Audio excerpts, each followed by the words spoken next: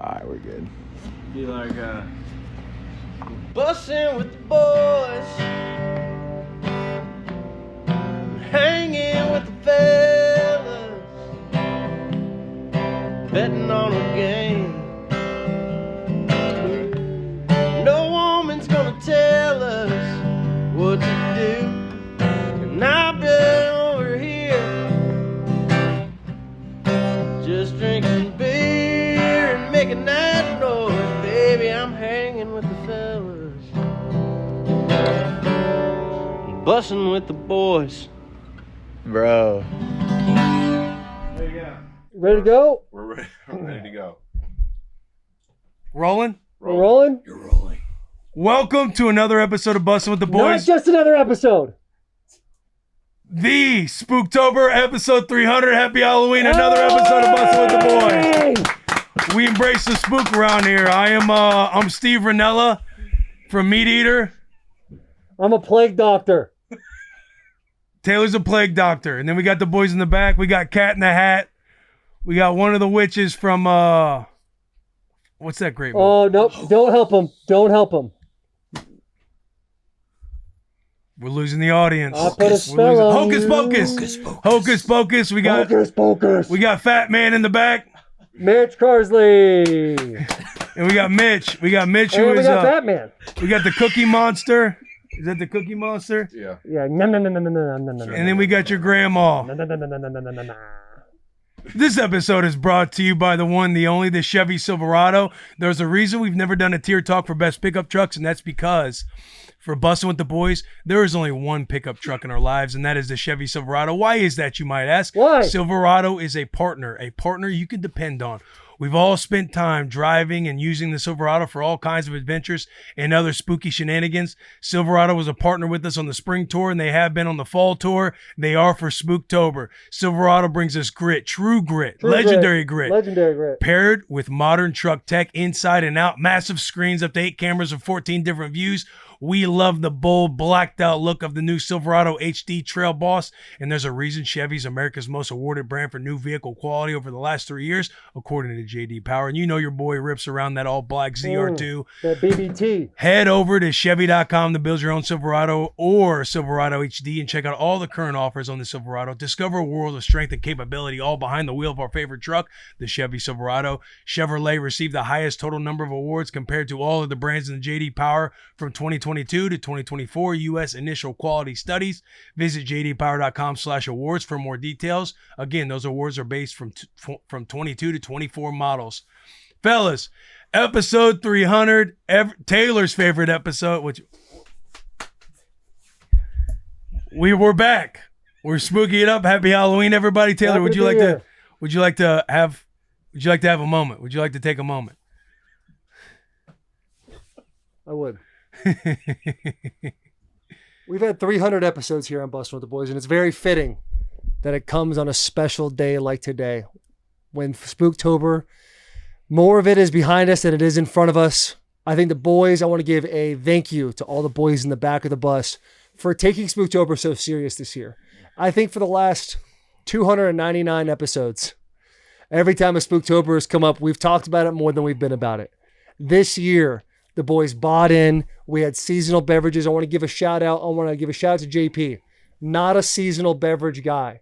However, when the seasonal beverage option came up, he did it not for himself, not for the name on the back, but the name on the front, and that name is Bussin' with the Boys. I want to thank everybody here who is watching or listening to this show, who puts up with the bullshit week in and week out. And every 11 months, we go through Spooktober and we just get crazy about it. We have fun with it. And I want to thank all of you for buying into it, because it's just something about a bunch of people getting together, buying into something that we should all be too old for is no more. Gee, I love your outfit. You look great. Jack, you're the hot girl in Hocus Pocus. Congratulations. Sherm. Hell yeah. Where's Rachel? Where is she? Where is she? Thank you, brother. And then Mitch, you went for more of a lounge technique than a true costume technique, but you still put a costume on nonetheless, and I love that. But the thought of going and diving into the archive of people that have been guests on this bus and done things with them didn't cross anybody else's mind but Will Compton. For him to come in and think about Spooktober so much and buy in so much that he had a guy that we've done work with on a vlog series, not yet on the bus, and chose to be the greatest maybe mountain man of all time, of this generation at least, Steve Rennell. Let's give Will Compton a round of applause for taking Spooktober so seriously. That's a duck call. That's a duck call for those of you that are wondering. But episode 300, dude, we did it again. This is our third go around a century. It was nice. Yeah. I don't know if that even made sense, but that feels nice. No, it was a hell of a speech. Thanks, dude. It was a hell of a speech. I really hadn't anything planned to say. Yeah. I was just Shout out excited. to Tier 1s who've been rocking with the boys for 300 episodes. 300 of We have a them. banger of an interview coming with Bert Kreischer. As you know, It's like a 3-hour interview. You look down at the time, you're thinking, how are we going to get through this? Trust me. This is a great sit down with the one and only Bert Kreischer. And the cool thing about this episode is we've all seen Bert Kreischer on 10, 24/7, just ramping up over and over again. I would love to, if anybody feels any differently. I felt like this episode, Bert was calm.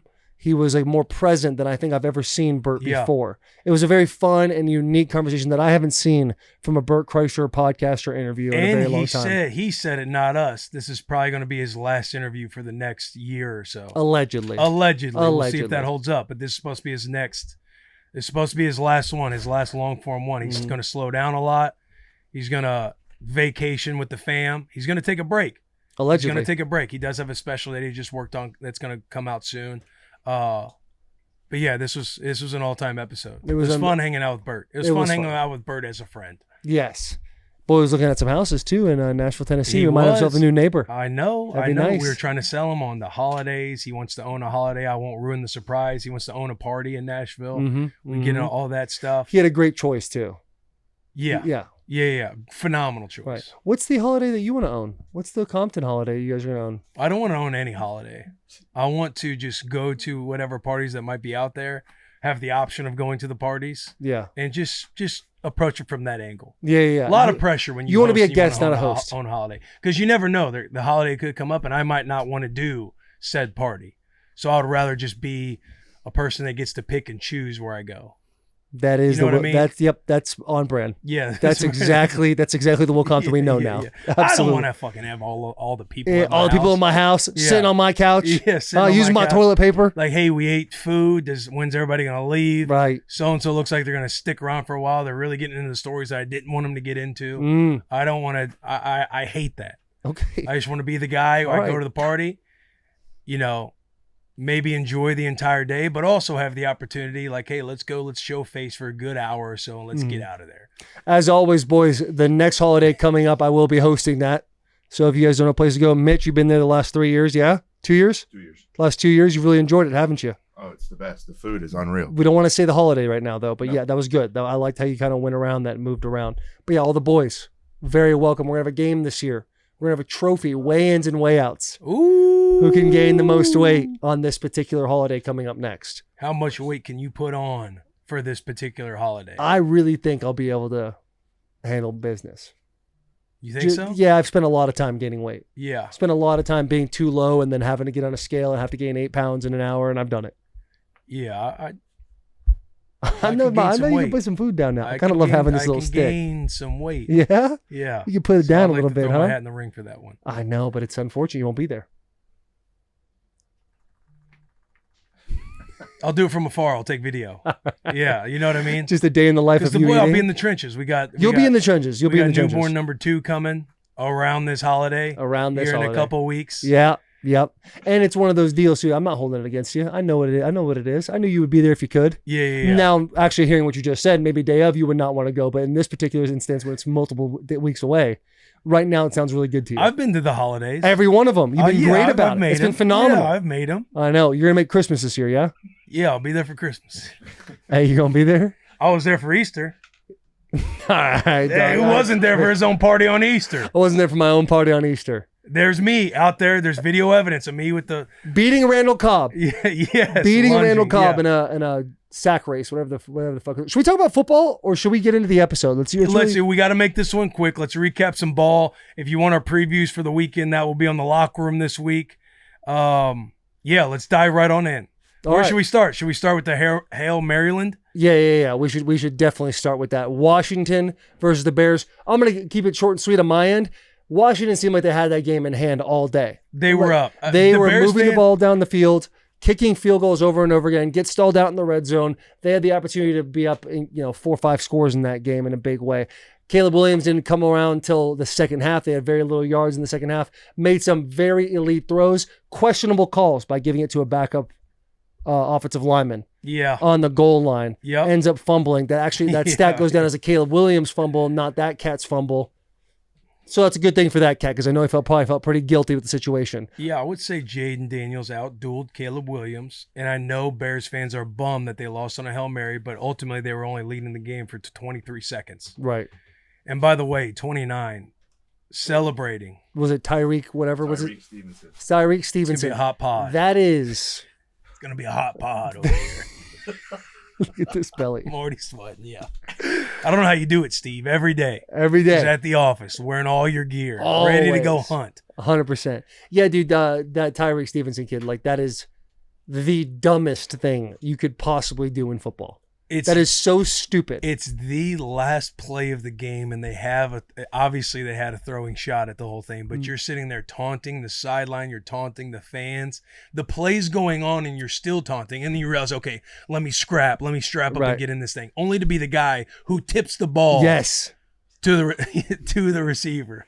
Literally, he could have. The worst way to go. if And he he- came out with an apology that before they even got on the plane. That's how you know it was that That's how you know it was bad. That's how you know it was bad. If he would have just kept taunting, it would have probably been fine. I know. That's the crazy thing of this whole deal. Hey, second year guy, came out of Miami, a lot of talent, hard to come back from that one. For the rest of his life, he's going to be known as that guy. But hey, solid ball player. We can Solid give him a ball round player. of applause. Solid ball player And still. I hate to say it because he's a friend of the show. He's one of the boys. But KB, Kevin Byard, was on 85 and then starts to partake in the fun. Went up. Don't know everybody's rules, but there's always somebody who's supposed to be the blockout guy. There's one guy who goes up for the ball. Everybody else you're trying to block out everywhere Yep. else. And nobody was blocking out. It's bad. And it just gets tipped. I'm sitting there watching in the house, and I see Jaden run around. I see him just throw a bomb, and I'm like, I wonder how this is gonna go. Like he's got the arm. It seems like it's coming up short, and then just for it to get tipped, and the one guy 85 just standing perfectly, back there. dude. Butter Perfectly. right in his basket. And Nothing. everybody just going nuts. I'm so happy for the district right now. I'm so happy for all of those fans of Washington, the Commanders, HTTR till I die. But dude, they're so hyped right now, and they should be. They have a should. good team. They have a They deserve good it. team. It's been a long time since people have gotten hyped up in Washington Yeah. about Yeah. their ball club. Yeah. And I love to go more into it because you know what it's like playing over there and how the media system works. If they want to hear more, the locker room. The locker room. this Thursday drops at 6 a.m. Dallas falls to beat up 49ers. Listen, we kind of said it in the locker room this week. 49ers are still going to pull that out. Dallas They is in a competed really more. They bad competed spot. more than I thought they would. Dallas is in a really did bad compete more spot. than I thought they would. Browns. I took the Ravens against the Browns. I took them 8.5. I wasn't thinking about Jameis Winston. I thought there would be a little bit more of an I don't know. I knew there'd be some juice that came from Jameis Winston, but not like that. Right, because the Ravens have been rolling. Firing. Jameis Articles Winston, coming out basically saying Ultimate belief. Hey, the focus he had in all of his interviews was so fun to watch. Bro, how about his pregame speech talking about play for the decal on the side of the helmet, then realizing they don't have a decal? And stuck with it, just Stuck like, with you know, it. there's Yeah, no we don't- we decal. don't- we don't But hey, got one. fellas, one play at a time. Bring it up. Yeah. Like he is getting crafty with his wordsmanship. Yeah. He is getting absolutely crafty. 3 touchdowns over 300 yards passing. Like, I had the Browns plus 8.5. Big shout out for that pick. I didn't think that they would win the game, but yo, it is Jameis Winston season. I like that little noise you had there. Can we go back up to the sheet? We're gonna keep funneling through it for these beautiful people that want to see episode 300. To his return. Sucks. But he did run and he slid and he didn't get hit. So he might be back. Miami has let me down 2 weeks in a row, bro. Yeah. Because they should have beat the Colts. And the fact that they lost, I mean, Kyler's playing his balls off. 26 for 36, 370 yards, 2 touchdowns. Kyler's playing well. Playing good ball. Playing good ball. It's getting fun out there in Arizona. Yeah. It's getting fun in Arizona, and that's exciting. Another embarrassing situation that happened this weekend. Anthony Richardson pulling himself out because he was tired. I'll What say do we- this. Go ahead. I don't mind it. Coach always says, hey, if you're tired, tap your helmet. We'll get somebody in there that can play. He said, hey, I was tired. Have you ever seen that in your decade-long I've never career? seen it, but I've thought about it. You've On a thought of long it? drive, I'm like, I really want to tap Yeah, my but helmet right linebackers can kind of tap, can't you? now. Yeah, we can't. I mean, quarterback is crazy. But if we got the insurance policy there, Coach does say if you get tired during the game, you need a breather. Tap your helmet. Tap your helmet. Yeah, tap your helmet. Tap your absolute helmet. Is that It's Hardy? Hardy. Titans, you guys suck. I hate saying it like that. I hate saying it like that. We suck. We suck. We're bad.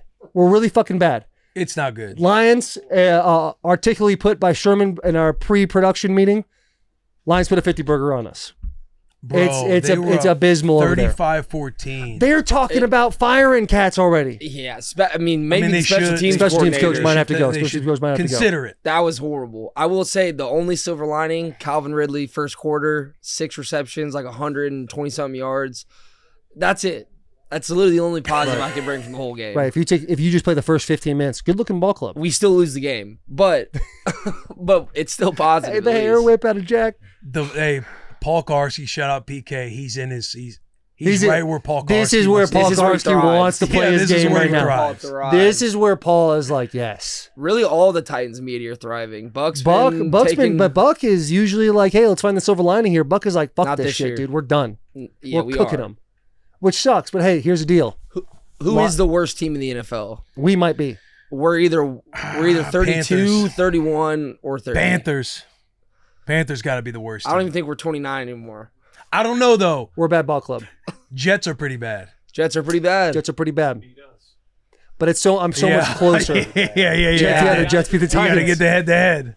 I guess there's proof that they're better than us. It's tough, dude. It's tough sledding out there. What it's not tough for, switching over to college football. Once again, Michigan owns Michigan State. Let's give a round of applause for the boys in blue.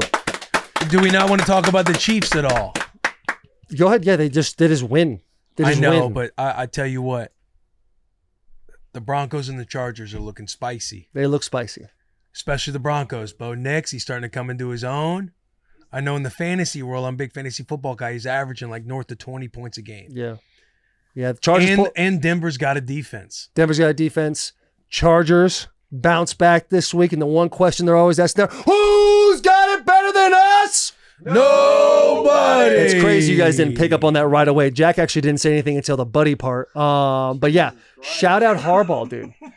Getting the boys right. Yeah, Dropping one, then coming back and wiggling one out the next week. Yeah, Chiefs are going to be tough to beat, but I do think if teams got a shot in that division, obviously the Raiders are it's tough for the Raiders right now. 6-0 though. 7-0, 6-0. The Broncos and Chargers 7-0. look tough. They look good. Look Dude, good. also a quick shout out to the Packers. Jordan Love goes down. Malik Willis, game-winning Willis. drive. Once again, bro. LaFleur He's in a is great spot. crazy, Yeah, bro. LaFleur, Like yeah. that. I don't know How if do you y'all get that watched much it. separation on Oh that my throw, that God. rollout pass? Like, who's got the tight end? That is crazy. Yeah. Just Big shots crazy. to LaFleur, just always having a plan. for Good the- coaching will take Yeah, you far. Great coaching, man. Absolutely far. Speaking of good coaching, Michigan beats Michigan State. Yeah. We're back. Who's got it better than us? Listen, we know what they are. We know, we understand. We're playing a one-dimensional game right now. And did I text Dan Lanning yesterday afternoon? Yes, I did. And I said, you guys have had a great season. It's awesome being at number one. It's unfortunate you have to walk into a one-dimensional buzzsaw in Ann Arbor, Michigan next week. He laughed at my text. Put the Haas. And he no other response? Said we had a good run. As he should. Oregon's a great fucking ball club, man. But you know what they said? They said Ohio State's a good ball club. And Nebraska took them down to the wire, and Nebraska had every opportunity to win that game. So who's to say we can't shock the world and beat the Ducks? I know fuck We were so fucking you, close, Cat in the man. Hat. So close. We were so close to beating Ohio State, and we did. We had every fucking opportunity to be down. What was it? 14-9 at half. Our kicker all of a sudden just becomes Adam Vinatieri. And shout out Brett Maher, who got Shut up, Brett. officially signed on as like the kicking coach. But fuck. I mean, we were getting worked by the refs. That OPI was insane. We were getting horrendous calls, but we still had the opportunity. The ball was in our hands for the game-winning drive to beat Ohio State. We come up short, 21-17. And the problem too, even coming out of the second half, bro, we owned them. Black shirts were coming to play. We had them backed up. We were winning field position, even when they stopped us on 4th and short. I love the call to go for it on 4th and short. Thought we'd get it, but to come up short, we still have field position the entire time, and we couldn't fucking. But I will say this. What did I say last week after the Indiana game? You got a shot. The score wasn't as bad as what the tape showed. Yeah, for sure. Everybody's like, oh, Nebraska's dead. Nebraska sucks. We're 5-3 right now. Yes, it's brutal. I had us pegged, 7-0 going into Ohio State, not knowing what was going to happen. But we lost. We barely lost to Ohio State. We did. We got our ass kicked by Indiana. Indiana's spicy. Indiana's a good football team. Down to the wire with Illinois. Yeah, down to the wire, OT with Illinois. Like, we've lost to, outside of Indiana, you lose to a team who, Ohio State is still a good team. Like, they're a top 10 team. They're just not who everybody pegged them at the beginning of the year to be. And then you lose like an OT loss to Illinois, who Illinois did just get their ass whipped by Oregon. But Illinois is a tough team. Yeah, Oregon's a great ball club. Still optimism. We got UCLA. We better beat the shit. Again, save it for the locker room. We'll preview the weekend for the locker room. Finish that sentence. But we're not dead. No. We're not dead. We're And, not hey, dead. The ground level successful season is 1 game away. Yeah. Ground level. Just, hey. No. You Not said yes. ground level Clip that. successful season. Sure, make sure you clip that. Well, yeah, clip it. And, yeah. Put the entire clip in there. No. It's not a 6-win season. It is a successful season. But it is a better since 20. Sure, the best we since 2015. improved from last year, Right. but it's not. It would. Be I A understand. successful season. I understand. And listen, I said this multiple times on this podcast during this football season. We're going to look back at the Nebraska Cornhuskers of this year, 3-4 years from now, and be like, can you believe that Matt Rule did all that with that team? Unbelievable. What do you mean? Okay. We can agree that Dylan Raiola is special, right? Yeah. Running backs, really good. Okay. Other than that, Offensive line, good. solid. Other than Defense, hold on, good. Listen, stop. I'm saying Just let you me were finish. insinuating No. with that team, like they got a bad Because roster. No, We we're not- don't. no. I'm saying you don't have a lot of football like known names outside of the Nebraska fan base. However, all of those guys, Matt Rule has all of them playing as a football team and making them just 11 guys playing as one, and that's beautiful. And once you guys get more Raiolas in different positions and you still have guys playing like teams, we're talking about legit contenders in a couple of years. That's what I'm saying. That's a compliment. I could see the cackles up right now. Couple of No, that cackles up. You're the one climbing out of the hole. You're the one saying like climbing out of a looking hole. back. No, if you let me finish the sentence, we would have got there. What are you insinuating? Saying, hey, look what Matt Rule did with that kind of team. Right, Like, I don't understand what you're saying with that kind of team. You know what I mean? Do you see where the discrepancy? Have we had this conversation Does anybody see multiple where the times, Bud? discrepancy is there? Yeah. A little nasty. Not a lot of impact player stars on the bottom. Well, for That's sure, what I'm every saying. every That's what- team would that's what love I'm to have saying. superstars That's in their what I'm saying. position. And if I'm saying if they did have superstars, like a lot of these other teams do, I think Nebraska is an undefeated ball club right now. I think Nebraska's in the top 10 right now because Matt Rule is that good of a coach. We have a great head coach. Okay, I'm going to get off the subject as fast as possible. You guys went to the Texas game, Texas Vanderbilt game this week. Yeah. How was it? Pavia. It was awesome, man. I mean, the stadium was filled. It was half Texas, but it was like a great time. And Pavia, those boys play, man. They say what's up to you? Who? The boys. No. I didn't get to see the boys like that. Okay, I didn't get okay. to see the boys like that. All We right. were at club level, having a good little family time. Respect. Ruse Hitting waving the pom-pom? pom-pom around, yelling, "Go Big Red." Oh, really? Yeah. She's getting it. She's understanding. Yeah, she's understanding. Not knowing that I was just so sad that we should have beat, could have beat, had them beat Ohio State. But, it is what it is. On to the next one. On to the next one. You got to, build on the good. Keep it pushing. Yeah. Correct the bad and eliminate the shit to get you beat. There's no doubt about it, brother. No doubt about it. Hey, how about Dion? I will say this too. The Colorado Buffalo, they're playing well. They're playing well. Contenders in the Big 12. They have one loss, right? Yeah, who's You're your- right. They who's have your one two? loss, Mitch. Nice setup right there. They got their ass beat by Nebraska. Just saying that win is starting to carry a little bit more weight because the Buffalo are playing good. Yeah. The Buffalo's Do you think playing Ohio good. State should have fallen farther in the polls being that close to Nebraska? Where'd they fall? They went to 4. They stayed at 4? They went from 3 to 4. Won't matter. Yeah, I mean, it's all going to sort itself out. You got the college football playoff. The rankings drop next week. Like, this is the greatest year that college football is going to have. I mean, the parity across the board, 1 to 12, The playoff's going to be awesome. Like, yeah, I mean, Nebraska's not ranked, so the fact that they just eked it out after losing to Oregon, having a bye week, coming out at home, and just only beating Nebraska by 4 points, I could see, And the line was 25. I see the argument to where they should be falling farther. What was the line? 25? Yeah, 21. 21? Yeah. You see where they could fall. The line was 7 or 8. 25.5, Mitch. Oh, okay. I think it worked its way up to 26. Get wrecked. Hey, Miami cracks the top five. Top five in the AP, first time since 2017. Big time. The U's coming. They have a schedule that should place them very well in the college football rankings. Penn State, Ohio State again. We will preview that game on the locker room that drops every Thursday at 6 a.m. That is a juggernaut matchup. I like Penn State. However, anytime Penn State sees red or blue across from them on the field, it doesn't usually go well. Maybe they turn it around this year, but you'll find that out on the locker room this week.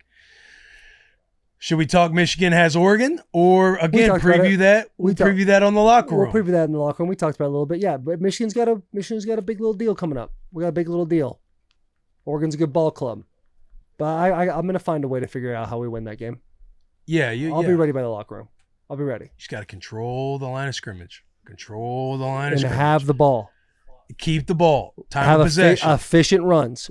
Don't snap the ball until there's 4 seconds left in the clock. Yeah, time of possession. Yeah. Time of possession. TOP, baby. Yeah. Got to have that TOP. Yeah, and if you're in the area, utilize Game Time, the #1 ticketing app. Football season is here. We can't wait to get out some games this fall with the help of Game Time, the official ticketing partner of Barstool Sports. You guys know how much we love Game Time. We've been getting shouts. I've been seeing the shout-outs. Our commercial is out there, national television. Solid performance. Yeah, solid performance. Yeah, solid performance. Game Time picks filtered out the fluff to show you only incredible deals on great seats, so you don't have to waste time searching through the thousands of tickets. They make it so easy to get to a game. Again, if you're out there, Michigan, they're hosting Oregon this week. Ohio State, Penn State. You got some big games this weekend. If you're out in Nebraska, they're hosting UCLA. Just pull up your chosen event and turn on the GT Picks setting at the top of the screen and browse the best local Game Time Picks deals near you on the Game Time app homepage. What are you waiting for? I'm going to buy those UCLA and Nebraska tickets this weekend with Game Time Picks. Download the Game Time app today and use code Bussin to easily score great deals with the new Game Time Picks. What time is it? Game time! Somebody used Game Time this past week. Yeah, you used Game Time to go to a World Series game. I went to the, yep. Dude, you did go to the World Series game. You saw the home run? You saw the Grand Slam? You saw the home run? No. You left. No, I went left to early. use Game I remember Time. Taylor to get told me he's tickets. going to the game. I was like- use Game Time It's to like, get. bro, that is so hype. Playoff baseball is fucking awesome. Yes, I will say And then I this. saw the home run. I'm like, oh my God. He got to Yeah, see it was the fucking home first run. ever Grand Slam in World Series history. Arguably the greatest baseball game ever played in a World Series. Like, can I tell you something? The first 3 innings sucked. It was so boring. I literally sat there and I was like, why do people watch baseball? This is crazy. Hold on. Then I went to go get myself a snack, got myself a churro. Walked down 15 flights of stairs. I was up in the nosebleeds. Last second tickets. It is what it is, but I'm happy I got them. Shout out Game Time. I go down there. That's when I didn't get to see any of the runs. All the runs that were scored, I was out getting churros. Oh. So then I go back and I'm with Nathan Worksman, my lawyer for the whole deposition. We did a deposition this Shout past out week in Nate. LA. Shout out Nate. And Nate was the one that was like, we should go. We should leave. We should beat the traffic. And kind of like the week before that, Knoxville, Alabama was like, listen, beat the traffic's always a good move. I ended up folding. We listened to it on the car ride home. Dude, I know I'm so fucking dumb. Literally the announcer in the car was like, if you left the game early, I have a question for you. What is wrong with you? And that is rhetorical. And I was like, he's literally just talking to us. He's only talking to us. Dodger Stadium. Dodger in Stadium. LA. And by the way, Dodger Stadium is beautiful. That was the first Sick. baseball game I've been Yeah. to since I was 8 years old. I mean, it's Dodgers, It was Yankees. the wild. two richest teams in the league. Oh. Yeah, it East was. and West Coast. It was cool. Shout out Walker Bueller as well, dude. He had a little elbow deal when I was getting my ACL redone in 2022 or 2020, whenever that was. And boys pitching on tonight, Monday. It's Monday right now. He's pitching tonight in New York. So, and they're up 2-0, correct? yeah. So let's give a little Huge. shout out to Walker Bueller, dude. Let's hopefully And throws Mookie himself a Betts. nice little perfect game. Wouldn't that be something? Yeah. My God, that'd be insane. Crazy. Vanderbilt kid as well. Grew up in Kentucky, Vanderbilt boy. So he knows all about Nashville, Tennessee. All right, guys. Let's get into the episode. This is a long-ass episode. You guys will enjoy this. This is phenomenal. We still got the Spooktober merch up right now. Go buy it. It's not over till it's over. It's not over till it's over. Tis the season for a reason. Tis the reason for a season. Whatever. All whatever those that quote phrases. is. All of them. All of them. This is our last episode of Spooktober. Please put a pumpkin in the chat. Never forget. Never forget how this holiday season started, because this might be the greatest holiday seasons we have. 2024 could be the greatest of all time, and it's starting off that way. We're like Ashton Genty getting after a record right now. Yeah. We could possibly pull it off, boys. Yeah, all right. We Big can buy hugs, that. big hugs, tiny kisses. Locker Let's room get comes into out Thursday. Thursday, 6 a.m. We're rolling. Ladies and gentlemen, let's welcome. What is this, your fourth time on the bus? No, it's my second. Yeah, but well, you- he did you- the Super the- Bowl, but it's his second time. Oh, yeah, yeah, Sitting yeah. on the bus. Yeah. Let's give a round of applause for Bert Kreischer. Hey, episode 300. This is Episode episode 300, bro. Congratulations, gentlemen. Thank Did you. you ever think you'd be where you are today? No. Interviewing the fucking president of the United States. Isn't that fucking crazy? Oh. Hey, how insane was that? Fucking. It's wild. It's wild that that's where this is. Yeah. It's wild. It's fucking. Congratulations, gentlemen. Thanks, man. Thank you. Congratulations. That was a truly intense experience. One of the most wild experiences was when we got to Trump Tower. They had these bulletproof. Obviously, there's been like I don't know how many assassination attempts now. God, you could have There's killed been him. two. You I were heard so there was a close. third in California. You were so close. So close. You should have killed him. You were right there. We could. I mean, we could have. If anybody was going to do it, we could have easily killed Dude, him. you want to talk about numbers? I mean, look, And it's they all about didn't ratings. even- Yeah. Fuck. Hey, Forever. Jack, turn the camera on for this one. But dude, they had like two giant panes of a bulletproof glass, but they had like two more that didn't come in. So when we were doing the episode, it was Trump who was covered, Will who was covered, and then a perfect no covering. If anybody was going to get murdered in this thing, it would have been me. Dude. I would have been the guy. That would have been great for the show. It would have been a fantastic for the show. And I did say before we started the show, if I am killed in this process, make sure the show still runs. Got Still to. do the interview with a bullet in your head. Absolutely. I'd like to be killed.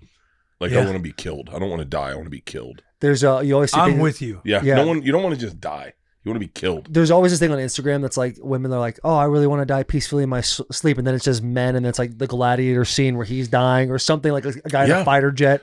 Would you want it to be an apex predator?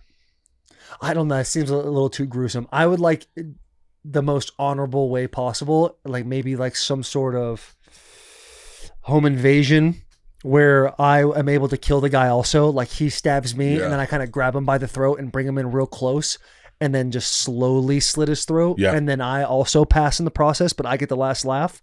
I'd like to win, then lose. Does that make sense? Oh yeah. Yeah. You want to, if I'm going to die, I want to die in a way that I get whoever got me also just before I get got. See, death for me is more about the legacy. Like you want to die in a way that everyone goes, Preach. damn it. I didn't get a chance to say goodbye to him. Like, fuck. Yeah. Oh, god damn it. He's I taking was just texting with him last week. Yeah. Yeah. Oh, yeah, it's like Liam Payne. Right. Liam Payne, you see there, like, this was his Instagram story from an hour before he died. And he was like, I'm having lunch or whatever. Yeah. That's But- that's another one you bring up is like being somebody's last form of communication. Ooh. That's a good one, is being like, hey, Ooh, you let's hear pull about up Will? dead texts. And then just be like, yeah, dude, I texted him, and then they're like, that was like 2 minutes before he actually died, right? That was 2 minutes, and like you were the Like, last. what was his form of last text to you? communication. It was Huskers plus 6.5 against Indiana. yeah. Lock of the week. Yeah, I swear to God. You see that final score? He was wrong. From beyond the grave, he was done. What is your perfect scenario of dying? It would be rescuing people. Love So like putting my life on the line for someone in front of people. I need people to see it so that everyone's like, oh my God, he ran in the building. And I want to die in front of people. I want people to see me die. Yeah. And I want it to be out of nowhere. I really want it to be a surprise. Like when I die, I hope that I go, shut the fuck up. Yeah. Get it. This was it. This was it. Are you kidding? Yeah. A fucking rattlesnake? Oh, that would be the worst. Did you hear? And then all of a sudden, you're like, what was that? Dude, And then, I knew a dude who was almost died. He was cutting his toenails on a glass. I've talked about this so much. He was cutting his toenails on a glass, out of the shower, naked, on a glass table. and the table shattered, and it cut his femoral artery, and he almost died cutting his fucking toenails. That's probably top 5 worst ways to go. Yeah, that'd be a brutal way to go. Well, that or fucking autoerotic asphyxiation. That would be a bad way. Yeah, like the one guy, one cup video. I don't think he died. Oh, but the jar? Yeah, the jar that breaks in his asshole. Dude. That'd be just imagine being unconscious and the doctor's being like, "What do you do?" Like that's Wait, how what it happened fucking here? happened. There's a video called one guy, one jar, one man, one jar. It was during the time of like 2 girls, 1 cup, all those like gory videos that everyone kind of watched in high school and Very popular yeah, branding. I A lot of remember people that. name their podcast. Yeah, out of it yeah, after yeah. Bears One Cave. yeah, very popular branding. Very It's a cold popular one. branding. A twisted tea for Mr. Kreischer. Bert Thank you said very every much. time he watches the show. it But makes him yeah, wanna so drink a the Twisted video Tea. starts. It's you just see a guy's legs and then a jar, and the jar's between his legs, and then he sits down, and the jar goes in his ass, and then he leans back and you hear, and the jar pops in his ass, and then he kind of does like the half squat, and he takes glass shards and pulls it out of his ass as No blood. shit. You haven't seen this? No, bro. God, what a sheltered life you've had. What is Oh my that? You know, that used to be Rogan. It's a chest cavity. That used to be what his thing was, all those videos. Before he got into like being smart and like, Substance? learning. Like he was just like, you guys see this guy get fucked by a horse? Yeah, You're like, Yeah, Yo, no. Mr. Hands. Out there- That video, yes. That was Have out you in seen that Seattle. video? That was out in Seattle, right? I don't know. I mean, that sounds like a Pacific Northwest thing. That sounds like geographically, the Northwest would be the best spot. Against the fence, right? Yeah, and you Yeah, should against the go, fence. I saw "Ah!" that one. Yeah.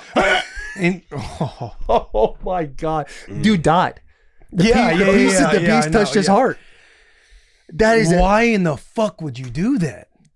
you're just horny, like the No, it ultimate. can't be horny. Dog, it's got to be a sense of is that the horse? I've been Is that horny. the It was fucking Seattle, horse that took yeah. him out? It was Seattle? It was, yeah. Look at that horse. How did you guys know Look, it was hey, look how Seattle? happy that You guys horse grow looks up too with in him? that photo. Yeah. That horse Leave looks way too Seattle. content with what it's done to another man. That is wild. One last thing on the dying thing. Peak dying. Yeah. Those guys on the United 93 flight. Oh yeah. Yeah, when they Oh, yeah. they call their wives and they say, "Hey, blah, blah, we're gonna have to do some things. I love you." And then their last quote is, "Let's roll, boys." Mhm. And they go and take it down. They put the plane down.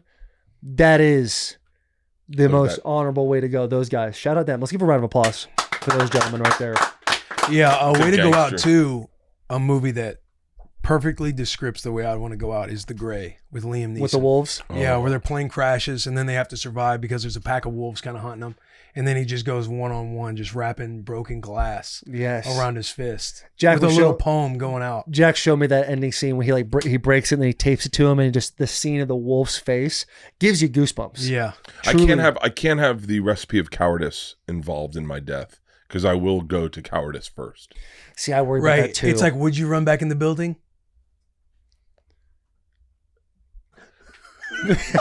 Here's what I'll tell you what happened one time.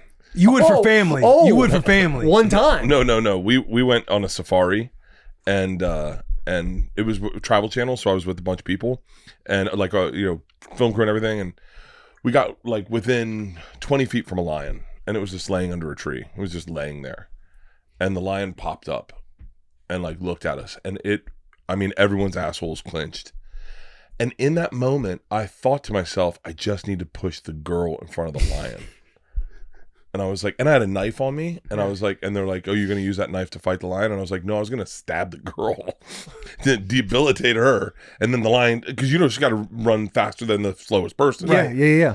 And so I can't have cowardice. I'm afraid I'd go to cowardice. Yeah, the Like, fight or flight. Like when you say those guys in 9/11, I would hate to be in that moment, because I might be the guy going, guys, just let them fly us where they want to fly us. You know, you know, you don't want to be that guy. No. Hey guys, listen.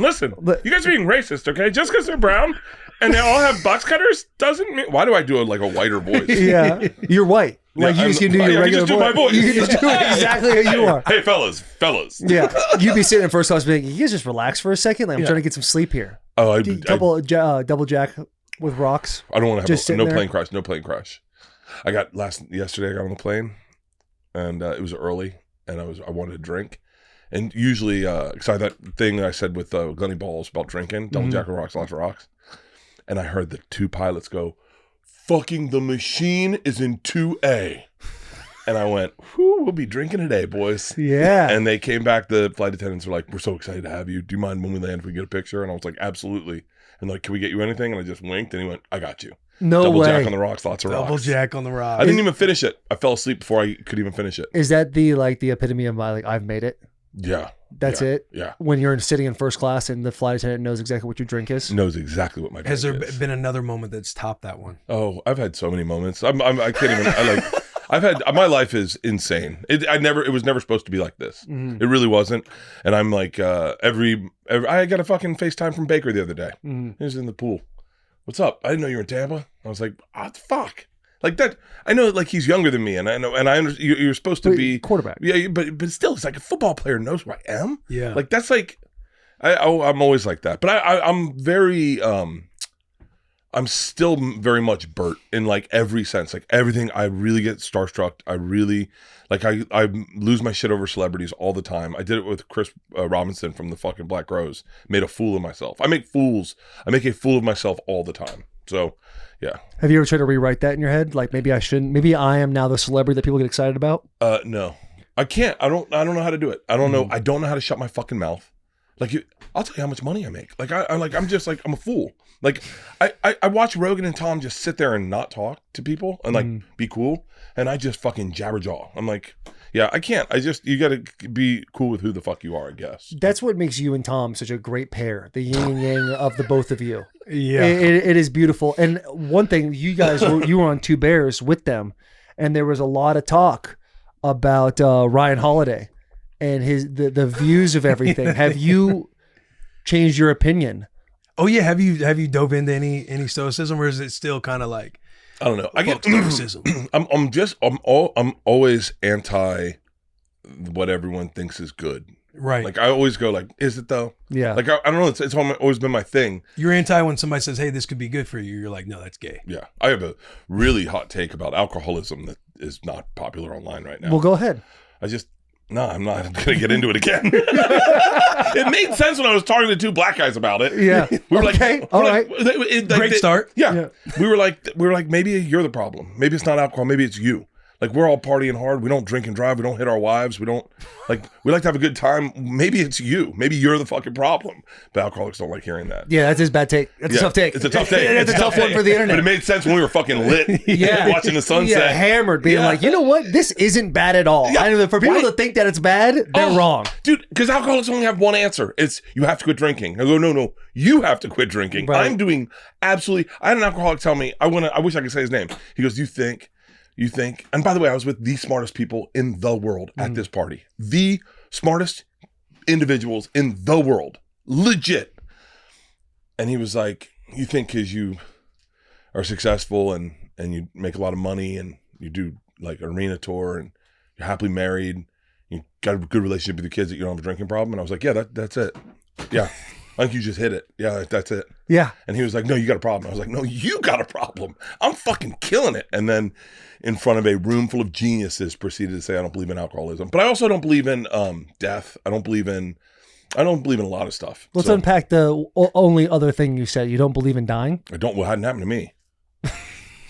Okay. Yeah. What's the take on not believing in death? I don't know. I think it happens to other people, but just not me. It's kind of that. Oh, is- you think you're invincible? I kinda, because it hasn't happened. Go play some football. Yeah, You'll but- find out real quick. You'll find out real quick how You're invincible in an you are. Oklahoma drill. Yeah, like, yeah. I don't Have know, another it's like- man put his hands on you and control where you go. That's when you know that you are yeah, not you- invincible. I don't believe. Well, I just like, it's like you ever go to a funeral and then you're like, yeah, got another one, but not me. Just dodged it again. It seems like it's always happened to other people. It So you don't does. believe it until it happens. Until it then happens, you can't. Then I'll- you can't believe in it. Then I'll be like, well, fuck. I guess I was Got wrong me. about that. Yeah. Got me. Shit. Yeah, you're great, son. I was wrong. Yeah. Guess they were right. Yeah. Yeah. Looks like it does exist. Looks like it does exist. Well, all right. Well, we've jumped into a lot of different categories. What's your take on religion? I would love to be religious. Yeah. You know, you guys. Yeah, my plan is to move to Nashville and find. You're moving the here? Lord. Yeah, you know that's why we're here. We're looking at houses. And I texted your wife and I Yeah. told her that the You house guys fucked her up. next door to me is for sale. You guys fucked her up. She came to fucking Beer Olympics and got in the car that day and said, "We are moving to Nashville." Nice. And I went, "What?" She said, these are real people. I miss the South. We're coming back and we're looking at houses. And so you guys hit me up about doing this, and she was like, "Let's do it." And then we're going to look at houses today and tomorrow. Oh, let's go, Well, bro. Leanne's here. Yeah, Leanne's here. Yeah. Why isn't she here on the bus? Because I don't want to fucking deal with her, dude. I'm with her 100% of the time. We have no kids anymore. The kids are at school. Yeah. It's me and her up our fucking asses. I mean, if I had known I was going to spend this much time with someone, I would have married a dude. Happily married. Dude, Happily married, as you said before. Happily married. It's like man, when you don't have kids, you spend all your time with that person. Mhm. You fuck them, you eat with them, you sleep with them, you shower with them, you everything. And then I'm sitting next to her on a fucking plane. And we're up each other's asses. If you said this to her, she would say the same thing. She will laugh at times and go, "I can't believe I'm still looking at you." Like we just are with each other nonstop. It's crazy. How long have you guys been married? 20 years? Nice, bro. Yeah. And Oh by my the God. way, you did save Beer Olympics. Yeah. The beer games. And thank you for that. no, I didn't When do we- anything. the boy- I had you such massively- The boys were massively saved taking us. bullets out there, and you making Couldn't your stop. video, I remember you're like, that. I'm gonna make it happen. It fired us up. We were so fired up. It's like Fight Club. It's so needed. I love it so much. That energy, and Leanne saw the energy. The energy is like, I mean, she's obsessed with Michael Chandler. She's never seen him fight. She doesn't know what he does. Right. She got a little guy. I love that little guy. It's like, let's not say that out loud. Yeah. Don't say little guy Yeah. out loud. He is. She follows these two girls online. Look at how much higher their tits are than her. Yeah, She dude. crushed it. I mean, she was obliterated, but That was Leanne absolutely wait, hammered. but it's her feather in her cap is that she hung with the boys. Yeah. She killed 3 beers. I drank the 3 beers out of the boot. I did. It took me a little bit, Yeah. but I got it. She the got it chants were done. going. Yeah. And Yeah, so dude. we're down here looking at houses. But when it comes to religion, I think I would love to believe and be and then look at you because you don't and go, I guess you're going to hell. That would be so cool. Yeah. But dude, you had to believe it. You got to believe it. Right. You got to believe it. And I would love that, but I'm too skeptical. Like I started researching about Islam and Hinduism. Mhm. So I'm looking for something. Yeah. Catholicism is my thing. And I don't know, it tweaks my OCD too much. So I get like into, I work all the Jesus pieces, Mhm. but yeah, Kanye. Hinduism sounds like the coolest one so far. What about Hinduism is like, okay, I can get down with this. Karma makes total sense. Yeah. Karma's like a big deal. And the fact that you come back, life is energy and you come back in reincarnation. Yeah. I think that's cool. Like we've had lives before this life. Yeah. I'll tell you what, man, Islam is, for me, I think if they could just get rid of the pork and booze, I'd be cool with Islam. Yeah. Yeah. Like, I love the idea that you got to take a trip to Mecca. One time you got to go to Mecca. I love that's in the religion. That's so cool that, it's like fucking bachelor party. You gotta check this box. Yeah, you gotta fucking go. You check gotta this go to box. Mecca. You know, that's what's the cool things about Muslims is that usually if they run into other Muslims, they treat them with a lot of love because they assume they're going to Mecca. Really? And I thought that was cool. You pray 5 times a day. I just did all the research on these. I was looking for religion the other day. Yeah, there's a lot. The rules part is really hard. Like praying 5 times a day for me, I just feel like I'm not good with time management. That would make it very difficult for me. Is Can't the 5? fit this in. Can't fit Yeah, this in. like in the morning, I got a routine down. Let me get the cold tub. Then do I pray or do I pray before? Like, what's the You deal? hung out with other Muslims. You all do it together. It's community- like a sin. the community- It's like a sin. Like or a Lucy on this podcast. A Lucy. The community aspect. Yeah. of Fucking, religion, it's so yeah. cool. Seems like the Jewish people have the community thing down in a big way. We live in a really big Jewish neighborhood, Mhm. and the other day was like It's their New Rosh Year. Hashanah. Yeah, it was their New Yeah. Year. And they were all walking on the streets, and I was just like, it seems cool as fuck. It seems cool to be religious. Like, I don't know why. I don't know how it got to be not believing in God was the cool thing, because it just seems like you got a community. Like, I would love, you know what we should do? I want to go see Joel Osteen. Who's that? He's like the mega preacher. You don't know? You would know if you saw him. Would I? Yeah. Is this like a righteous gemstone type of guy? He's like Okay. like a famous type speaker. like has all the. He'd be somebody that was like on TV when you were young. Yeah, on Sundays. Dude, yeah, looks like Martin Short in that. I still have seeing that picture. I have Yeah. no clue who that is. His net worth is through the roof. He does like mega churches. Dude, that was the rub. When we started comedy, there's a guy telling you like, yo, if you work clean, you can do churches. Well, I never wanted to do that shit.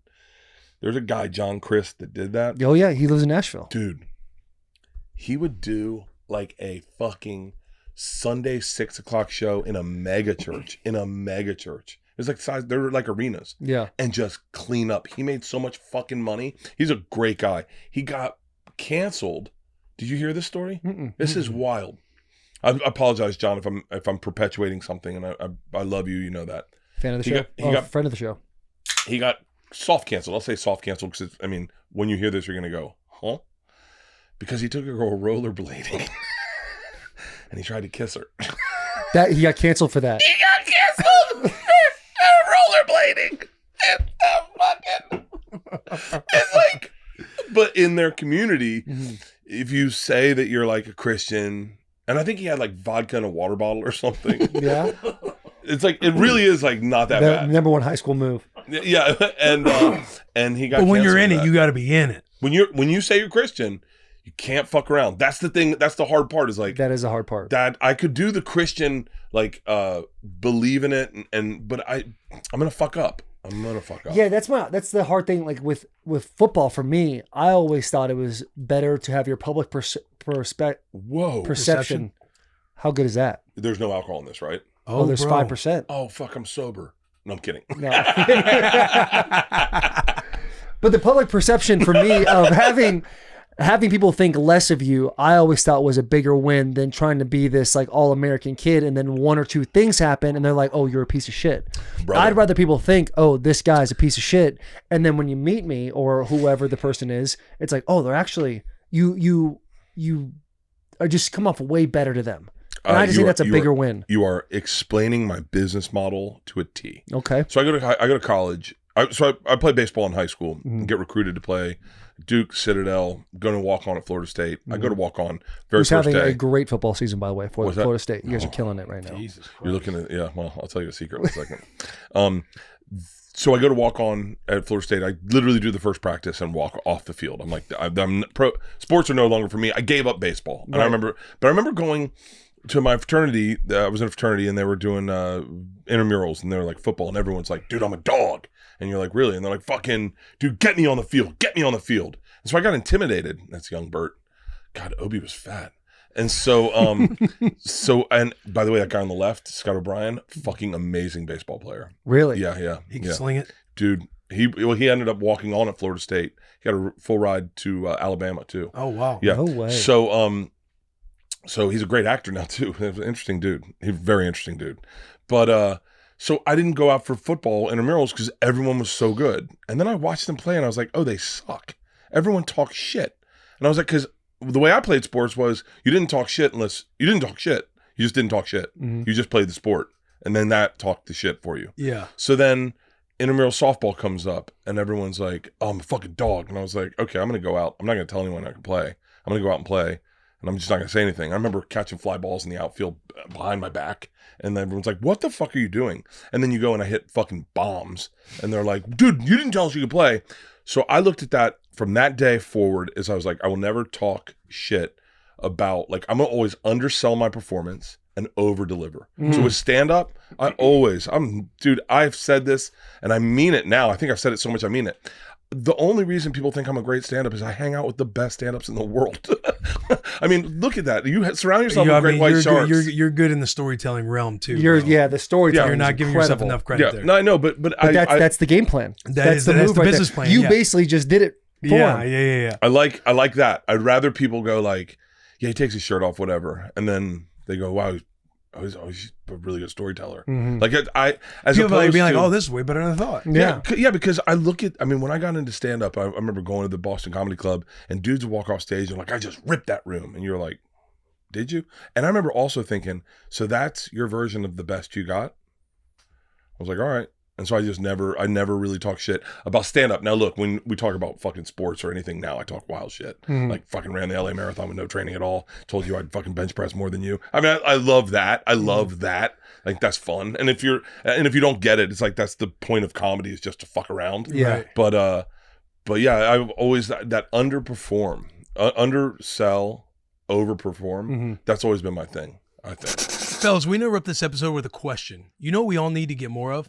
Off of our asses. With bold flavors and a refreshing citrus kick, Mountain Dew will get you off your ass and have you feeling like you're on an actual mountain. My favorite, the original. Everybody knows my favorite is that caffeine-free Mountain Dew, and I know people love the Baja Blast. I've only had it once. The Code Red, the Voltage, they have all different flavors. A mountain where the weather is always perfect, your friends are ready to hang, and a day of epic proportions awaits. Whether you're outside having some fun on that fall day or winter kicks up and you get outside and build a snowman, Mountain Dew is there to turn it all up and is calling. You should answer. Grab your friends, grab an ice cold Mountain Dew wherever refreshing beverages are sold, and do the do. 2 Bears 5K. 2 Bears 5K. So nice. You ran did it a twice. couple times. Yeah. I ran it twice. Tommy's like, he fucking trained for it, and he had his coach pacing him. He had headsets in. He didn't talk to anybody, and he still sucked. He ran in 34 minutes. He was like, I'm trying to break 30 minutes. I was like, dude, fucking, there's like people in the Paralympics that break fucking 30 minutes. What the fuck are you doing? He was so serious about this fucking race. I got hit by a golf cart. Yeah, what happened there? That's a great question, Pete. Did Pete hit you? Pete. He stopped in front of the car. Here you go, Pete. I was trying to stop it. I love that Pete cannot just. You weren't trying to stop You anything. stopped right in front of the cart. There's nothing I could do about I it. didn't even stop. I was just walking. He said there's nothing I could do about it. You stopped right in front of the cart. That is fucking. Imagine if how you you just just broke your lunged. leg. Oh, You saw the lunge. He was trying to get out of it. Whoop. It's That crazy. Fucking brutal. Yeah, I came out of my Shoe shoes. came off. I came out of my shoes. Yeah, Shout out Dane Cook, dude. He's had a great bit about that back in the day. yeah. That was yeah. The shoes coming off. Seeing a man get hit by a car. Yeah, God, man, people don't remember how great. I mean, Dane's still a very talented stand-up comedian, but when he did it at that moment, there was nothing like it. There was nothing like it. You remember, people used to bomb on stage. Dane never bombed. He murdered in the worst scenario you could imagine. Dane Cook would fucking destroy. He went on that run of, Vicious Circle. He Yeah, had those. Vicious He had Circle those was three. crazy. His 3 stand-ups, his 3 specials were incredible. But then he was doing movies. He was doing all that stuff.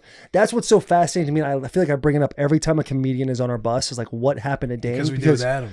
Yeah, we did with Adam, who came out last week now for people that are listening to this episode. But it just seems like he's got this like people are not a fan of him in the comedic world. Like people say he stole jokes and all these other things. I don't know. I'm always trying to figure out what happened to Dane Cook, because I personally was a massive fan of him. Yeah, we all were. I think here's the one thing I'll think that, and this is maybe just a stupid thought, but he got famous by himself. Mm-hmm. Like we all got famous together. Like this generation of comics, we all got famous at the same time. Like me, Tommy, Joe, Ari, Shane Gillett. Like we all, and so we kind of had people to bounce things off of. It was just Dane. I mean, it was just Dane. Mm-hmm. There was not another comic. There was not one comic at Dane's level. It's like, can you imagine getting rich by yourself and like and going like, I don't know, how do I get watches? Mm-hmm. Like what kind of car do I want? Yeah, everyone's got a guy for something. Yeah, right? yeah. It's like when you're on a football team and everyone's making money, you're like, yo, how did you? Oh, I got a guy that'll take care of that. And so like we all got wealthy together, like all of our friends. So like, I mean, I don't want to get into the weeds on stuff, but like, I'm trying to, because some people kind of manipulate their persona a little bit. Yeah. And so you don't want to blow someone's bubble, but Dane got rich by himself, did arenas by himself. He was the only one doing arenas. Dude, when I did arenas, I remember talking to Schultz going, this is how you do arenas. Mm-hmm. You got to get a stage. You need a sound system. Bring your own sound system. It's got to feel like, we got to talk to each other about it, about how to do these things. Dane did it by himself. And so in a weird way, and I've been the victim of this. The only thing people want is to watch you fail. Like they love taking shots at people on the top. And it's happened to me. Guys that were like good friends, just the second you pass them, they're like, "Fuck that guy," and you're like, "I thought we were. I cheered you when you succeeded. How come you couldn't cheer me when I succeeded?" Yeah, and it's crazy. It's like, and so, but Dane did it all by himself, and so everyone just wanted him to fail. Why do you think human nature is that way? Where it's just like everybody wants to be on top, and the minute somebody surpasses them, they start talking shit. It's weird, man. I'll tell you. Like, this is the closest I can get to it, and this, you'll understand this. So, I took Shane Gillis on a tour with me a couple times, right? And I took him to Celebrity Theater in Arizona. It's in the Round, and he opened for me. He did 10 minutes, 15 maybe, and he got a standing ovation. A standing ovation. Was that that was the Super Bowl, right? Super Bowl no, week? that's before. It was another time. It was Okay. another time. He got a standing ovation then too. But in he got a standing ovation. He didn't know what to do with it. He really didn't know what to do with it. Like he kind of stopped, and he's uncomfortable as he is, but stopped, and we're all sitting. We're like, take it, stay out there. And then he comes off stage, and I was like, wow, this is changing for him. I got a text from him or maybe one of our managers. I hold booze records everywhere. They were like, Shane Gillis broke your booze record at the Celebrity Theater. And like, you want your boys to succeed, but there is a part of you going, hold on. Yeah. Like, we're not talking money. We're not talking like he's breaking records everywhere right now. That was the first one. He broke my booze record. My booze. I'm the booze. Like, and so there is a thing where you got to decide what kind of man you are. Do you want your boys to blow up? Do you want your boys to succeed? Or do you need to be the guy? I don't need to be the guy. I've always surrounded myself by the best people. I don't need to be the guy. But I am watching people watch Shane and go, well, I'm the guy. And you're like, not anymore.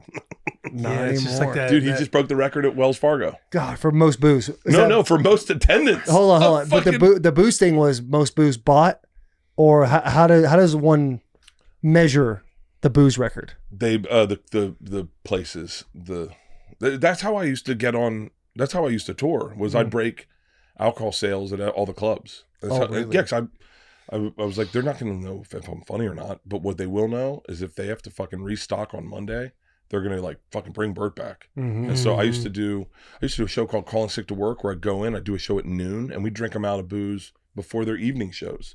I'd kill it on booze, but that's Shane's destroying it right now. Man, and you hear people talk crushing shit, it. and you're like, that's interesting, because you didn't say that when he was opening for you. You didn't say that when he was younger. Now you're saying it. It's. I've watched it happen to a lot of people. I'll tell you I can just tell you who it doesn't happen to. Doesn't happen to Tom. Doesn't happen to Joe. Joe Rogan wants you to be more famous than him the second he fucking meets you. Joe was the most selfless individual. When he'd put us on his podcast just to get us fans. I remember I had a special out. He put me on. We did a End of the World podcast that night at the store, and then I did his podcast first thing in the morning. That guy's wanted your success since day one. He is the most selfless individual. But it wasn't like that. It wasn't like that before. Damn. It does feel like it happens. It feels like it happens in the comedy realm, because I feel like it's more of like that individualized sport. Yeah. If you're in individual sports and in athletics and everything else, I feel like, people want whoever's at the top, like they want to be better than, right? And people cheer on you. It's like when you're low enough and they feel like your dream is also their dream, you're more relatable. You come off more relatable. But the moment you do get kind of like to the top or surpass whatever their level of like them wanting you to be in their world is, like once it gets beyond that, I feel like is when the shots kind of come. Yeah. Because then people are, they want to say you forgot who you are, you're blah, blah, blah, this and that. Yeah, and comedy's so opinion based too. Like it's some comics who are on top of the world people don't think are funny because it's just not their humor. So I'm sure when some comics go above others, those comics are like, well, he's not that funny. Like why does he be able to have so much success and not me?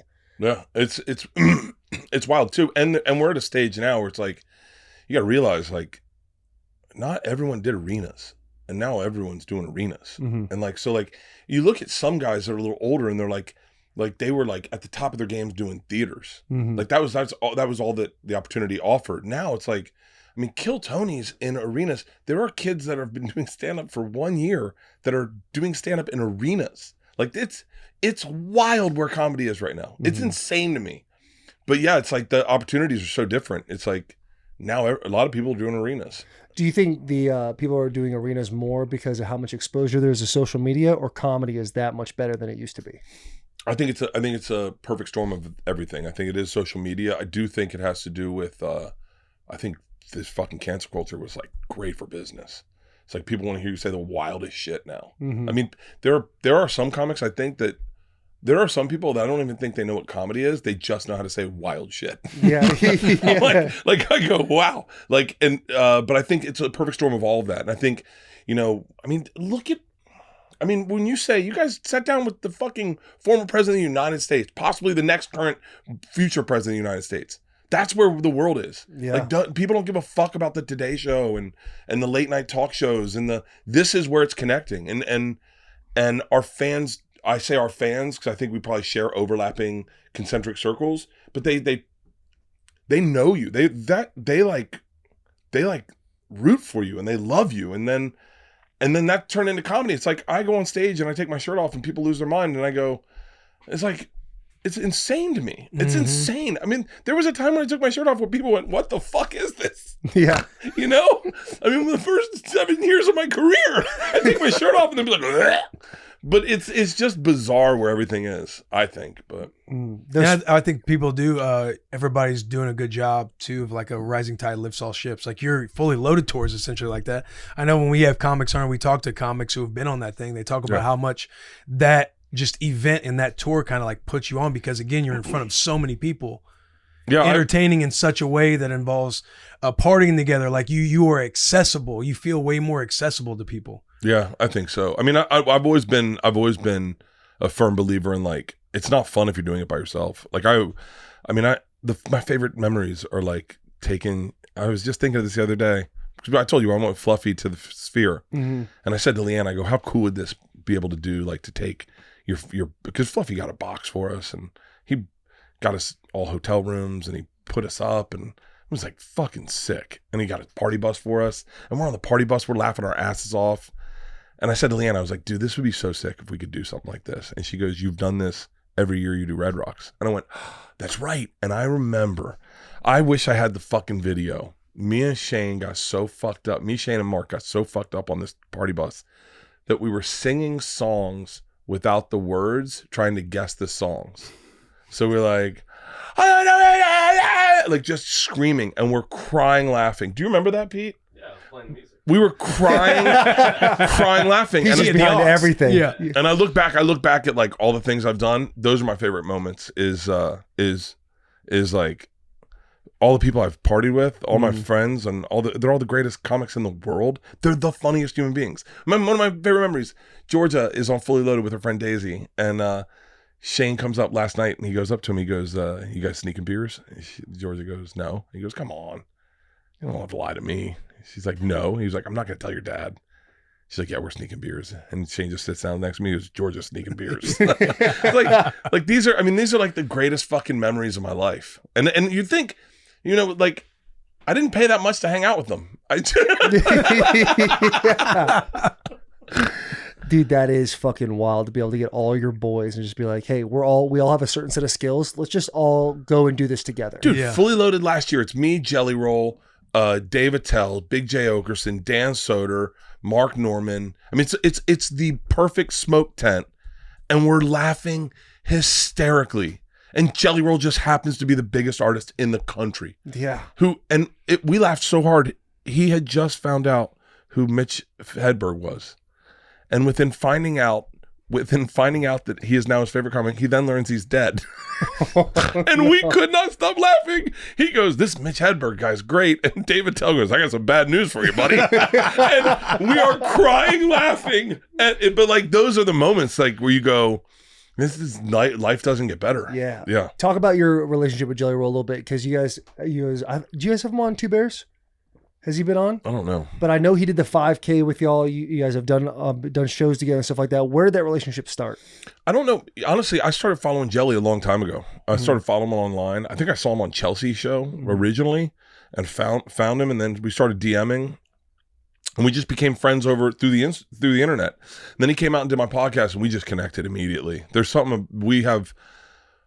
we're very similar men in that I think we feel very lucky to be in the position we're in, as opposed to some guys are like, I was destined for this. Yeah. I think both Jelly and I are like, man, we just feel like the luckiest dudes in the world. And we just kept in touch. And then probably the biggest thing, I mean, it's like crazy. I don't think much of it, but like, if we were ever in the same city, we always found each other. Like if he was on tour near me, he'd come and have lunch at where we were at the arena. And then like he came in Nashville, he came out to the show, I was here, and we've always just kept in touch and been close. And then, but the crazy thing was, and this is probably the best moment of our friendship. He was on Nelk Boys and he was saying, you know, the Two Bears are doing a 5K. I think I'm going to get in shape for it. And all of a sudden it fucking took off. Like People Magazine wrote us about it and it was crazy.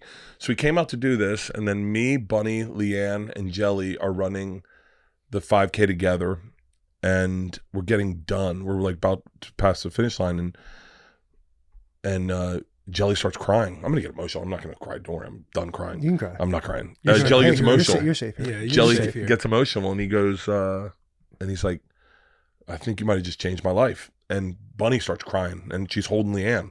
The four of us are like sobbing, crossing the finish line, and it's true. It's like, I mean, you guys have never really been, you know, had like health issues or had gotten your life's never gotten away from you with your bodies. But guys like me and Jelly, I mean, I was 285 last time, the fucking time before Beer Olympics, and Jelly's had weight issues, and just that little spark of getting your health back together and getting in control of it, and just getting into a place where you are moving every day, it's so fucking big. And but that moment was crazy. And then immediately he's like, we're doing half a marathon, and I was like, yeah. And so I was like, all right, I'm in if you're in. But I love him to death, man. I'm so happy for his success. He's the sweetest guy in the world. Dude, he really He's the does best. have that. I mean, you don't understand. He went and did Fully Loaded this year. He did the first week. I didn't pay him. I didn't cover his tour bus. I didn't cover his private jets. He did it on his own. Like, he came and did it. And I was like, dude, I gotta pay you back somehow. He's like, no, I just want to be with you. It's like, that's like a real friend. I love him. I love him to death. Yeah. He is the kindest soul. But He really yes. is. And you just know, like, life, like, I think to myself, like, man, what was he like when he was in prison and was wrapped up in the wrong stuff, to where he has such a perspective now, and he's able to talk to absolutely everybody and have this perspective that you want to do nothing but root for him. Yeah. Yeah, the level of purity is second to none, especially when he tells stories about watching the Music City Miracle from like juvenile detention center. Yeah. And knowing that he's done things wrong and yet he's still this pure. Like, how does somebody go through that much adversity in life, get to the other side of this level of fame and fortune, and have, you know, the ability to still be as sweet as he possibly is, not be jaded, not have, you know, a chip on his shoulder about anything. He just wants to do the best he can with what he has, and it just continues to be better and better. That's him meeting with the Titans. He spoke to Congress about fentanyl issues, which is, and eloquently too. yeah, like very beautifully. well. I was And like, that's and, wow. And he's like, I used to sell drugs, and now I'm sitting here saying, well, there's a problem with drugs in this country. Yeah. He's also someone, you know, when we talk about like people root for your downfall, and I assume it's a natural thing. I mean, I feel like, you know, I feel like, you know, when people hate me, I go, okay, I think it's just normal, I guess. But then it really means a lot when people like root for your success and like still love you. It means a lot. And like Jelly came out, I did Bridgestone, and he came out to like be there for me and like celebrate it with me. And I did. I think I brought him on stage. I think we sang a song at Bridgestone.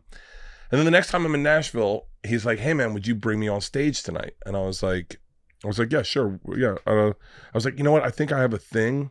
I have a show. I wish I could. Where are you performing? And he's like, Titan Stadium. I went, I would have canceled. What the fuck? Yeah. You mean 75,000 people?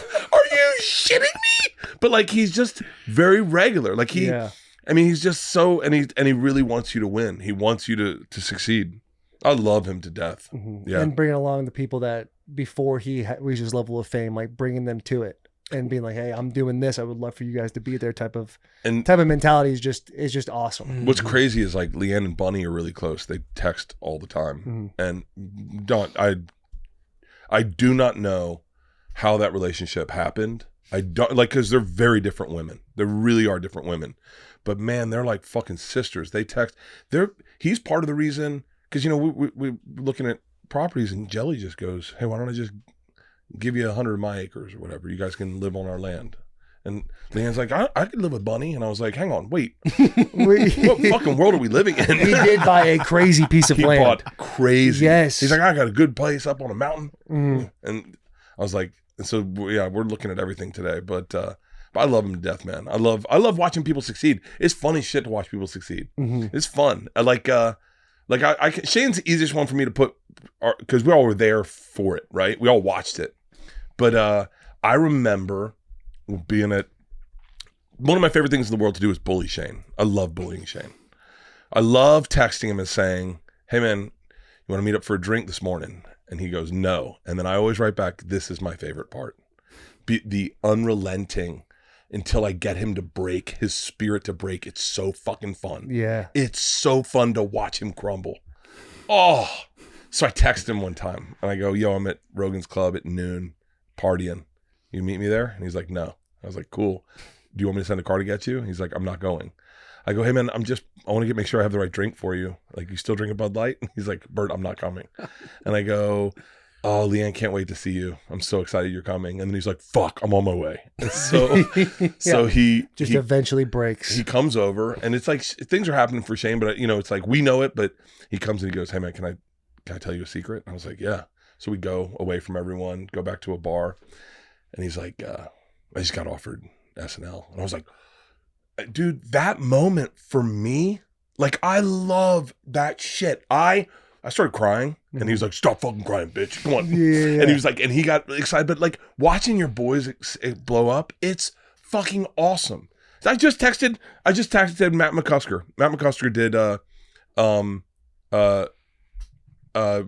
2 nights in Boston at Wilbur. I texted him. I was like, dude, congratulations. This is fucking awesome. That is fun. Yeah. More people should enjoy watching people succeed because it's fun as fuck. And he did 2 nights at fucking the Wilbur. Do you know how hard that is to sell? He's funny too. I love how he Dude, like promos. He is fucking hysterical. I love how he promos where he's at, like on Instagram. Like he'll like play the piano. I saw a video, the one video that sticks with me. He was holding his child reading a book. I was like, you're reading a book? Like, how words are that interesting to you that you could, like, he was like holding his child reading, like, I was like, what the fuck? I've never read a book like, yeah, look, he's reading a book. He's reading us.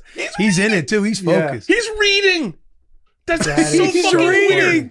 Like that, I've never, not in a million years have I ever read like that, where I was like, taking care of my child and reading. Yeah, I mean, just reading in general, sitting down and being like, I'm gonna make the decision to read is a very difficult thing to do. Something we should all do. Yeah. But a very difficult thing to just go and do it and put a child on your lap is a whole different ballgame. He's awesome, man. But yeah, like watching your friends pop, like Adam Ray, man. I've hit up Adam when we were in. Bro, he was so fun on the pod too. He's amazing. So fun. See, but the thing is, it's like almost like it's almost like you get proven right. Because you get behind these guys, like Adam Ray. I hit him up. I was like, yo, you're from Seattle. I'm doing the arena in Seattle. Would you like to come and do it? And bring your family out or whatever. And he's like, dude, that would be.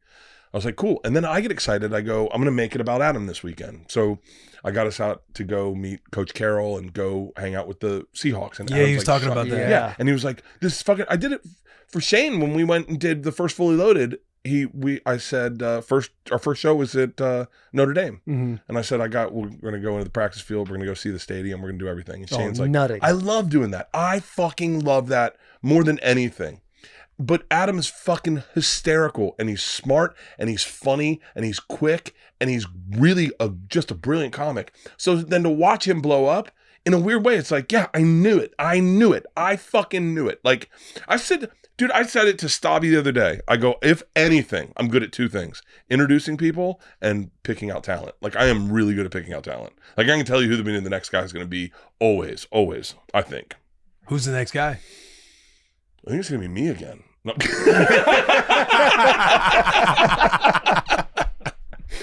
Dude, Stavi is fucking hilarious. He's bro. got a new movie called Let's Start a Cult, and it is fucking hysterical. It is fucking hysterical. Is that out now? It's out in theaters October 25th, Okay. and we went to the screening and we were crying. It is all Stavi. Yeah. He carries the whole fucking movie. The other people in it are just as fucking funny, but it is, if you like Stavi's sense of humor, he wrote the movie. Mm-hmm. Within the first fucking minute of the movie, someone's playing with his nuts. I mean, it's fucking hysterical. Dude, that is crazy to me, the level of talent that people have of just writing and being able to see their vision and just put it, And whether it's in a bringing it to life. movie Yeah. or on a stage or anything like that. That shit is incredible. How much, obviously, you're the whole machine movie, you play yourself, but like, did you write that script? Because you obviously wrote the OG one when you actually robbed a train station or a train. I was with Juvenile. You remember Juvenile? The rapper? Yeah. Yeah. I was with Juvenile and Manny Fresh the other day, and I was telling him about the Russian mafia. And Juvie's like, I got to hear this story. I was like, buddy, no one wants to hear it but you. You're the only one. No, I was very hands-on in the in writing the script. I would take, I mean, the very first day of writing, I rewrote the entire opening scene, and so I rewrote a lot of it.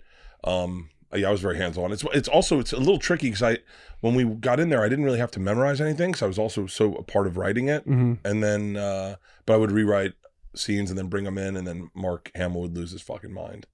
Why would he lose his mind? Because you're not supposed to just rewrite a scene and then bring it in that day and go, all right, guys, new sides, everyone, let's all get up to speed. He would No get pissed shit. off. He was like, I was up all night learning this fucking scene for our job today. He goes, you can't rewrite shit. And I was like, oh, sorry. Yeah, because it's happening anyway. Yeah. What was it like working with Jimmy Tatro? Oh, I fucking love that Dude, he's the man. He's awesome, I isn't he? fucking love him. He makes me laugh. So like, there's a couple people in this world that see me the way my sisters see me. Like, I'm ridiculous. I am ridiculous. But certain people just, I don't know. Jimmy Tatro and Nate Bargatze are two people who see me the way my sisters see me. And Jimmy he made me laugh so fucking much. I'm just a ridiculous person. And he told me a secret. He goes, hey, can I tell you a secret? And I was like, yeah. I go, I'm not good with secrets. He goes, well, I got to tell you this. So he tells me a secret. And then I picked up my phone and I called someone and told them his secret in front of him. And he goes, what are you doing? I said, what?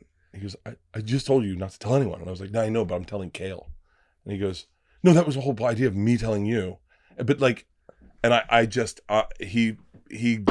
he made that guy, he gets me. Him and Nate Bargatze, for whatever reason, if they ever meet each other, they will get along so well. Mm-hmm. But yeah, Jimmy, I fucking love him like a brother. Nate crushed it on SNL. Dude, murdered. Crushed it on SNL.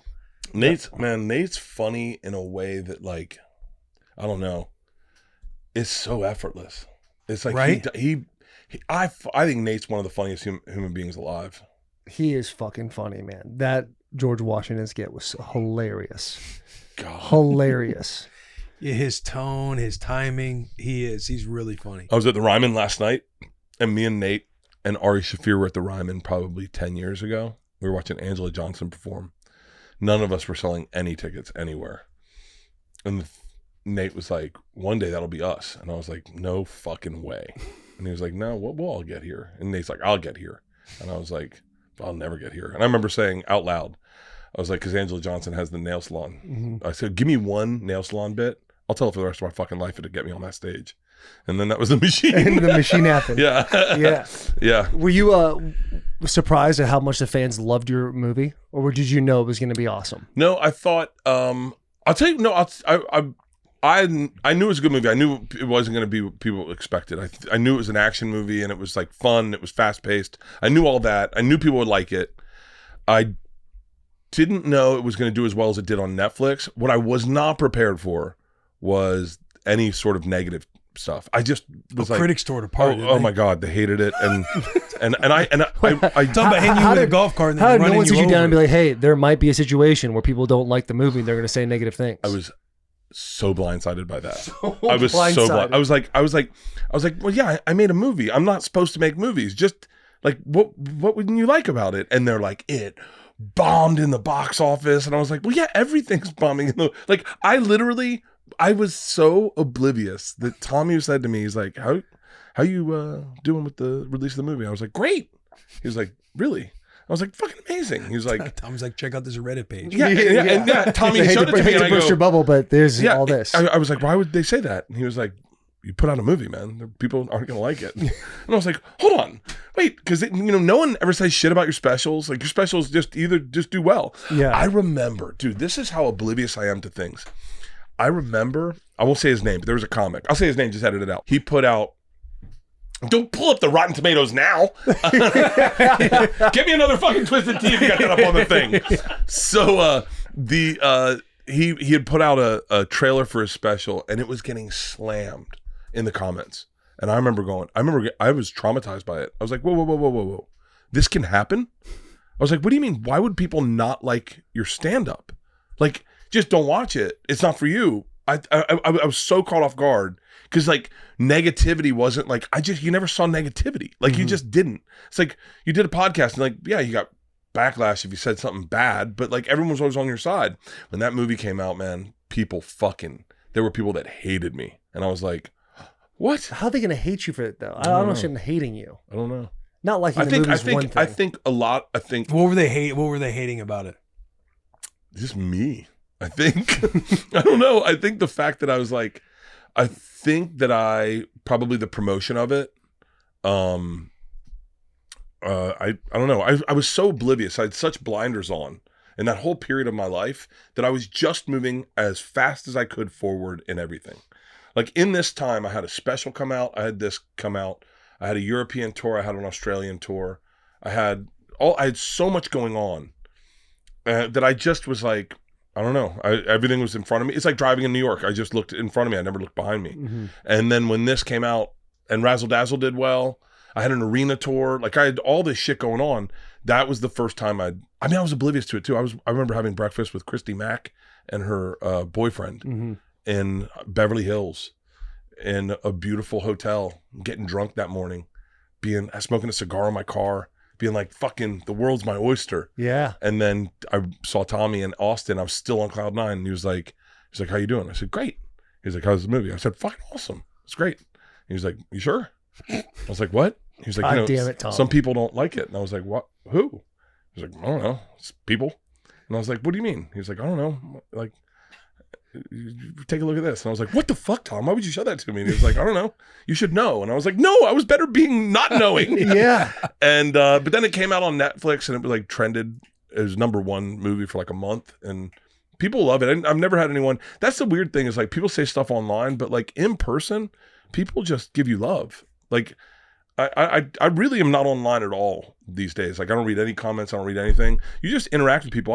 I take pictures everywhere I go. I was at the Ryman last night. I took pictures all the way up until the show started. All anyone did was give me love. In Nashville, I get love. So I kind of go by that, you know? It's like COVID. Do you remember? It's like the internet's the swab. It's uncomfortable. It goes up your nose. It hurts. And yeah, it goes, you have COVID. Or you could not take the test and just go, I don't believe in COVID. That's a nice little analogy. That's a nice one. Hey, you don't read comments? I don't. You don't read comments? I don't read any fucking comments. Pete, you don't read comments? Occasionally. Every now and then you want to get a pulse on something. No. I am off comments. I am off comments. Off comments. Are you off social media? Like, are you running your social media or somebody else running your social media? This is how. Then when you do to get on the post, you might like check it all. No. I look at likes. Oh, shit. I look at likes and I look at number of comments. So like I'll go into Instagram. Let's see. I'll show you exactly what I do. So I go into Instagram. I go to my page, right? And then I'll look at like, this is a thing with Judd. So we just had Judd on, or I had Judd on for 2 Bears. 10,000 views. 246,000 views, 3 likes, whatever. And I go, well, that's odd.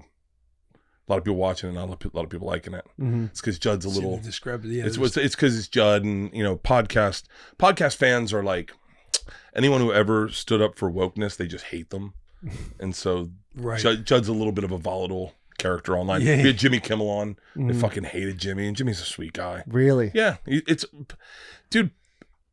You can predict what the internet's gonna like. You can just go like I was shocked that you guys thought you'd get any pushback about having Trump on. Like when I heard you guys talk about like some people aren't going to like you, I was like, who? The internet loves Trump. Yeah, but there was still some pushback. I mean, there was text messages too. Yeah, we got some grown-ups. Grown-ups probably didn't like you. Like you got phone calls from people's parents, but like the internet loves all Trump. in all. Yeah. Internet. Theo had Trump on, and the internet got erect immediately. Yeah, and you're like, yeah. Do you think? But like 2020, the internet hated Trump, but then Elon Musk buys Twitter, and now it seems like everywhere you go, people are loving Trump. Yeah. Like, why do you think that's a massive difference maker? Is Elon or somebody else owning Twitter? I haven't been on Twitter. I haven't been on Twitter since it turned into X. Really? I don't Anti-Musk. No, You hate Elon Musk. It was such a Bert Kreischer fucking hates Elon negative Musk. place that it's like it. Twitter or X is where probably the most negativity is. Yeah, I don't want that in my life. Like, I don't want you to be able to affect my day. Meaning, if you're listening and you're like, God damn it, I fucking hate Bert.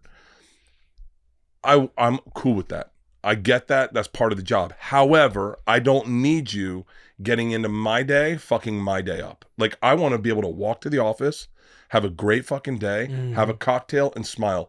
And your opinion of me, as valid as it may be, I don't need to know it. I don't need to know it. Also, if you love me, I can't allow that to affect me either. I've got to make sure that my day is controlled within my parameters and I can have a beautiful day with no exterior. I don't, So like that's why I don't fuck around with comments. That's why I don't fuck around online. Have you always had that conclusion? No. Yeah. No. What was the thing that was like, all right, I can realize that this is affecting me way more than it should, good or bad? Oh, there was there was a period, I think probably right when the movie came out, that I would read. There was after Tom's show. Yeah, it was definitely Tom. Like, yeah.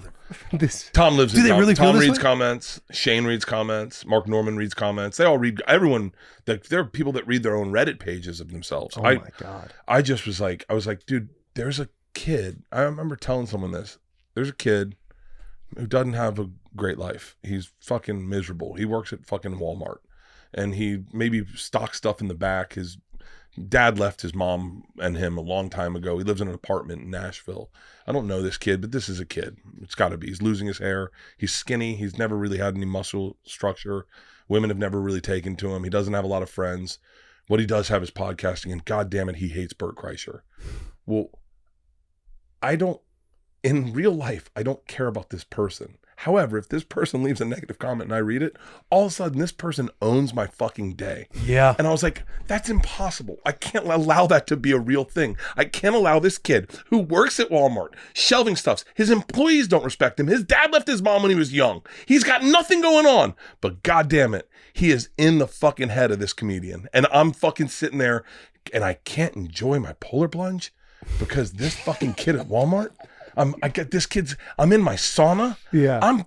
I'm fucking, it's wild that was a real scenario in my life, that there would be someone that would, and there was like, what's even crazier, I'm going to give this kid a shout out because there's a kid, I forgot his name.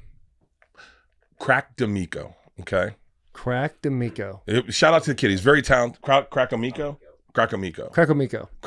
I think is his name.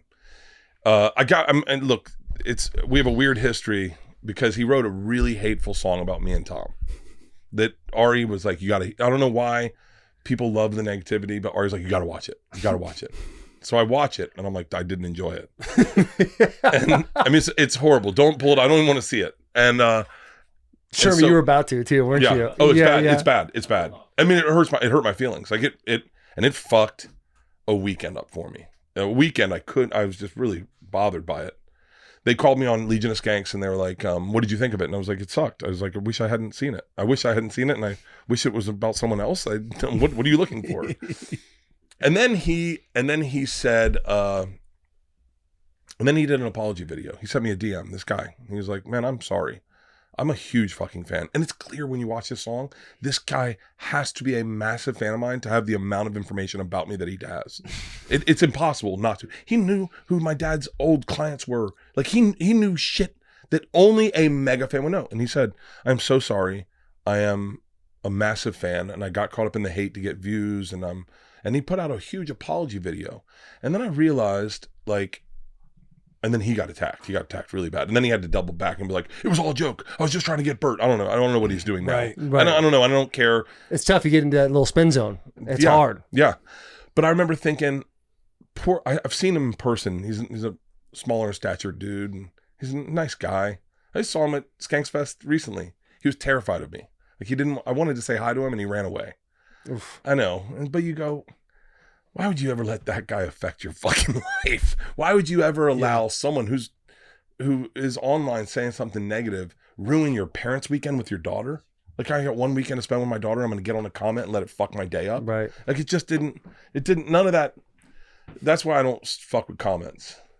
And the positive ones are, it's like, how can a negative one do so much damage to me, but a positive one, I just go glance past. Yeah. Oh, Like, that was nice. Move Yeah, on. dude, you're a legend. Whatever. Right. Next. You're a legend. Next. Dude, you're my favorite comedian. Okay, whatever. Oh, you're a fat fuck who tells the same story over and over again. God damn it! Like, what the let me fuck? spend some time on this one. Yeah. Yeah, It's like live for the cheers, die by the booze. dude, think No about doubt. it with athletes. I think about it with athletes way more. Oh, brother, that trust me, Will and Yeah, I have had that we've- conversation Oh. a bunch of times. Because it's so fucked. Because you're doing your best. It's not like you're not doing your best, and then you fail. And then your whole city hates you. And then the next week, you got to go out and try to win again for the people that fucking hate you. Right. Yeah. Fuck off. Yeah. Fuck I mean, off. this great photo to pull up. Deshaun Watson this weekend tore his Achilles, and people Are cheering about it. happy about it. Like, this guy tore his Achilles, might never be the same ever again. Could, who knows? Surgery could go wrong, couldn't be done playing football forever. And people are like stoked that he's done. Can you imagine having to do comedy for people that hated you? And what, like that, that's the thing that fucks me up. What a feeling when you win that room over. We interrupt this episode to bring you DraftKings. The NBA is finally back. A new season means new ways to get into the action at the DraftKings Sportsbook app, an official sporting partner of the NBA. Who's draining threes from beyond the arc? Who's crashing the boards and grabbing rebounds? Get behind your favorite players and the prop bets you can make on DraftKings, the home of NBA player props. Ready to place your first bet? Try betting on something simple like picking a team to win. Just go to DraftKings Sportsbook app and place your bet. If it's your first time, listen to this. New DraftKings customers who bet $5 get $200 instantly in bonus bets. Take it to the rack with DraftKings Sportsbook. Every point counts. Download the DraftKings Sportsbook app and use code BUS. That's code BUS for new customers to get $200 in bonus bets when you bet just $5 only on DraftKings. The crown is yours. Oh, did you ever see Bill Burr in Philly? No. It's the greatest. It's, Philly hated him. hold on. And I apologize to Bill if I'm retelling something that he didn't care about. He doesn't. It's just one of the most epic things. I mean, it's like he goes in and does a show in Philly. I'm paraphrasing. I would say anyone should go out and watch the video. It's that fucking better. I'm going to paraphrase. He goes out and does the Opie and Anthony tour in Philly, and they booed the comic before him. And the second he gets up, he tries some material, and they start booing Bill. And Bill goes, "No, fuck you. You know what? I got 14 minutes left, and I'm going to take every bit of that time to tell you why your city sucks." And he starts roasting the city of Philadelphia, and it's brilliant in all of it because he's really picking. He's a sports guy, so he knows everything about Philly, right? Mhm. And he grew up in Boston, so he really can take apart Philly. But he keeps going back to the clock. He goes, 5 minutes left, 5 fucking minutes. And the room turns and they start cheering him on. And he wins the room. It is the most epic Oh, yeah, that is fucking iconic. rant. It is Damn. quintessential Bill Burr. If you know Bill, this is how his brain works. And he fucking turns an arena to cheering for him about him making fun of them. It's fucking brilliant. That He is amazing. incredible, dude. Dude, He's so funny. He So is funny. He is I love him. I love him to death. You get emotional? No, not at all. Okay. No. We had a period where we weren't Hard talking. pause there. I got nervous. We- Really? Yeah. And it sucked for both of us, I think. But it's like, we're in comedy, we're all like brothers, like especially I was like, gonna say, how does it get to a point to where you guys aren't talking? Yeah. I was well, gonna. it's easy actually because we don't see each other unless you're at the clubs. We didn't see each other at the clubs. It's like I could very easily getting to a point where I'm not talking with a lot of people because it's like we're living our own lives and we're reaching out and we had a podcast together and you know, it was like the day that we kind of reconnected was that I'm sharing this and I know this would bother Bill. I know it would. So I'll shut up. Because I love Bill. Because I love Bill. Yeah. Fair But enough. by the way, We're fans of Bill, too. right now, Bill's Burr is going, shut the fuck up. Yeah. How did he shut his goddamn mouth? Yeah, I love him. He's dude, he's got a beautiful mind. Oh. The way he's able to dissect things. And what was the guy His who used to voice is so do funny, too. Daily Show that he said on his show and they just made fun of him the whole time? It was a recent episode of something that came up. It was all a holier than now type of situation. I forget who it was. And if you can't pull it up, that's perfectly fine because I don't have a whole lot of stuff that's behind it.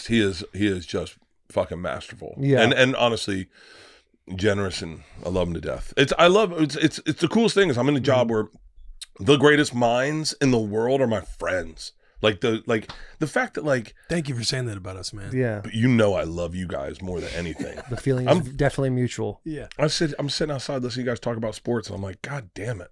That's like, it's crazy. It's crazy now that like you guys, it was never going to be this way. Football was supposed to be the highlight of your life. That's Yeah. it. That was the mountaintop. You did it. It's over. And you guys have created a paradigm within which the biggest moments of your life are still ahead of you. It's fucking insane. I mean, look at Pat McAfee. That fucking guy Yeah. is epic. I mean, fucking insane. Could you imagine if Pat McAfee decided to listen to everybody that was like, hey, you're a punter, just be a punter? Right. I mean- yep. Every move he's made, Yes. there's been criticism. Yeah. Right. The biggest, what is it? The biggest boundary you have is your own imagination or Yeah. what you believe you're allowed to do and not allowed to do.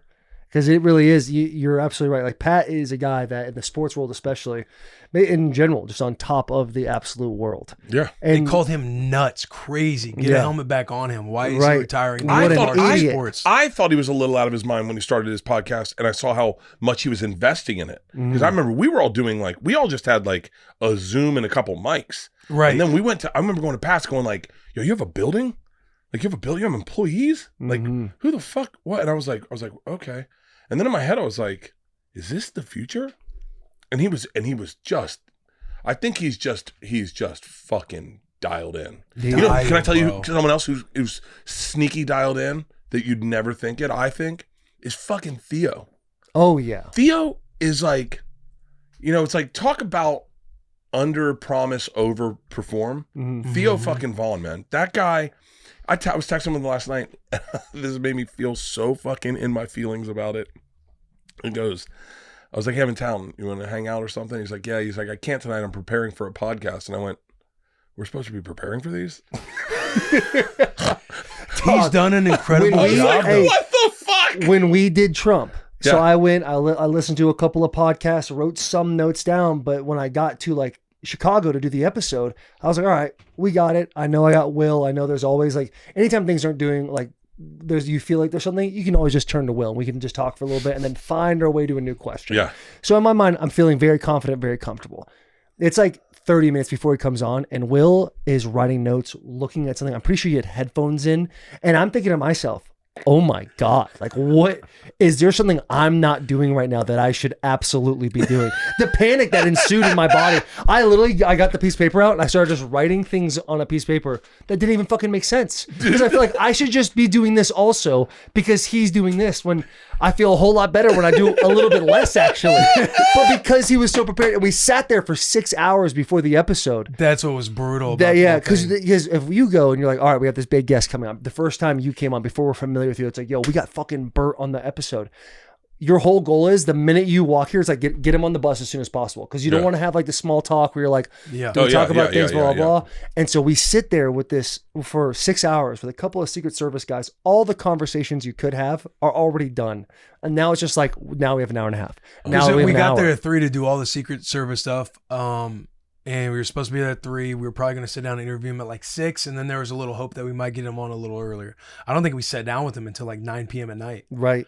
So we're there for And we're like a trapped legitimate trapped 6 in hours. Like, that you little can't leave conference this room. Unless Oh, you wow. go potty, and then the Secret Service guy's got to escort you. Go to the Oh, bathroom. because I didn't even Yeah. think about it. I'm like, what Right. the fuck? Yeah, it was, and that's I'm when you think about preparing for people my preparing. Putin interview. Yeah. I'm getting Putin. Get I it know in there? everything about that guy. He I know everything flying into about that Austin, guy. Texas. Yeah, I'll fly to. I was going to go to Russia to promote the movie, and apparently they're kidnapping journalists, and so I was like, well, Okay, maybe, yeah, maybe it's a bad time. I mean, you make it out Hey, of but that. also That's a you- whole new special. Yeah, some you got that content there. motherfucker now. That's a nice Make sure little the camera's deal. running. I'd definitely bring a vape pen in. Yeah, that's a. Hey, Yeah, whatever happened to Brittany Griner? Is she still playing? is she still? She's playing. She's still hooping. back. Nice. She's I need to doing get it? a Griner Hey, jersey. but on your point with Theo, yeah, I feel like he is like reaching insane new stratospheres because his pod, like the way he started, because I've followed Theo like since he's been podcasting Yeah. out in LA and everything else, the Rat King. And now it feels like he's becoming like a Rogan-esque style podcast where he has on all these massive names and all these massive people, but he does it his style and his way. And making the change, I believe it was during COVID or around that time where he was like, I'm leaving LA, I'm going to go to Nashville. Right. When he was doing a whole bunch of stuff with Schaub and Dalia and all that. And Yeah. it's like, this guy's kind of taking away his lifeline a little bit because he was always kind of in a group of people as opposed to being solo. Right. And taking that by the balls and rolling is extremely I mean, Trump impressive. on then Bernie Sanders. Like, Yeah, bro, he's just having on wild. and then he has a plumber. Yeah. Yeah. I Which love- is that's crazy. what I love, yeah. And the numbers do just as well. Yeah. Because people are really there for Theo. I will tell you this, and I think Theo would even attest to this. Me and Amy Schumer realized how brilliant he was when we did a reality show called a Reality Bites Back on Comedy Central, probably like 12 years ago. Mhm.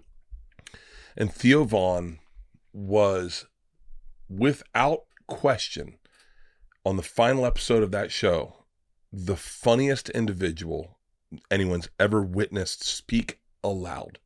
We were crying laughing for the whole. Amy Schumer and I were like, he is going to be the best comic ever.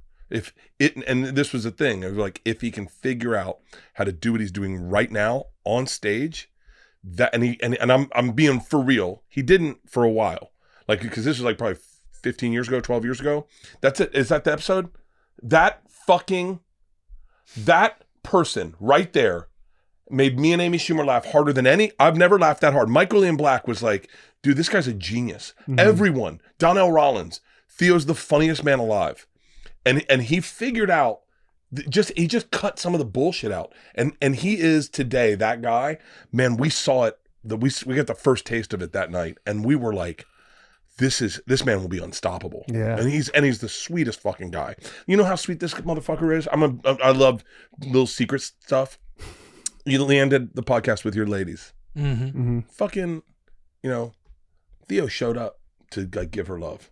He pulled up to say, "Hey, Leanne, it's your first live show. I just want to say hi and congratulations." That's who the fuck that guy is. That's awesome. You don't ever like that shit. Goes down in my book forever. Like that's like Mm-hmm. he's a real dude. That's all time. When it comes to the podcast stuff, like you with Rogan, him starting, did you guys ever imagine that would be? I have to pee so bad. I mean, is that the craziest shit in the world? No, dude.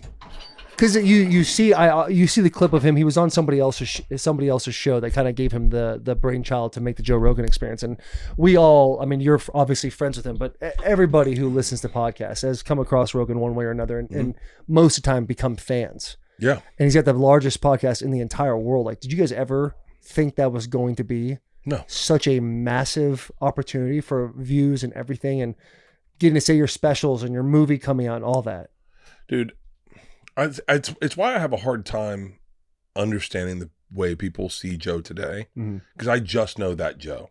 Like I just know the Joe. Like it's funny. I like to go back and listen to old episodes of his, and because that's the Joe I remember. He's brilliant. He's always been a brilliant dude. He's always been ahead of the curve. And I'll say that I knew something was up with the podcast the first time I did it, and I got like 6,000 followers on Twitter immediately. And I was like, whoa. And then the next time I did it, I put out the machine shirt, and I sold like 25 grand in shirts by the weekend. And I was like, whoa. And we did 6 figures in shirts in the first month. And I was like, whoa, this is like, I mean, you kind of knew.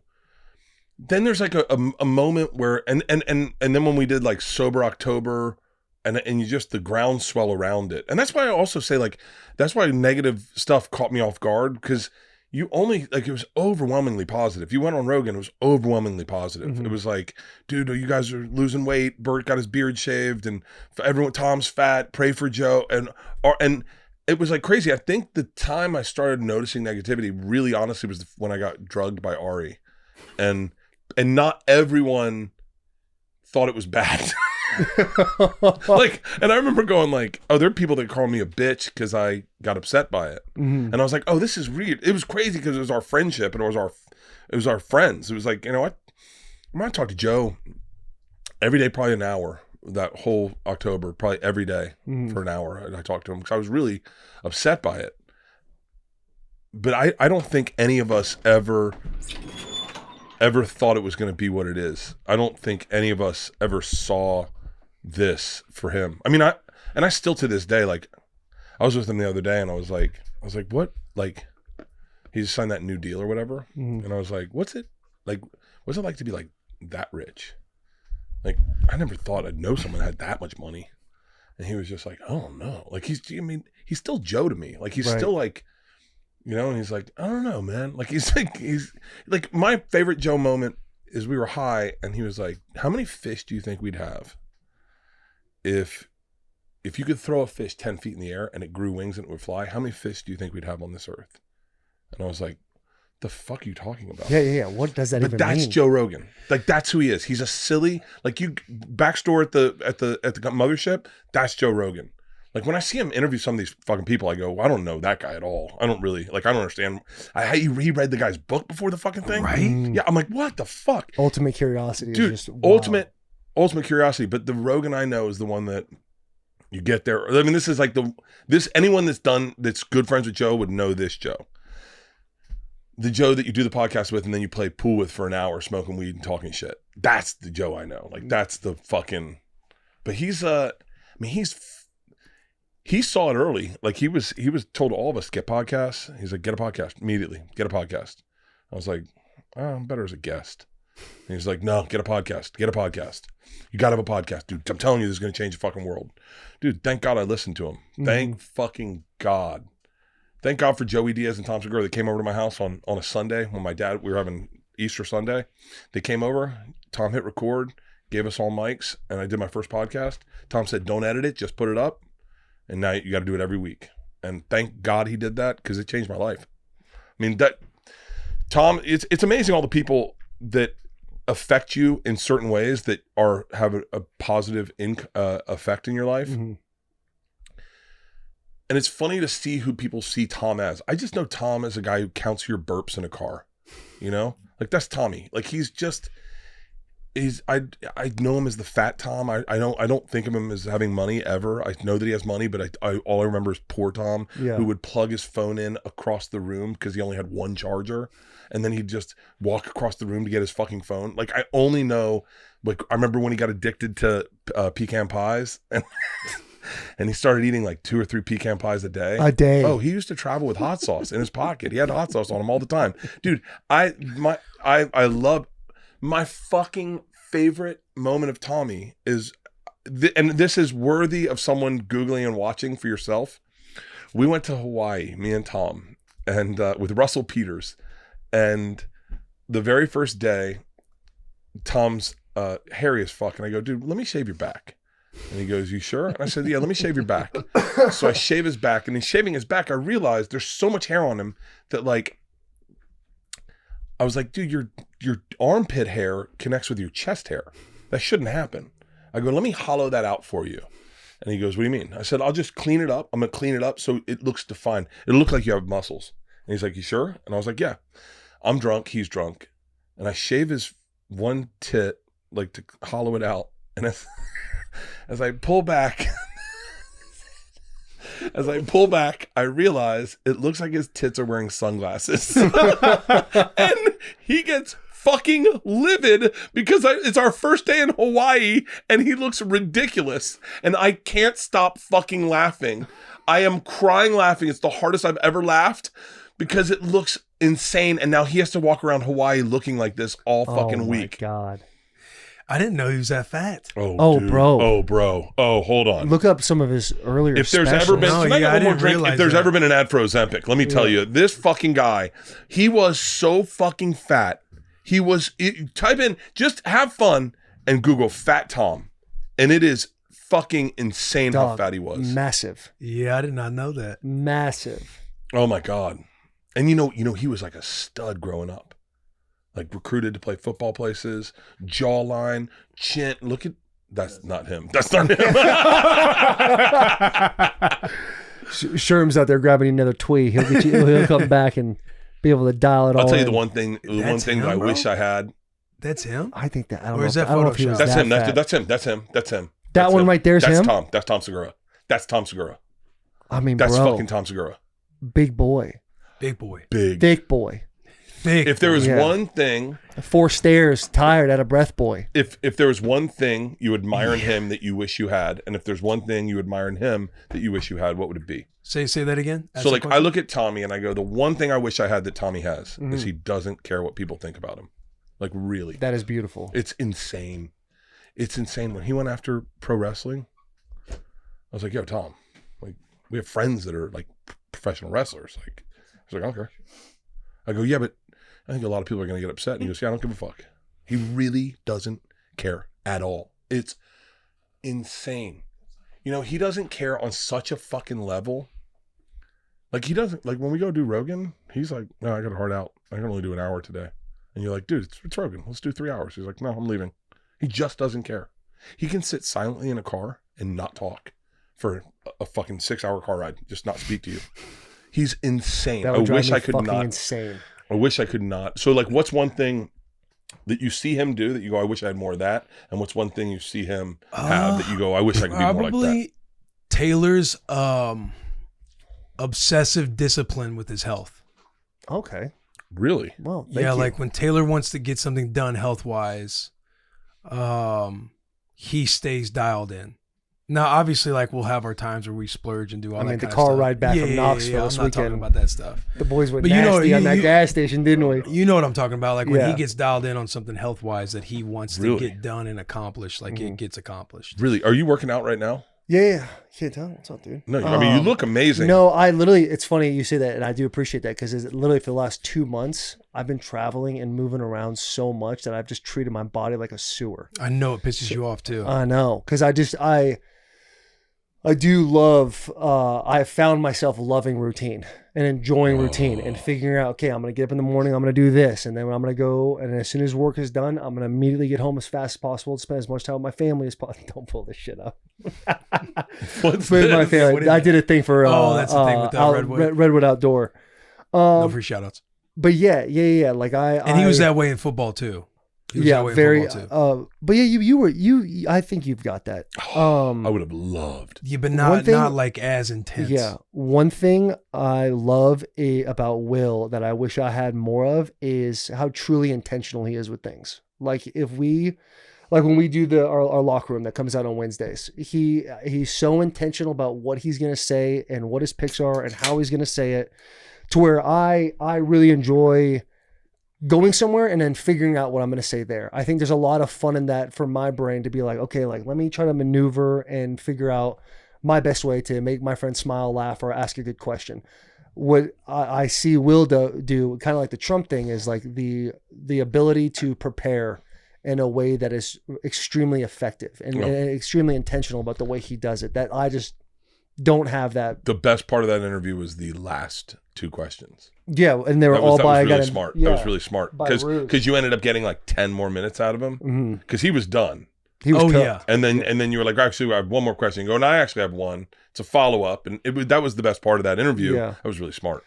Yeah, it was. It's a special thing, and that was nice. You made us do that. Yeah, I wish Tommy. If I was gonna say now as I'm talking to you two, if I was like, I wish Tommy had more of the thing you guys have. Like Tommy and I are close, but we're close in a weird way. Like we're really close, but not like publicly. If that makes sense? Like you guys team up really well together. Like when you guys do stuff like Beer Olympics, like you could never get Tommy to do Beer Olympics. You could never get him He to do did that. promise when he was at the Super Bowl, and he did break Yeah. that promise. He did. He broke that promise. Like even this, I'm gonna fucking tell a secret, but Tommy wasn't going to come to the premiere of my movie. I know. Yeah. Oh, you knew that? Yeah. Yeah. I think like that because he just doesn't give a fuck. Like he just really doesn't give a fuck about a lot of things. And so he goes, yeah, I'm not going to make it. I'm just coming in. I'm going to be on the road. And it really fucked me up. And I was like, I would go anywhere for him. Like, right. But he's like, yeah, I can't do it. And you're like, what? I mean, I got emotional. And then he showed up and surprised me and I cried on the fucking red carpet. But I was like I love, like maybe it's because we live in different cities though now, is that it seems like we're so distant. We're like, we only see each other to do the podcast, Like I wish we could go back to COVID. Do you guys miss COVID at all? I miss COVID for the late night risk games we would play. Yes, dude. And it was like a weekday too, like a Tuesday night.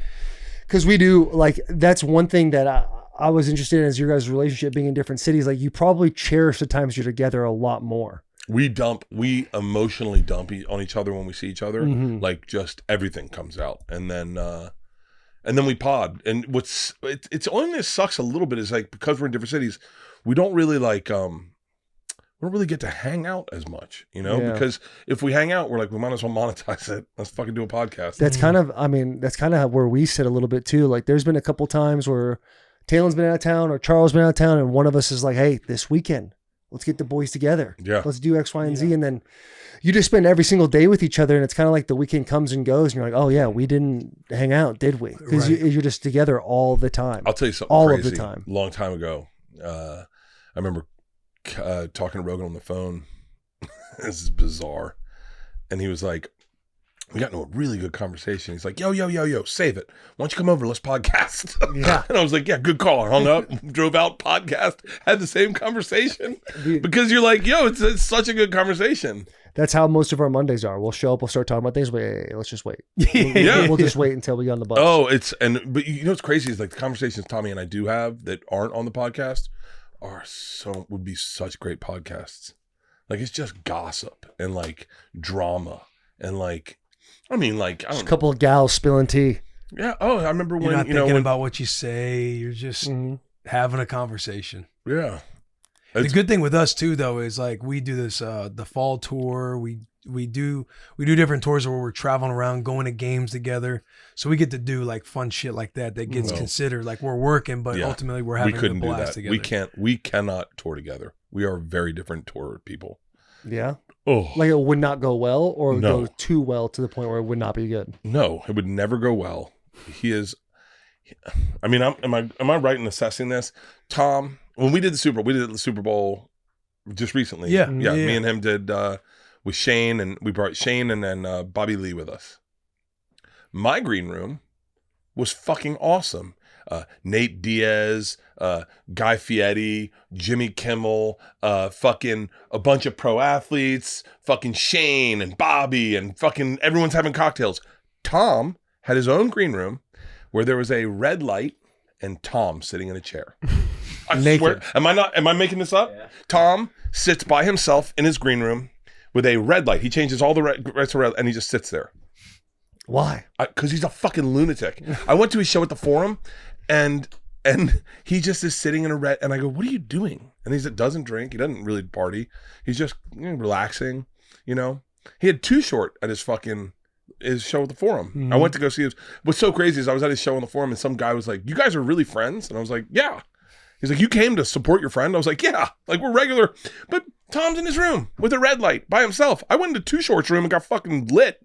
I was like, why would you fucking sit in Tom's room? He is such a drip. He like just sits like in this, and like he gets done the show and he's like, well, would you like to get a steak maybe or go to bed? And you're like, I'm like, no man, we're gonna get fucking loose. And he's like, nah. Yeah, he had Too Short. I saw Too Short. I got fucking freaked out. I call him Todd Shaw. Mm-hmm. Do you ever get Tom to like truly bask in what he's done with his life? He just seems like a guy that is just like you said, doesn't give a fuck and just kind of move forward. No. Do you ever get him to sit there and be like, hey, look how much you've accomplished. Look how much you've done. And him be like, oh my God, that's so cool. Yeah. You think he ever pinches himself being like, I can't believe this. We're getting to do this stuff. No, if it all went away, he wouldn't give a fuck. He doesn't, none of it. Tom is very disconnected from his ego. Like he doesn't, standing ovation doesn't mean anything to him. It doesn't affect him the way it affects me. If I get a standing ovation, sometimes I'll cry. I'll get emotional. I'll be like, because I feel it. Like look at him. He's just like this, head down like this. Like, don't, please. You know, that's fucking. He looks like he's getting arrested. They're on their feet and fucking 19, cheering on the words you said, which is the craziest thing about being a comic. Yeah, like you just said words in a way that made people go, that's funny. Yeah. And people liked Feel it so something. much that they're standing up and clapping for you. and his effect, and Burr's this way a little bit. Like they're both like the praise and the adulation. Maybe I don't know. I don't know. I don't know if they find it gross, you know, to bask in it, Mhm. or and I don't know. They're very similar men where they're just like, thank you, and they just walk off. Dude, I mean, like there was a period of time where I could get a standing ovation if I wanted one. Like I knew how to do it. Like I'd be like, thank you, and then turn my back and go 3, 2, 1. Oh, here we go. Oh Fuck shit. it. I did it to Ari one time, and I've never seen Ari lose his mind more. I told him, like, Ari's like, I've never had a standing ovation. I said, you can get one if you want one. He's like, what? And I said, oh yeah, I'll show you this. If I want one, I can show you how I do it. What I do is I go, thank you. And then I go to get my shirt. And as I grab my shirt, I turn around, and then you see one person go, oh no, thank you so much. And then another, oh, no. Oh guys, please don't. And then everyone stands up, and Ari was like, are you fucking kidding me? And I was like, no, yeah. But like guys like Tom and Ari and Joe, they would never think about that. But I don't know. I'm fucking broken. He said, I'm fucking broken. Like, broken. dude, if you give me a standing ovation, I will get emotional. I love it. It's fucking awesome. Yeah. I love when people say, hey man, I love your podcast, or I love you. It means something to me. I go, oh, thank you. You know? So yeah, I've cried so much on podcasts. The You one got of the ugly cry too. Oh, Yeah. all my cries are ugly. yeah. look Oh at my that God. face. Which one's that one? I love how it's just subtitles bawling. Bawling. Yeah. Chris DiStefano. Stefano, yes. Oh, I cried at the end. Fucking, hold on. This is not fair. Everyone should cry at the end of Mice and Men. Bawling. I get to feed the rabbits. This was Tom saying he was like, I was like Lenny, and he was like George. Yeah. I don't think I've seen this movie. Are you fucking kidding What's me? the movie called? Of Mice and Men? No, I haven't Do I get to seen feed the rabbits, George? I've never seen Can I it feed the either. rabbits? Don't Tell say me it. like it's going to be. Tell me like it's going to be with the alfalfa. You've never seen it? No. Are you fucking kidding me? bro. Are you? We had to read the book. Oh my God. And then we were breaking down mentally disabled. The one of you and DiStefano. When DiStefano starts crying about him not being around his kid and stuff like that. I mean, obviously having a kid and traveling as much as I Yeah. do just hit different than It watching shocked two grown everybody men. at that point in time. Here's Yeah. the thing. So I get shit on sometimes when I get emotional and like people just say, enough, I'm tired of it. But like there's certain look, that's my cancel thing. Is like I overshare about, like, you have a video. I got emotional on a video you had about telling your daughter you loved her when you dropped her off to school. I think I texted you right after that. Yeah. Look, you can take it or leave it. I don't give a fuck. I'm going to be 100% of me 100% of the time. And if I get emotional in moments like this, I don't give a fuck if you go unfollowed. This isn't what I signed up for. Why aren't you being funny? I don't give a fuck. I really genuinely don't give a fuck. Yeah. But this moment, it's so hard, man. It's so hard to leave your kids. And you know what's crazy about this generation, like DiStefano is younger than me. He's very cognizant of it. Mm-hmm. Like we weren't cognizant. I just did what I had to do. Like I went on the road. Georgia was born. We induced labor because I had to work. That's how we started her life. Really? We brought her in 3 days early so I could work with Dave Attell. And so I went on the road. For the first year of her life, I was on the road every single weekend. I didn't have an option. I didn't have a choice. We were poor. Like I don't know, didn't have any money. Like Right. I made $700 a weekend. I had to pay for my flights and my hotel. We had no money, but I had to do that in order to have a little money. And Leanne had a job. Leanne worked 40 hours a week, and I worked every fucking. I leveraged these children's childhood for work. I worked, and if we did stuff like this was a family vacation. I definitely put it online because I needed to sell tickets the next week in Omaha. You know, Yeah. and so I did all that, and I fucking told every story about their life on stage because I just didn't know any better. And look, if I had the hindsight to go back and do it different, I would definitely do it differently. Like if I could do what Stefano did and take some time off and be with my family, absolutely. He's got a unique rule. We had him on the show over a year ago now, where he said, "I won't leave. I'll like stay in this region. I won't leave for more than like 24 hours at a time." It's great, man. It's like, listen, you know. But your wife had a story. I don't know where it was, like what show it was on, whether it was hers, yours, or just a post on Instagram. But she tells a story about when you guys were broke, the way you said you were, and you were like, had like a 40 in your hand and a bag, and you were skateboarding home. And she's like, don't ever lose that. So I'll tell you the God, I miss that sweatshirt. I thought you were going to say something about your wife. I love that sweatshirt. That's a great sweatshirt. That's a nice one. Yeah, it's heavy. It's heavy. I've had many careers within my career. Like when I was 26, I got picked by Will Smith to do a development deal. 6 figures, got a TV show right after that.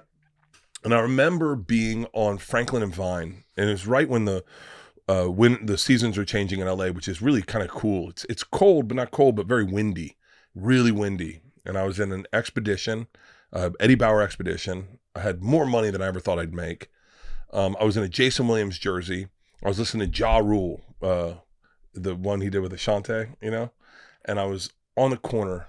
I was going to work. And I was like, oh man, I thought I'd be happier. Like I thought life would be, like I got everything I wanted. Like I got it all. I thought I'd be happier. I was like, it just doesn't, the sparkle isn't there. I was like, it's nice, but I don't know. So then cut to probably 4 or 5 years later.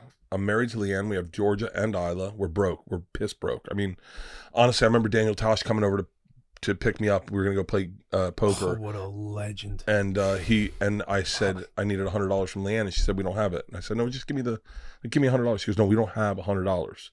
I said, babe, I'm not going to lose it. Just give me $100. She goes, honey, I can't find $100 to give you. And Daniel Tosh was like, I'll give you $100 to end this conversation. We were broke, right? And she sent me to Rouse to go get milk for the girls. And I skateboarded to Rouse, and with whatever money she'd given me, I bought myself a 40 of Foster's, like a big oil can. And I was skating home listening to Modest Mouse. And I was just skateboarding, and I was and I literally said to myself in that moment, I was on Detroit Street, I went, I'm happy as fuck right now. Like I'm really happy. And she was watching me from the balcony, and as I got up there, she goes, don't ever lose that boy. That guy that just killing a 40, just skateboarding, just smiling ear to fucking ear. And I swear to God, and I talk in hyperbole, but like every day I get with that chick is like fucking that. It's like fun as fuck, man. I never thought that chick would be the one to give me all that. Like I thought she'd have to have way bigger tits, bronze skin, blonde hair, 6 feet. Like I thought that was the chick. But this little fucking redneck midget, this little fucking barefoot, it's like crazy that the chick, you know, and yeah, but I'm the happiest guy in the fucking world. I got everything I ever wanted in life, ever wanted. And no one's telling me to quit drinking. That's the best. She's never once said to you, hey, listen. She has, yeah.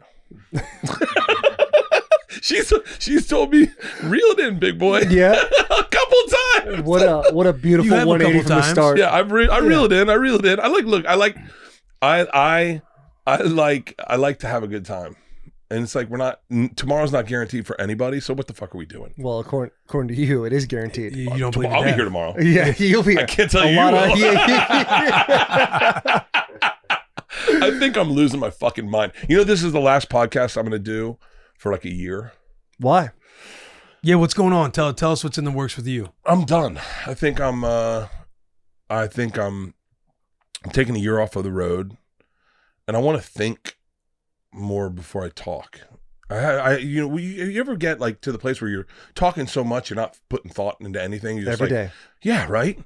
I've been podcasting straight every week straight for like 15 years, which is crazy. Mm-hmm.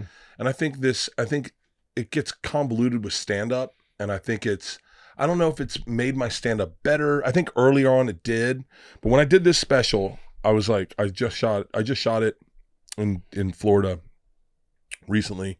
Comes out soon. I can't say yet, but I was like, this is the best one I've done, and I was like, and I can't think to do I got to do another one. I have another one due in like a year or two. I was like, I need to take time off and like live a life. Like I need to live. My girls are both in college. I don't have them to write about anymore. That was just such a fucking a well to go to. Was those fucking idiots were so funny. They were so fucking funny, and I was like, I need to take time off. I need to stop. And then and I started thinking about podcasting. I was like, I go on so many podcasts, and it's weird with comic. It's like if I say something funny, sometimes I'll say, hey, can you take that out? I'm going to put it on stage. And then I was like, I should take all my funny thoughts and really start writing them down. So I've never done this before, but I'm like, anytime I have a good thought, I write it down and I try to explore it and write it out. I just would work it out on stage. So I was laying in bed today. I was like, I'm doing this podcast. I think this is the last one I'm going to do for a year. And I was like, I don't think I'm going to do anyone else's podcast. Like not even Rogan's. What about your own? I got to be honest with you. I was toying with the idea of getting rid of mine.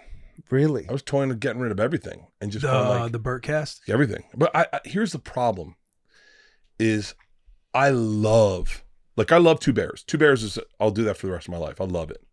It's a very light lift because of who I do it with. Bertcast sometimes can be a pain in the ass, and then sometimes it's just a gift.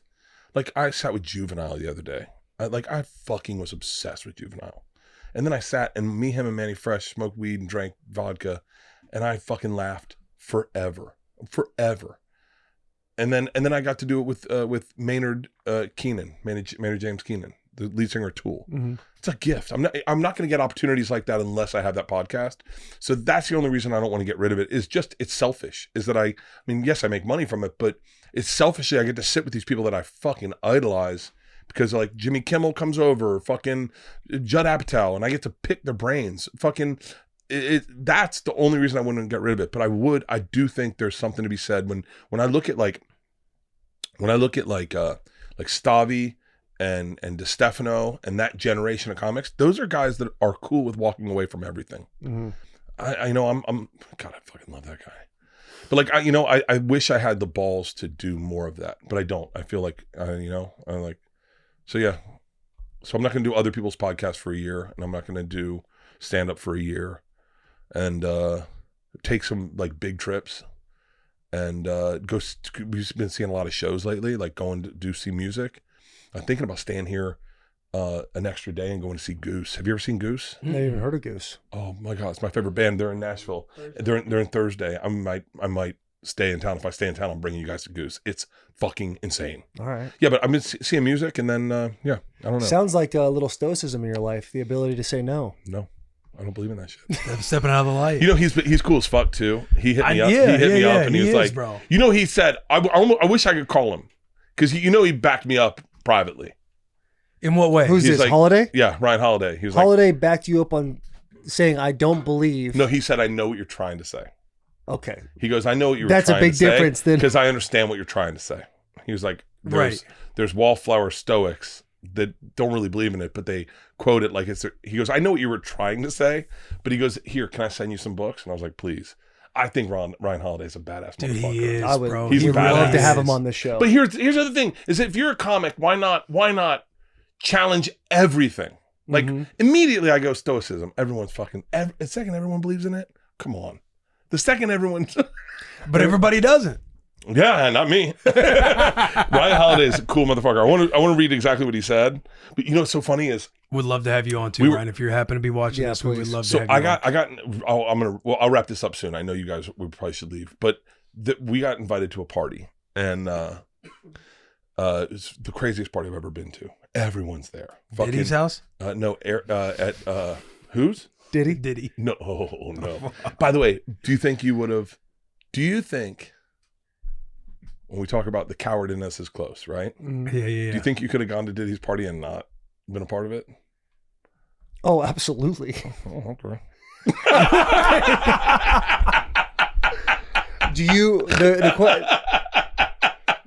Were you ever Invited to a Diddy party? No. Never. No, but I've gone out to eat with men that I thought were gay. Like every guy that ever in Hollywood I thought wanted to fuck me. Everyone. Elliot Gould, I thought he wanted to fuck me. He was like, let me give you my number. We'll go out to dinner sometime. And I was like, cool, he wants to fuck me. Like, I always expected anyone. Will Smith, I thought Will Smith wanted to fuck me in the ass. Yeah? Oh, you ever heard that story? No. No. Again, Is this legit? Swear to God. So Will Smith, I'm 26. One of his boys sees me do stand up. They're like, yo, Will would like you. Can I, maybe do a deal? I said, great. So like, let me introduce you. So I go to the Hit Factory, I think is where he was recording his album, Millennium.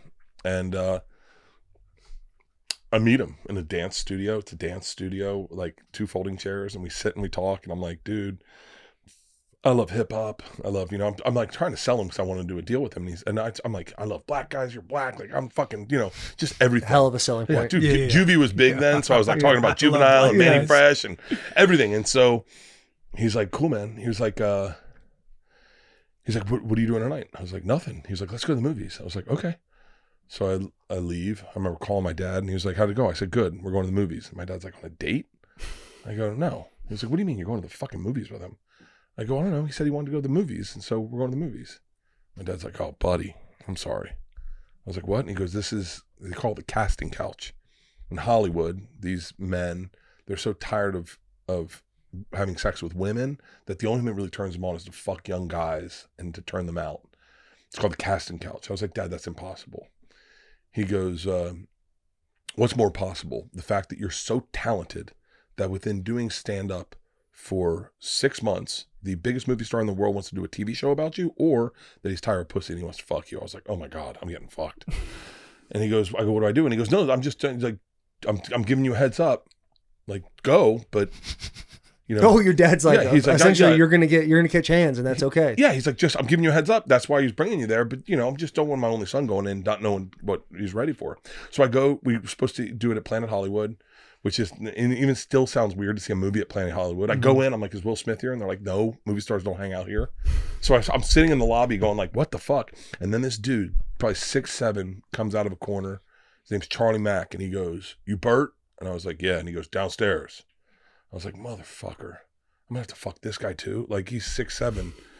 I know who Charlie Mack is too. He's got a song about him. I go downstairs, there's 10 black dudes sitting in a room, like probably a little bit bigger than this bus, with a curtain and a folding table in the center.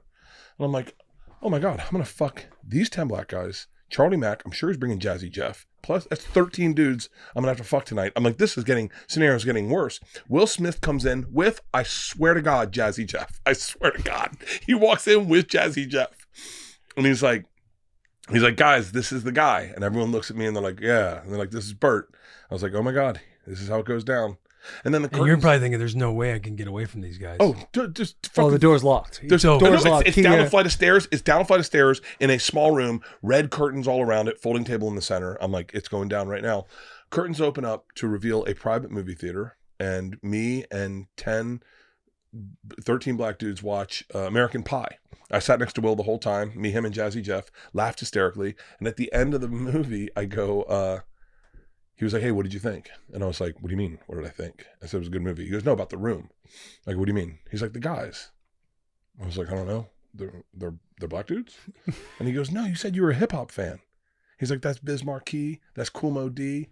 That's Big Daddy Kane. He's like, I brought all the legends so you could meet them. And I was like, I could have fucked Kool Mo D.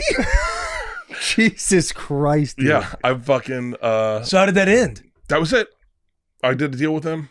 I saw his dick like a week later at ABC. It's a hog. Really? Yeah, it's a Good hog. for him, man. He was pissing next to me. We went into ABC to sell a sitcom. Jamie Tarsis, I think, who's passed away. She was running ABC at the time, and I had to piss really bad. I went into the bathroom to take a piss, and Will goes, I'm going to come with you. I got to piss too. And he sat right next to me, stood right next to me, started pissing, and you know how you can hear someone stream and know their dick's big? Yeah. His was like a fucking fire hose. Just Nice. you heard German shepherds barking, like it was fucking wild. And he gave me the keys to the business. He was like, this is everything you need to know in Hollywood. This is the short, and I couldn't hear any of it because I had to piss. I couldn't piss. I was gun shy, and I just sat there trying to piss. And he was done, and then he walked over, and all I heard him say right as I started to piss, he goes, "Just be yourself." That's all I heard out of the whole thing. Yeah, I liked Will. I had a great time with him, but You had me on the edge of my seat thinking something was about to go down. Yeah, I thought this was gonna be the podcast you told. oh, You got fucked by 13 no, dudes. I thought Ellie Gould wanted to fuck me too, and he just took me to dinner. Really? Yeah. So it sounds like everybody in LA is actually nice Everyone in LA is really good. Yeah, Yeah? not a lot of pedophiles. I haven't met a pedophile. that you know of, Yeah, not yet. right? Like, Yeah. These lists did haven't you ever came meet out Diddy? yet. Did you ever meet him? Talk to him? No. So wait, what are they saying he did? Because I definitely would have gotten into a sex party. Yeah, Yeah. those things, pedophilia, little sex rings. Pedophilia. Have you Oh, heard yeah. have you heard the audios that have came out? No. Apparently of him like fucking dudes. Hard grunting. He Meek fucked Meek Mill? Mill? Meek Mill. Yeah. And this is all allegedly. We don't want to get sued. Yeah, so we have to- allegedly. we have to- Allegedly he fucked Meek Mill? Allegedly. Allegedly. 50 Cent. 50. But- You ever see the clip of 50 Was Cent? it Bad Bunny or something like that? You see the comment 50 Cent put on P. Diddy's when he was riding a bicycle? No. So he comments on the, it's like P. Diddy, he's on a bicycle, he's smiling. He goes, 50 Cent goes, the only reason why P. Diddy's smiling is there's no seat on that bicycle. Like apparently 50 Cent's 50 known about it for a while. Did you ever see the clip on Bro, Drink Champs? Put it where like 50 this. Cent, It's very dark. It's very bad. P. I don't Diddy even said know to half 50 of it. Cent, you gotta find the clip. It's one of the hardest I've ever laughed. P. Diddy was like, yo man, to 50, he's like, you want to hang out? I'll take you shopping. You don't have to buy anything. I'll pay for it. Right. 50 Cent's like, what? What the fuck are we talking about here? Dude, have you guys got to do Drink Champs? Have you ever watched Drink Champs? No, what's that? Oh, shut the fuck up. Dude, it is fucking amazing. What's Drink Champs? It's out of Miami. It's Nori and DJ FN, and they fucking, you just drink with them and they talk. It's such a great interview. But if you're into hip hop, the interviews they have are fucking insane. DMX interviews are the best interviews on here. The DMX ones are insane. I did it because I'm a huge hip hop fan, but I'm friends with Nori. Nori's a badass motherfucker. He gets after it, and he's like running a ton right now. We were gonna have him hopefully come out and do maybe the next 5K we do. Mm-hmm. But he's like, they're awesome, dude. Drink Champs is fucking awesome, but their interviews are wild. I would be That's what we down. got right there. The Diddy ones? I don't know anything about hip hop at all. At all? No, I'm a like a Blink-182, Good Charlotte, Sum 41 guy. I'm a late 90s, early 2000s stuck there. Yeah. Yeah, not these ones today, but the Right, The ones I Vans, usually wear yeah. every day. How Yeah, about country Vans. music? Love it. Red Clay Strays, Love them. Marcus King. Marcus King. Marcus King Band. Yes, bro. Pull one of their Bro. songs up. Goodbye, Carolina. Oh my God, Delilah, Marcus King's new album, Delilah. That song, Marcus King. You would love it. Yeah, I mean, Yeah. you Dude, probably I heard this did stuff, but they're a crazy incredible. interview with Marcus that I got a lot of shit for. Why? Yeah, why? He, I understand it. Like, I know, I joke about alcoholism, and I joke about it. You don't 'cause believe in it. I don't. Here's the deal. If you have an eating disorder, they don't tell you, don't worry, no food for you for the rest of your life. You have to figure out a way to manage it. Right. I think that we can do the same. Anyway, here's my point. So Marcus comes over to my house. I apologize, Marcus, if I'm oversharing, but he comes over, and I wasn't drinking at the time. I was just on one of those benders where I wasn't drinking, and he comes over, and he was like, I was like, hey, what's up? He's like, I had a rough night last night. I said, okay, can I get you something? I got every soda you could ever imagine. He goes, I fell off the wagon last night. And I said, okay. I said, how long? He's like, a couple of years, I think. I was like, oof. I said, well, what are you looking for? And he said, I'm looking for something to maybe get me through the day. I was like, yeah, I'm in there. I'll do it with you.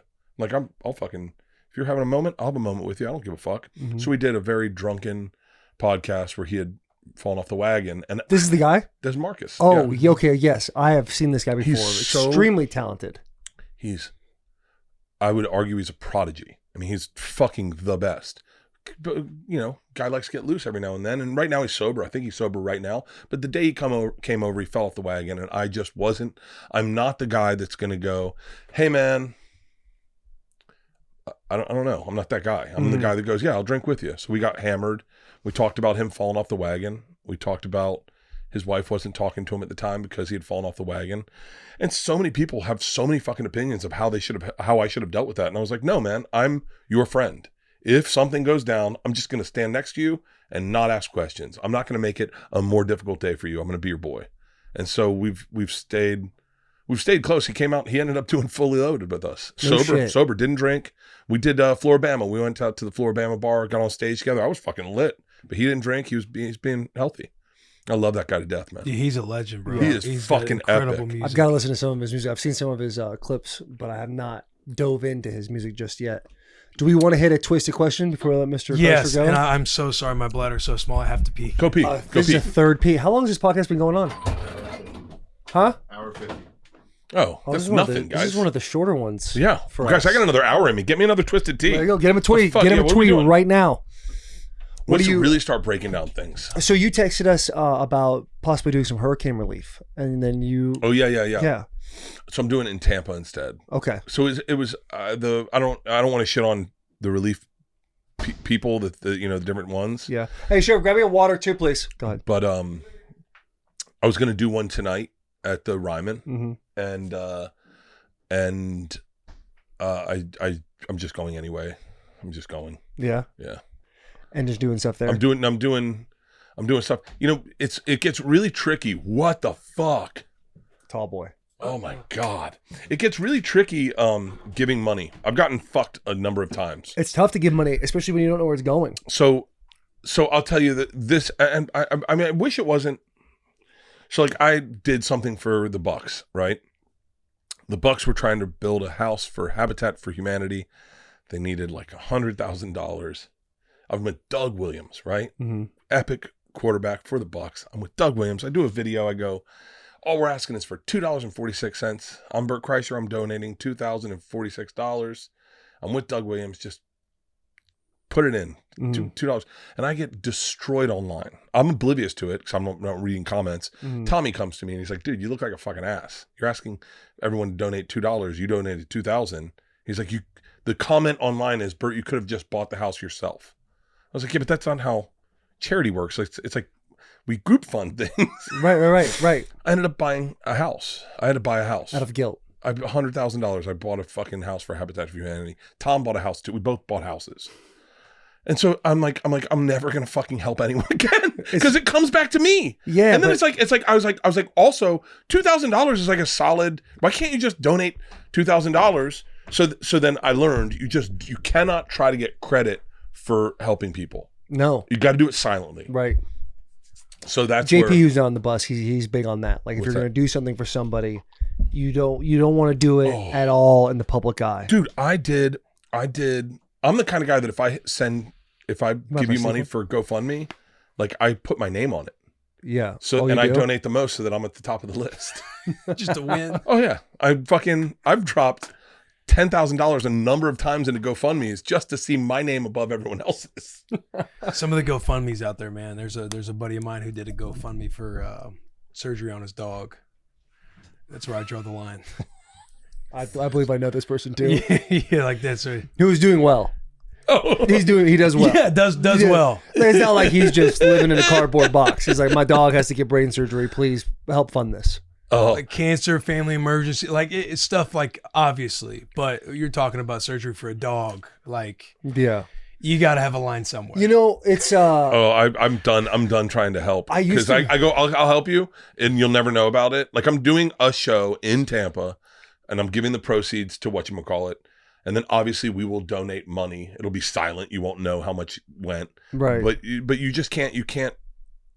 Like I was going to try to do something here, and then and all of a sudden it just got so convoluted, and I was like, I'm out. I don't even want to be associated with it because the second you say I'd like to do something, all of a sudden everyone just attacks you. I mean, the fucking fires in Maui. Like I was donating. Dude, look at my fucking phone. All it is people Venmoing me asking for $1,000. It's and one chick's hot as fuck. Give it to her. Dude, she's like a single mom. Look, I want you to see her. She is fucking smoking. Venmo. God damn it. Have you guys had to wear readers yet? Dude, No. my eyes are so bad. I need to get on that train. Maybe a little LASIK. Justine Adams. Yeah.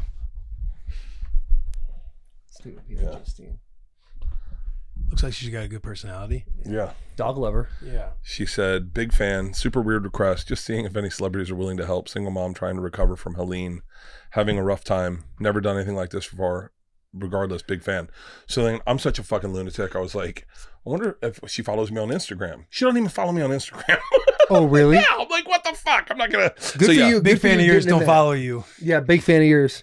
Yeah, dude, see, here's a problem with what you just told me about the whole giving thing is if you're asking for two people to give $2.46 and you're going to give $2,460 or whatever, it's like, okay, yeah, you could buy a house for Habitat for Humanity, but you're also giving. And the gesture of just giving should be good enough to be like, wow, good for Bert to give, regardless if it's $1 or $1 million. Like, giving and helping should be seen blanketly as great job. So here's the thing that, okay, I'm being real right now. And I understand this is going to get pushed back. But I've being really real. enjoyed this episode, by the way. Oh, dude, I'm having this has such a been- blast. I'm bummed that this is the last one I'll ever do. And the reason you think the reason you think too he's been on 4 times because the first time we had him on, we split it into 2 weeks. That's right. Oh, for real? Yeah. Because remember the first like time he 3 came on hours was like and- 3 or 4 hours. No. Yeah. Dude, this is such a great hang. And this is also the first podcast of all the podcasts we've done, whether you doing Two Bears and at the Super Bowl with you and Tom, or the first time you were on, where this is like the most casual of a conversation I think the three of us have had. Yeah. Yeah. Yeah, but It's very nice. It's very organic. I appreciate that. Thank you, I think. What were we just talking about? Giving back. Oh, so I'm going to tell you what fucking drives me nuts. I know this is going to You sound said you're shitty. going to be honest for Go a ahead. second. So, like, okay, there's an organization. Oh man, like I know I'm not going to talk about giving, but like, okay, I give a fucking cunt load of money to this organization. BLM? No, That's what I was thinking too. I was thinking the same thing. no, it's for I'm gonna get done with it's pushback. for trans drag queens to read books to kids in Florida. Anyway, no, is that a real thing? Is that I don't real? know. People is say that it real? is. I mean, if it is real, it's wild that they have drag queens reading books to fucking kindergartners. That can't be fucking real. It's like frogs are gay kind of thing. Yeah. It's like, shut the fuck up. Might as well. How great do you think it would be if you and your boys, you're like first graders and you're just learning how to make fun of gay people. And then all of a sudden, like, you're like, whoa, shut the fuck up. Yeah. Imagine if you had, okay, anyway. A couple of those drag queens pull it off though. Dude, drag queens are awesome. I'm saying they pull it off. Like you look at it and you're like, oh, she's kind of, and then they pull the wig off. You're like, oh my God, I had no idea. Dude, yeah, pull up. You don't know what to believe Pull anymore. up Like Bert the- Kreischer drag queen. I was Like, like, bro, come on. dude, I see- mean, you get Oh, caught. that's right? him? That's him. You get caught slipping. Right? For real. Slipping. Slipping hardcore. I would, Thank God we're all married now. oh, yeah. Because there's different kind of bullets flying out there that I know I'd get got. I wouldn't. I know Will's ass would get got. No question about it. Little horny boy out there. He wouldn't be able to sniff nothing out. I follow a trans woman who's in a trans woman, right? Yeah, trans woman who's in Nashville right now. Bro, So She does is when I was- so my fucking hot. first- She is so fucking hot. I think we might, I don't know how many trans women are in the greater Nashville area, but my second year in the league, I had a buddy who was a high school friend of mine, and we were out at the bars, and he was kissing. Hold on, hang on. Are those girls or boys? You tell me. Yeah, what's going on, Sherm? That's girls. That's girls. I'll tell you right now. Are you ready? I'm going to put my dick on it. Those are girls. I'd put my dick in those mouths. Those are girls. Those they? are dudes. What are they? Those would be trans women. Shut the fuck up. Technically girls, right? By standards? I don't know. The next morning I'd have to go technically girls. Right. The next morning I'd be like, oh, don't worry, Bert. It was a girl, technically. But there was a guy. Those were, come on, man. This is not fair. Yeah, Sherm, get out of here. They're hotter than my wife. Oh, yeah, They're pull hotter out, than pull my out, wife. Cord. Yeah. But I had a buddy who we were at the bar and he was making out with a girl and a guy pulled me aside. He's like, "You got to tell your friend that is not a girl. That's not a girl. That's a guy." Okay. So what if they said, what if Trump gets elected and he's like, all right, new rules. Okay. You can legally, and no one can get upset. You can cheat on your girl if it's with a trans woman. Okay. Okay. What's the question, Bert? Would you No. just kiss? No. You're allowed to. And your wife can't say anything about it. She goes, no. That's the law. He made it the law. They're trans. So you want my wife to all of a sudden just like take all the laws into effect and be like, good, I agree with them all? They're just going to say, yeah, you're right. Okay. Trump said it. That's how it's going to go. It would be fun because they look like girls. I mean, That's they look AI. like girls. That's AI. That's And AI. That's Sure. not AI. That's not AI. Is that Sherm, get this. Listen, I had 2 daughters at home and a wife. Victoria's I need you to Secret pull out of this first as fast openly as possible. I'm out. trans? You're not. I still see it on the screen. Hold on. That's better. Do you want your Will, tax dollars going towards sex changes in prisons? Dude, okay, This we'll is get to that. We'll get to that in a second. Yeah. Quick answer, blanket. It's like one of Mitch's twisted questions. No. Will, do you want to answer the question? Absolutely not. Okay, done. Dude, we were watching. How my fun would answer. it be if that was the law, though? For who? I just For said all of no. us, we My could all life wouldn't just- we change a could- bit. No, we could just make out with the trans. They're so hot. Bert, They're so fucking hot. I love you, They bro. do. I They do just- woman better than my I- wife, and she was christened a woman. Listen. I fully can agree with you that there are some trans women out there that make you go, damn, for real? Like, Okay. that's crazy. And I would support you like I support your pull up- alcoholism. okay, I, it's listen, not I love alcoholism. I don't have it, If and I you don't believe in ignore it, death. it's not real. Yeah. Yeah, If you yeah, ignore yeah. it, it's not I real. don't believe in COVID. I don't believe in. By the way, I've had COVID 8 times. Dude, tell me you're from Florida without telling me you're from Florida. All the things that come out of Bert's fucking mouth today. Bro, He's like, get this. Trump's elected. For the 3rd time in a row. By the way, congrats on the Trump wing. And then all right, let's pull up trans dudes. Can they do dude as well as those dudes can do woman? we do have to go down because we No, have to be fair. the answer's no, no. not at all. Yeah, 'cause you not can't at play all. sports. It's so much easier to be a woman. That's not. No. That's a dude? That's a girl that was a dude? That's a trans dude. We got to get out of this. We've Yeah. got to draw the line somewhere. This is like the GoFundMe for your dog. Yeah, we got to go. Dude, so we were driving back from Time out. He had the story about giving money to an organization. gonna- That's when we got off track. As soon as you said that, I remembered I got at it. That's not. That was born a black woman. No, she was white too. Hey, Sherm, I don't want to say it Dude, again. hey, hold on. For real. And I I don't know want to this say is. it again, Sherm. Hey, we are muddying some waters out here. And literally, this is like 2 weeks after the Trump thing. People are like, they were exactly who we thought they were. Like, we don't fucking need this right now. We got storytelling coming, and then you just pull up another one. Dude, they're hard not to. I mean, that's like crazy. Sherman's job is on the line for the rest of this episode. Oh my God. And if you pull up another trans person on this podcast, He did no disrespect, we respect everybody who wants to be whoever they want to be. But just right now, Go ahead. Can you identify as Asian? If you can identify as a woman, you should be able to identify as Asian, right? yeah, I think Yeah, I'm that's- sure. yeah, I yeah. forget what my think- 23andMe was. I think African is everybody, right? yeah, The well, best joke I ever heard about that. So I don't know who the guy is, and I know he's an older dude, and he was a genius. I think he's a genius, like an autistic genius. He said, "I'm 99% Ashkenazi Jew and 1% Sub-Saharan African." And he goes, "And I'll just tell you, I don't think it was a date." Dude, Rogan has a good one too with the 23andMe. On like he brought up the montage of him saying the N-word and when he got canceled and everything else, and he wrapped it into a 23andMe. It was hilarious. It was when we were in Vegas watching Yeah, yeah. Oh, Shane. for real? We were watching Shane his stand up, and Rogan came out to surprise everybody. We got to meet him. That was fucking. that was tight. That was tight. You guys haven't done Rogan yet. Dog, come on. No, we haven't, man. Hang on. If there's Listen, if there's we one did it- takeaway, If there's one takeaway, every fan of this podcast should just get in the comments. When are you gonna have boys on? When you God, have that boys would be on? something. Dude. but we also hear if you press like that makes it you're Yeah, farther yeah. removed. We've been I've told heard some bad ones. we've Yeah. been told there's a like Like we're cool. there's a we, rules. We met Joe. Like, we cool met him. Joe, He cool follows Jamie. us. We did the gambling thing. He's told that story 10 times Yeah. on his show. Jamie loves college football. Jamie so loves it. We feel like we're Every time he talks about, he mispronounces my name and talks about gambling with Dana White. I get all my friends from Cave Creek. Yeah. They send me the video. Like, listen, we are a toe in the door. That's Toes in the door. that And is now we the just, if we were to be asked, we would come on. if we were to be asked, we would check our schedule and then come on. Come on. Yeah, for sure that's come super open. That's going to be the episode. You're right about that. There, and I as I said that, everyone should get in the comments. Don't get in the comments. Yeah, It's the don't quickest do way to that. get No, off. don't push it. But Don't push us back. we did an episode. I think it stayed in the show where me and Ari talked to Joe about how we got people on his show, because we always work behind the scenes to get people on. And it would work. Oh yeah, Shane Gillis. Yeah, Shane. Dude, I mean, when we talk, I think we talk about it I mean, I know for a fact Theo was one where I was like, because Theo wanted to get on, and I was like, it doesn't work that way. Like I can't. If I push it, Joe won't like it. Right. Like he'll say yes because he'll go, yeah, of course. Yeah. But like I tried to do it with Warren Sapp. Really? Warren wanted to do it a long time ago, and I was like, yo, hey, Warren Sapp wants to get on your.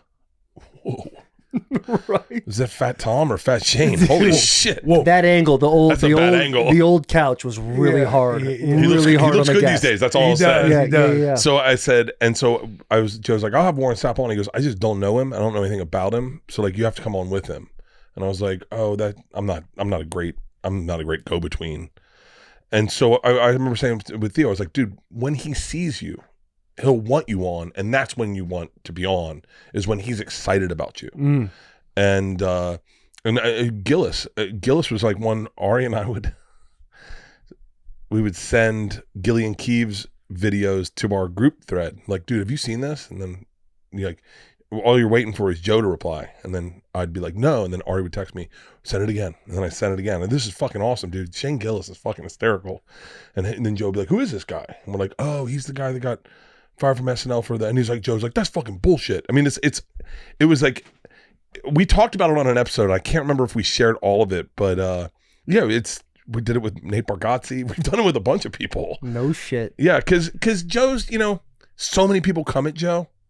Of course, that's the one. Like everyone's begging for him to sit down with the presidential candidates for Kamala and Trump. It sounds like they're going to happen, or the Trump one sounds like it's going to happen. Yeah, I don't know how it's going to work out. But yeah, to your point, yeah. So, I've bombarded on. I've sat in the room with people who were like, Joe, hey man, if you ever need a guest for your podcast, and I go, wow, you just got yourself never on the show. Yeah. Joe's really, I think he'd be cool with me saying this. He's very comfortable with confrontation. Comfortable with confrontation? Oh, man. I mean, there's receipts out there, even old videos like Fear Factor, like. And so like people that think, hey, what's the saying they say? It never hurts to try. It does. It does. It totally does. Literally, it completely does. So when we met Joe, Shane was like, hey, Joe's going to come in. Do not talk about the podcast. Do not bring up anything about the podcast.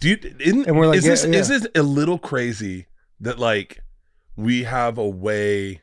It's like if they brought a chimp in and they were like, hey man, don't look him right in the eyes. Okay? Yeah. He'll bite off your fingers, he'll bite your nose. Don't look him in the eyes. But it's right. He goes, don't talk about the podcast. Mm-hmm. Just be a regular person. Hang with him. Joe just doesn't want to feel like he's being leveraged. That's it. Yeah. I mean, I feel like everybody wants to feel that way if you are a person of celebrity status in any shape or form. Dude, you just want to hang out. I'm always shocked at like people who hit up Joe for tickets to UFC. Like one time I was doing Madison Square Garden. UFC was in Madison Square Garden. I was doing the theater. Joe was doing the whatchamacallit. And that morning I texted him. I said, dude, are you at UFC? And he said, yes. Do you need tickets? And I said, that would be great. And immediately I regretted it. And I was like, man, I've never asked anything from that guy. Like I've never said, and he is so goddamn generous. He sent me a treadmill one time. He sent me grills. He sent me stuff that he sees you talking about. He just goes, hey man, I got you. Mm-hmm. And I regretted it immediately. And I immediately said, hey man, I don't need the tickets. I will buy tickets. I want to go. I'm going to buy my own tickets.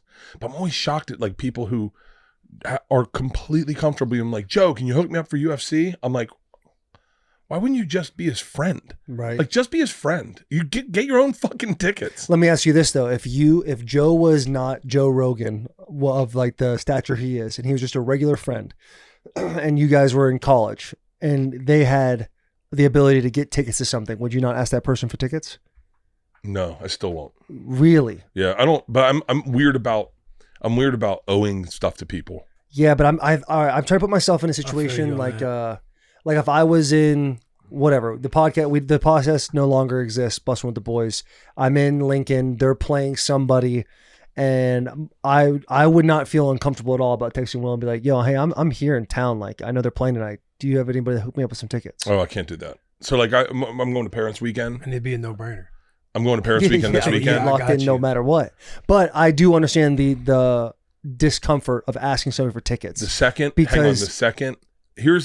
is going to sound very broken, The second I ask you for something, I owe you something. I don't want to owe anyone anything. I feel like that only goes. I feel like that's like there's like levels, tiers of friendship. No, and like you and Joe are great friends. Will and I are great friends. I'm gonna trump your celebrity for 2 seconds and tell you this is your future. All right. Hey man, we'd love you to go to the fucking what's the minor league team here? It's a great team. Sounds. We'd love you to go to the Sounds. Oh, I'd love that. Hey, can we take care of you and your family? Absolutely. Cool. Hey, when you get there, we're going to bring you down the field. We want you to do some pictures. You're like, oh, all right, great. And then in the 7th inning, we're going to have you stand up. You're going to sing for the whole group. Is that cool? I need some pictures of you. Can we get your wife out of them, though? The second you give them anything, you owe them. It's a work day. Everything I've ever done where I've gotten like a privilege. I can't get into too great details, so I don't want to fucking sound like an ungrateful asshole, but like, hey, Bert, we'd love to have you this. All of a sudden, I'm being walked around like a fucking show pony for the entire time, and it's a work event. And if I want to go to UFC, if I want to go to the Bucks, if I want to go to something, I want to go. I don't want to have to work. I want to be able to party and not be responsible. I'll give you a perfect example. This is a perfect example. But I feel like you can paint those boundaries before you go to it. No. And you're also talking about a company versus a friendship. I'll tell you a great example. I went to every year I like to get a box at the Rams game for all my friends and family and bring them all to one Rams game. We did it last year, Thursday Night Football. It's me. I paid for the box. I brought everyone, and I got a party bus. Everyone, my parents are there. My kids are there. All our friends and family. It's awesome. I think that's it. That's actually it. It's a beautiful time. And Andrew Whitworth comes back, and he's like, hey, can you come on the show at the end? And I was like, ugh. I was like, yes, because I'm a big fan of Andrew Whitworth because we were Rams family. He's the man. And he's the fucking man, and it's fucking Fitzpatrick. Mm-hmm. And they want me to just rip my shirt off and fuck around. And I go, yes, absolutely, I want to. However, it means I got to stop drinking because I don't want to go drunk on TV. So everything turns into a work event. I'm so grateful I did it. I had so much fun, and I didn't technically stop drinking. It was so awesome. It was such a great experience. But like when I go to something, I want to just go, and I don't want to deal with anyone. I don't want to deal with like hey, can we get you to go up and do that? And you're like, like every baseball game we go to, we went to the Dodgers opening day, and they were like, yeah, we can get you tickets. And my daughters were like, don't pay for them so we don't have to work. Because if you get the tickets for free, you're going to go down, you're going to say hi to everyone. They're going to you're theirs. They own you for the day. So I don't want to. I still think you could say no. Yeah. It's like if we had that same, if you were like, hey, comp, I'm in Lincoln. Like I'm trying to go to a Husker game. Could you hook it up? And I would say, absolutely. I want you to see a Husker atmosphere. I would text, get the hookup going. And I would tell them, I would say, he just wants to go and see and watch the game. Do not ask him to do anything. Like I would almost do that for you. So I do feel like there's I don't think you would say that without this conversation taking place. If he told me he didn't want to do anything, no extra with it, I would absolutely say that. But the blanket, the person, just the basic text that's like, hey man, I would love to go to watch a Nebraska football game. You would just take that, send it to whoever, and be like, hey, Bert Kreischer is looking for a couple tickets. You guys mind hooking him up? That's without any context of this conversation or him saying, I don't want to do anything. The person that got you the tickets that you had to go through, they did something. They're going to want something. I've been to too many of these things where they go, where you think it's all for free, and then all of a sudden you're working the entire day. So that's why I think it's different with sports. If we were to go to a Titans game and say like, hey, so-and-so, we don't want to do X, Y, and Z. Like we just want to. Okay, I'll tell you. I'll give you a perfect example. That's a perfect example. I took my, it was a Packers game. I took my kids and my wife, that was this year, to my kids and my wife. And I texted Nate Bain, the social media guy. And I was like, hey, want to take my kids to a game. My daughter's been talking about it, would love to go. And he's like, oh yeah, no problem. I said, hey, one more thing. I don't want to be on the big screen. I don't want to chug the beer. I don't want to do any of that. I just want to watch the game. And he's like, no problem. Went, watched the game, left. You did that last year. But I did the beer chug last year. I'm talking about this season, the 2024 The big screen gives me so much anxiety. Like I went to the Knicks and then the Rangers. So like the first experience I had where they gave you tickets and like, they're going to put you on the big screen. I thought it was a gift that you get to be on the big screen. It is, but what I didn't realize is the whole fucking game, I'm nervous going like, when are they coming to me? I hope I can do it well. Should I take my hat off and then take the shirt off? And then, and then we went to the Rangers. They're like, yo, kill a beer, but you can't take your shirt off. And I was like the Yankees game. God damn it, I was fucking fat. That's you on the left? Wow. Bro, you look so different. God. You don't look like the same human being. Can I tell you what's crazy about that picture? Is I had gotten wardrobe for the Today show, and on the flight, I put it on the next day and it didn't fit. I gained weight on the flight. God damn it, I am you fat look as different, fucking man. shit. I look Asian. Was past tense. Past You don't tense. look You look anything great like that right right now. You look anything like I'm that. in the best shape of my life. Pete, you look the same. Consistent. Yeah. But you said the Yankees game. Yankees game, they go, hey, we got great seats for you. Everything's free. And you're like, oh, cool. And they're like, real quick, can you come back and do that? And you're like, But you didn't, when you agreed to the ticket, you didn't paint the expectation. Set the tone. Who's going to set it? You got to set it. Like, I do feel what you're saying, but Yeah. I also in the same breath feel like you can go and do these things by being like up front at the very beginning. yeah. Yeah. But there is, so add a layer to it. Asking. I would never ask Joe for anything. I will never, as long as he offered his friendship one night. Who's this? Who we talking about? Rogan. Okay, yeah. He said, he goes, I want to be That's your friend. I'm trying to be your friend. And at that moment, I realized I can't ever ask this man of anything other than just friendship and just advice. I talked to him. Only reason I ever call him bullshit about comedy, bullshit about like gossip, or just ask his advice about life. I mean, he's given me the best advice. And he said to you, I'm trying to be your friend. Yeah. I think you've actually heard I'm me sure- tell that I'm story sure you've before. heard me tell Yeah. I definitely heard you I only tell have like that 5 stories. I tell them all over again. The discomfort of asking, which you've already said you don't do, but like asking someone you're kind of friends with, you know well, you would consider a friend for something is much more difficult to me than asking someone who you consider a great friend. So Riley Green. Love Riley Green. Awesome guy. Would I say that we're best friends? No, but I would consider us friends enough for me to text and call him and feel comfortable doing both of those things. My head football coach, my senior year of high school, he is now at ASU, and Riley Green was playing a concert. My head football coach texts me, is like, can you please ask Riley Green for tickets, or I want to meet him, blah, blah, blah. I love that coach. But that was so uncomfortable sending that text to Riley, to where it was like, instead of just asking for it, it was this long of a text being like, I know this, you could tell me to fuck off. I am so sorry, blah, blah. Hits me back. No problem. It's like, absolutely.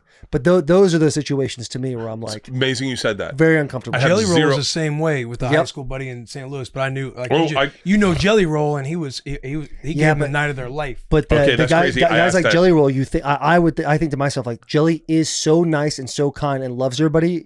You there's a feeling of like, I don't want to take advantage of this guy because I know he's going to do it. Right. Oh, I've asked Jelly to bring people backstage for his shows.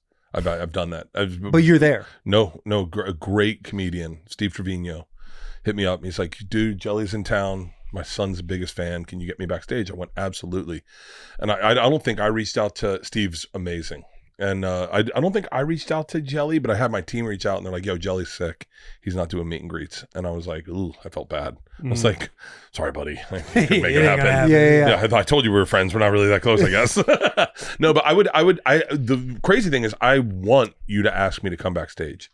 Like, I want you to, if I'm in your town, I want you to leverage your friendship to get your friends backstage. I love that. I love when people come backstage. Our backstage in Tampa was so fucking thick. I mean, I grew up in Tampa, but the Tampa was like, first and foremost, it's Derek Brooks is like runs that town. Derek Brooks is the Legend. man. It's the only time my dad's ever been legit outwardly proud of me is Derek Brooks comes backstage. I just did Amelie. It's the 19,000 people. It's fucking crazy. It's one of the biggest shows I've ever done. Derek Brooks comes backstage with me, and he's talking to me and my dad. And he says to my dad, can you believe his career? And my dad goes to me in front of him, this is Derek fucking Brooks. And I went, yeah. And my dad goes, buddy, does he know who you are? And I went, yeah, Dad, and Derek Brooks goes, I absolutely know who he is. And Derek Brooks says, I was at his first show ever. And my dad goes, what? He's like, I saw his first stand-up show ever. My buddy Miles Mosley took him to see my first stand-up show ever. And he goes, and now I'm seeing him today.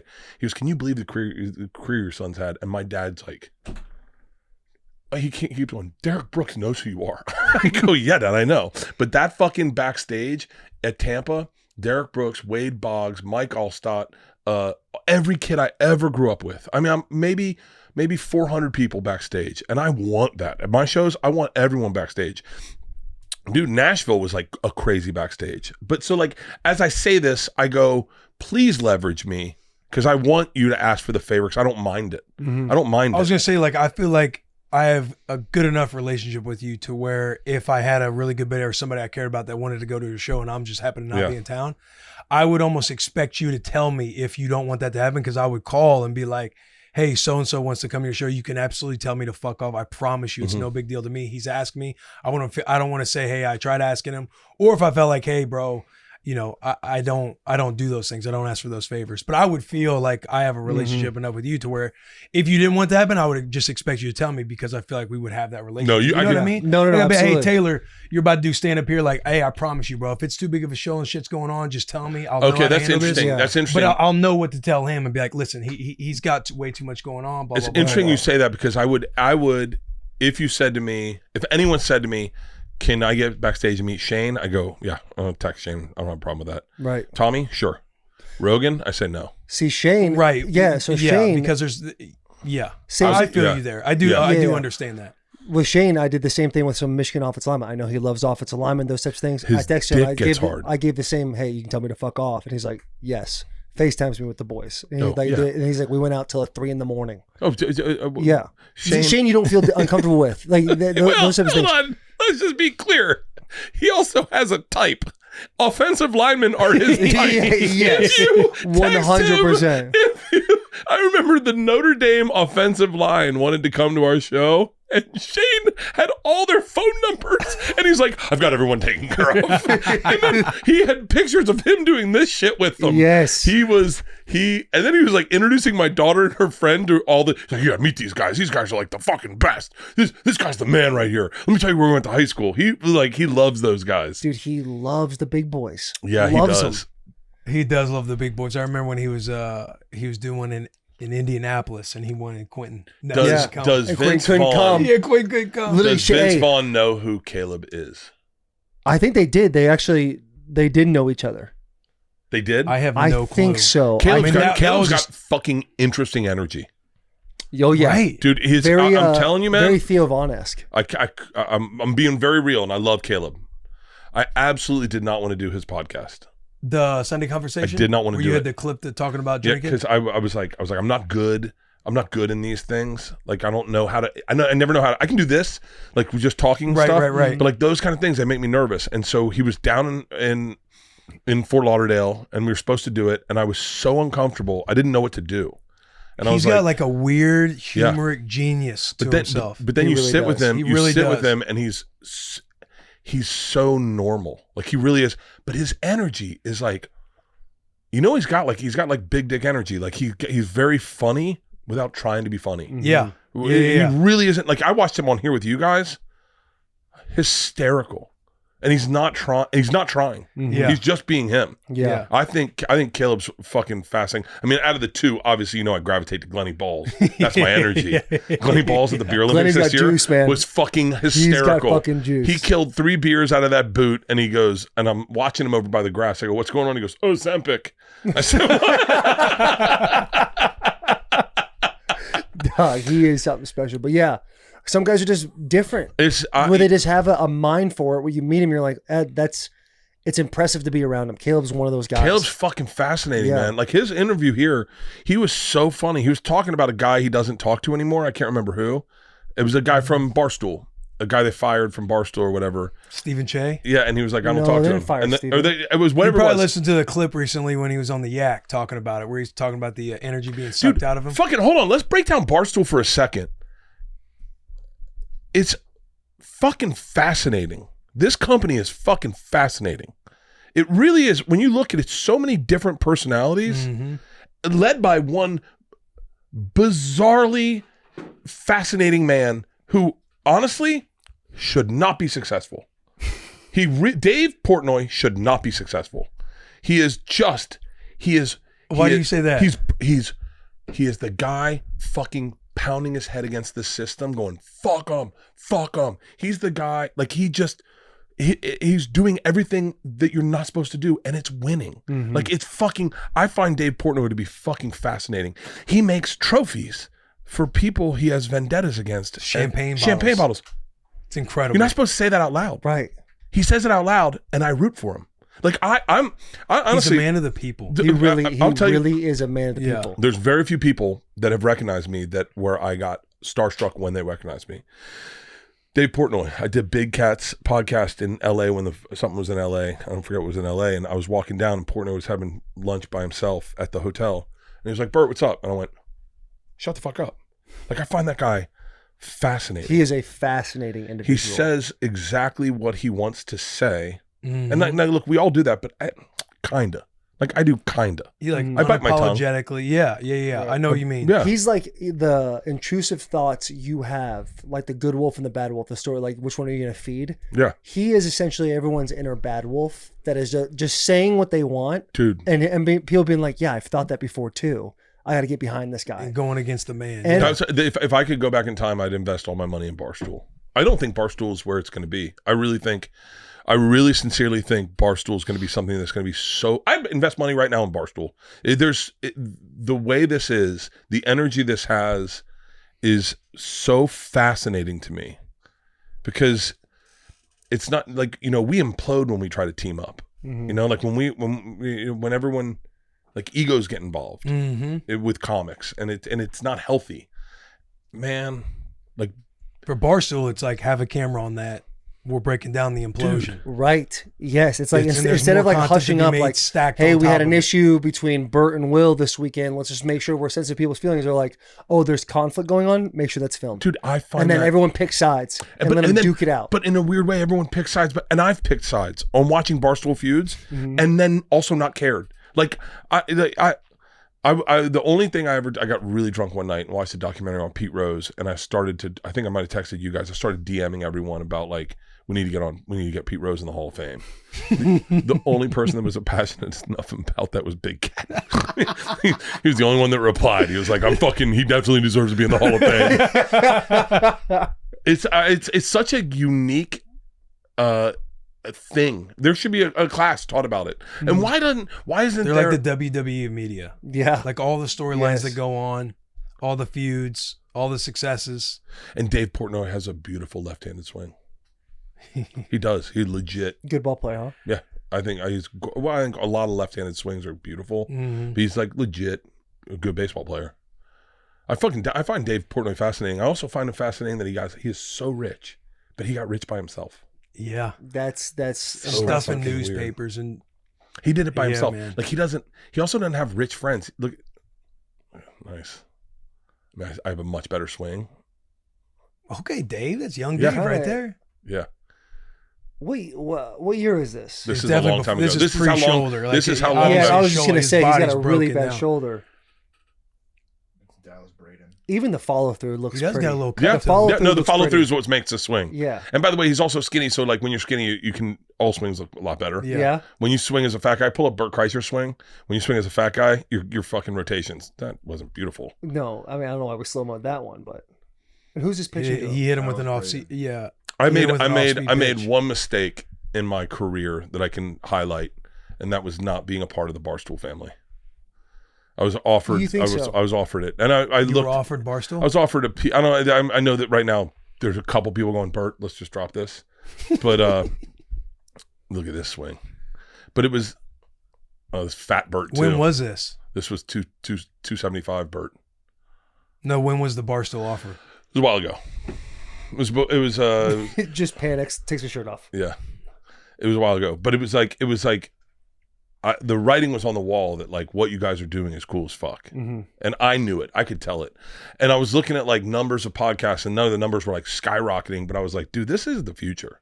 This is the future. This is what Barstool's doing is what Rogan kind of started, but he just never put a brand on it. He just was like, yo, we'll keep our drama internal. Right. Bert's fat. Tom's making fun of him. Let's talk about it on the podcast. Mm-hmm. Hey, everyone get their own podcast. I'm going to listen to your podcast. I'll talk about your podcast. I'm going to put you over. It really is kind of like the Rogan mainframe of like what was called Death Squad at the time was all our podcasts. And it was, loose fitting network of friends. But Barstool just monetized it on a better, like I Put everybody in the same I look building, at Twisted Tea. daily I look shows. at, I remember going to the offices of Barstool being like, dude, I would excel in this fucking place. Like creativity just spills everywhere. Mm-hmm. I mean, they'd walk you in, you'd do KFC radio, and then you'd go in and you'd eat a bunch of different foods, and then you walk into another room and sit down and talk about sports with Big Cat, and then you walk into another room and they'd go ask the internet questions. And it was like, dude, this is what it's supposed to be. This is the fucking thing. Right. And then you look at like, what's the hard seltzer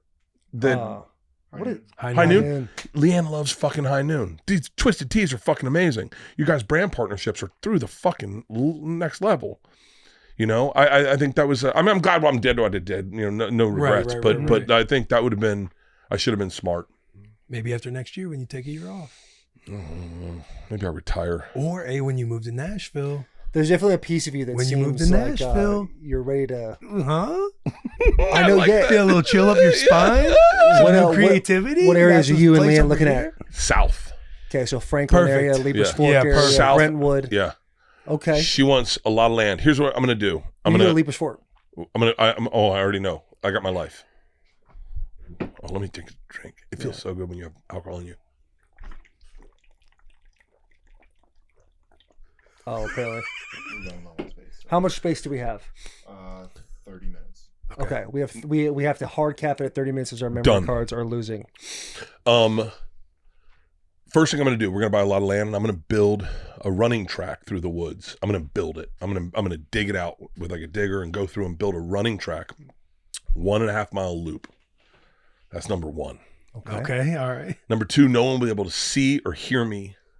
I can walk around naked everywhere. We're going to be on top of a mountain overlooking a beautiful sunset. There's going to be a lake on this property. My tour bus will be there. That's where I'll sleep. But we're going to have a barn dominium. That's where Leanne's going to live. I can't fucking wait. We're going to have, Leanne just fell in love with this assault rifle. So we're going to have assault rifles out there. Okay. Yeah. I'm getting Hell it for yeah. Christmas. Animals or no animals? Dude, I'm taking animals to the next level. Don't. Listen. I'm buying endangered species. I'm going to have lynx. I'm going to have big cats. Big cats are going to roam my fucking property. And I'm going to have a litter of fucking doggo Argentinos. Pull up doggo Argentino. Yeah, Pull up they're insane, bro. I'm going to have a fucking litter of Let those me see bitches. those things. Let me see them little boys. Pull up doggo Argentino and then Savannah cats. Look at that fucking Okay. beast. All right. I'm That's a going to big have dog. all those ears cropped. Can I be honest with you? Yes. Don't like the cropped ears. Don't crop the ears. Whatever. Hey, your life, your choice. Yeah, you're Yeah, right. You're I'll right. circumcise them then. Yeah. And then pull up Savannah cat. Pull up That's Savannah adorable. cat. Look at that. A butterfly on his fucking nose. Now wait till you see these cats I'm gonna have fucking running around my property. Savannah cat. These things are fucking huge. Looks like a They're fucking massive. Yeah, it's They're like 70 pounds. looks like little bobcats. Yeah, I'm gonna have a ton of those. I'm a few parrots. I'm gonna have some macaws. I'm gonna really just have a fucking wild kingdom. I'm never Okay. coming over. Look at that thing. Look at that thing. Look at that thing. Look at that thing. Get up there again. Let me see that. Oh God. Get up. Oh my God. Right? They know how to open doors. They know probably a lot more than Here's we my even question know. though. Now here's my thing, and I'm going to lean on you guys for this. For real. And we did this when we moved to LA, when we moved to the Valley. I want to make friends. Like Okay. I want to have regular friends. Okay? All right. So like, and I'm going to like, cause like I can't just move here and then just be friends with you guys and Jelly Roll and Ernest and like celebrities, you know? Like I want to have also regular friends. We can be friends. Not Please be well, friends with better them. than you guys, but like, no, but like, We're gonna like a step above. Yeah, but yeah, not yeah, quite. yeah. Okay. but I know. People that are in town, not on the road all the time. So Yeah, like Yeah, I want to, because we're gonna I think we're gonna spend half our year here, and then half our year in LA. And I was like, yeah, but we move here. We're like, we should like hang out with people, Not- Community. yeah, be a part of a community. Like here's my big thing. I want to throw a party every year, like one party. Okay, let me tell you about national parties. In groups of people lay claims to parties. Like, oh, so-and-so does the Halloween party. The Rhett family, they, along with Talon, do the Halloween party at their farm. Oh, We do the Lewans, we do the Easter party. okay. And so there's always time out. There's a Halloween party coming alive this year. at our house. Yeah, but that's actually Win brainchild. My oldest daughter, Win Rebel Lewan. She has a little Christmas, brainchild. Thanksgiving. You got to go obscure. Pull up holidays. Pull up obscure holidays. Flag Day, President's Day. Arbor Day. Yeah, Arbor Day. Or just Monday Night Football. Dude, have you been to Oregon? Of course you've been to Oregon. How amazing is the trees in Oregon. Are they fucking unbelievable or what? They're fucking next level. Yes. Do you know? Here's what's wrong with me. Change This the is memory why cards. I'm insufferable. Okay. Okay. This is why I'm insufferable. All right. Everything you say, I've done it times 10. Yeah. Do you know Okay. I climbed to the top of the redwoods and hung out for roughly 2 hours at the top of the redwoods. Like a tree. A tree. You climbed up a tree. I jugged up a redwood. Jugging is when you get the rope and you do this. Okay. I jugged to the top of a redwood and hung out for 2 hours. You smoke? No, I was stone sober and terrified. It is wild how quiet it is and how the wind talks to you and the trees move and you can see the wind coming by the trees moving and then it hits you. It is surreal. Everything you've ever talked about in anything in life. I think that's me at the top of the redwood. We bungee jumped off it. God, that is so cool. Dude, when we were in Eugene, we like went and walked through sober. I haven't smoked or anything. And me, JP, and Garrett were kind of walking through. Will was coming to meet us, and we just find these trees. And it was like, I'm like touching the trees and feeling the texture of the trees. Some felt like foam, some of them felt hard. And I was like, this is like the most incredible vegetation I've ever seen in my life. One day I'll do a podcast where I tell you all the stuff I've done that you'd never believe. Mm-hmm. Like slept in the world's largest cave in Vietnam. 6-hour hike in, 6-hour hike out. The cave's so big the Empire State Building could fit inside the cave. Stayed in there for a night. When I was on Travel Channel, I did the craziest things. Someone said to me the other day, have you ever swam with sharks? I was talking to a surfer. He's like, have you ever swam with sharks? I said, I've swam with great white sharks out of the cage. I've swam with great white sharks in the cage. That's the cave. It's fucking insane. Does it really look like that? You know what I did? Yeah. Or is it like a filter? Because that's always... And type in Bert Kreischer in this cave. Type Bert Kreischer in Vietnam cave. And Dude, you'll actually, see... first type in Bert Kreischer in this cave. Just type in that. I want to see what comes up. Oh, it's 2 bears, 1 cave. Fair enough. That's a fair thing. But I've swam with sharks probably 10 times. I've swam with whale sharks. I've swam with... Have you swam with orcas?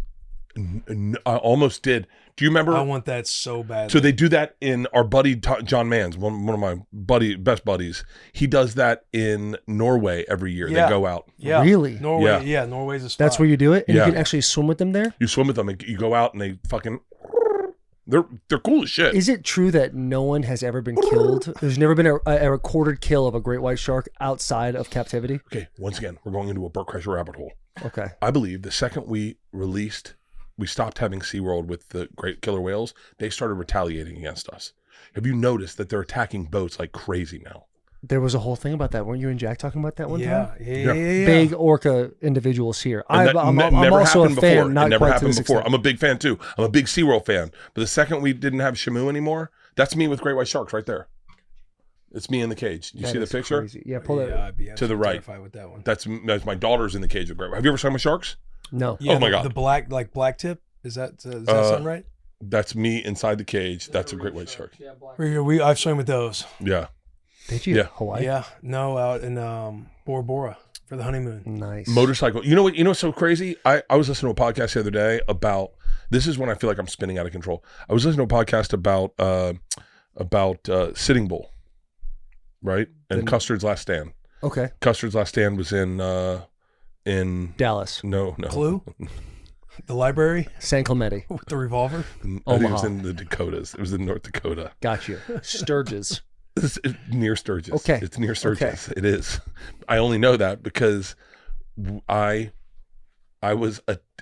reenacted Custard's Last Stand with Lakotas. I think it's Lakotas. At the actual place. We had hunted buffalo with the Crow Nation that evening. We hunted buffalo. One of the most beautiful motorcycles. Are you a motorcycle guy? I enjoy motorcycles quite a bit. I'm not a Harley guy, but I grew up on dirt bikes. Freestyle motocross was my first love of my life. We hunt buffalo at sunset. We land a helicopter on top of a mountain. I get on my motorcycle. It's an Indian chief. I get on my, or no, it was a victory judge. And I get on the motorcycle and I start riding through the hills of Montana. Gorgeous. Gorgeous. And a pack of wild horses catches up with me on top of a fucking mountain. And I'm listening to Wilco dun dun dun dun dun dun dun dun dun dun dun dun, and I'm going fucking 30 miles an hour with horses racing next to me, going like, what fucking world am I living in? Then we take it over to where Sitting Bull had his last Custer had his last stand, and they reenacted the thing. The kids, they do this thing, if they touch you, it's more insulting than if they kill you. The idea that an Indian could get it, a Native American could get it close enough to touch you but not hurt you was more insulting than dying itself. And they did that to me nonstop. They put me on a horse and they just came up just screaming, fucking all painted yellow, naked on fucking horses with a little loincloth, just touching me, and just, it was fucking insane. Yeah, dude, I lived a crazy fucking life. The Travel Channel stuff I did, or one day I'll talk about it on something, but it's like for fucking 7 years, I traveled around the world over and over again, just around the world. You'd pick a map and you'd get a map and you go, where do you want to go? And I'd go, I've heard of Tanzania. What is that like? And then you'd be like, well, you can also go to Zanzibar. You're like, is that a real place? And then we just travel the fucking world. It was insane. I've fucking... You've lived a good life, bro. Lived a fantastic life. I really have. Sounds like you're ready for the calm a little bit. It feels like you're ready for the calm. I am. You'll be having more stories after this next year. Nope. Yeah, you will, because you'll be traveling. Just be quiet.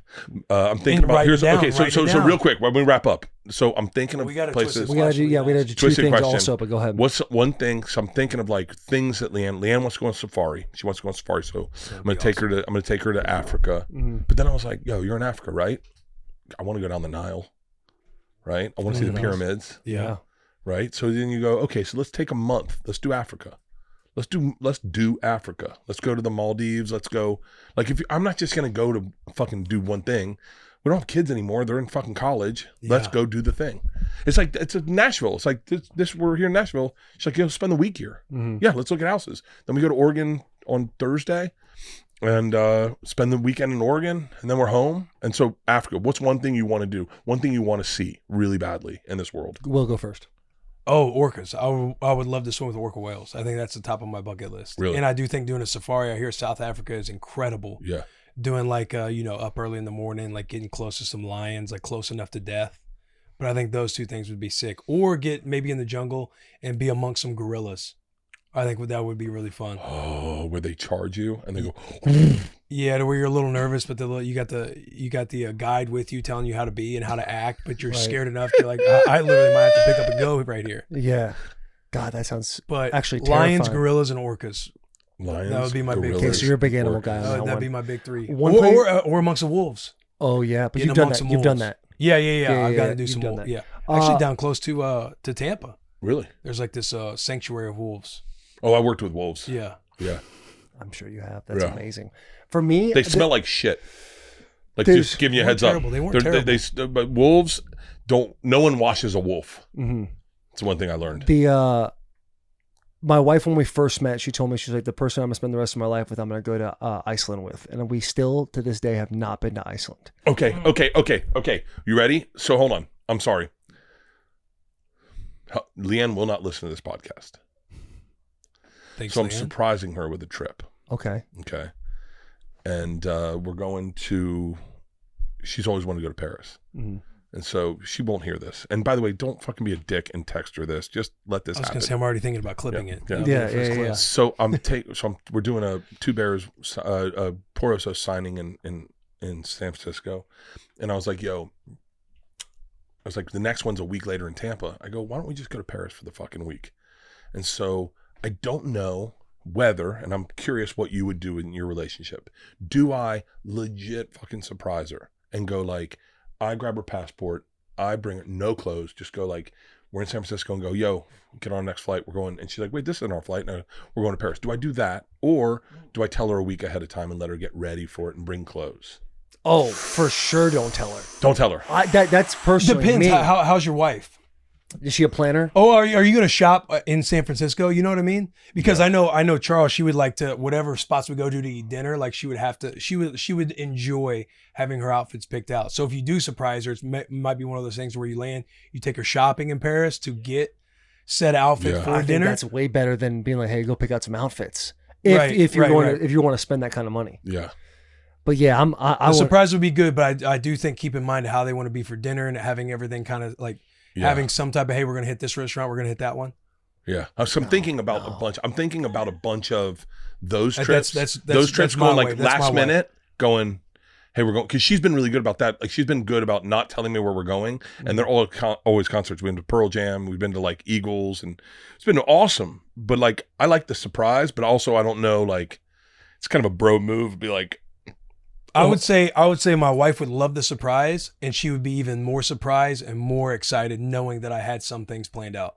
Taylor, Being like, oh, you did this on your own type of thing. Like Yeah. you pulled all this shit off, and you're like, yeah, I got everything taken care of. see, Taylor knows I'm not capable of like planning that much. She would be so incredibly excited if I was like, hey, guess where we're going? We're going to Iceland. We're going to Paris. dude, you And gotta I'd do tell it. her, she'd be like, well, what am I doing about clothes? I don't even know what to get. Like, don't even worry about it. We're going to get clothes when we get there. We'll get close when we get there. That is, We get to close when we me, get there.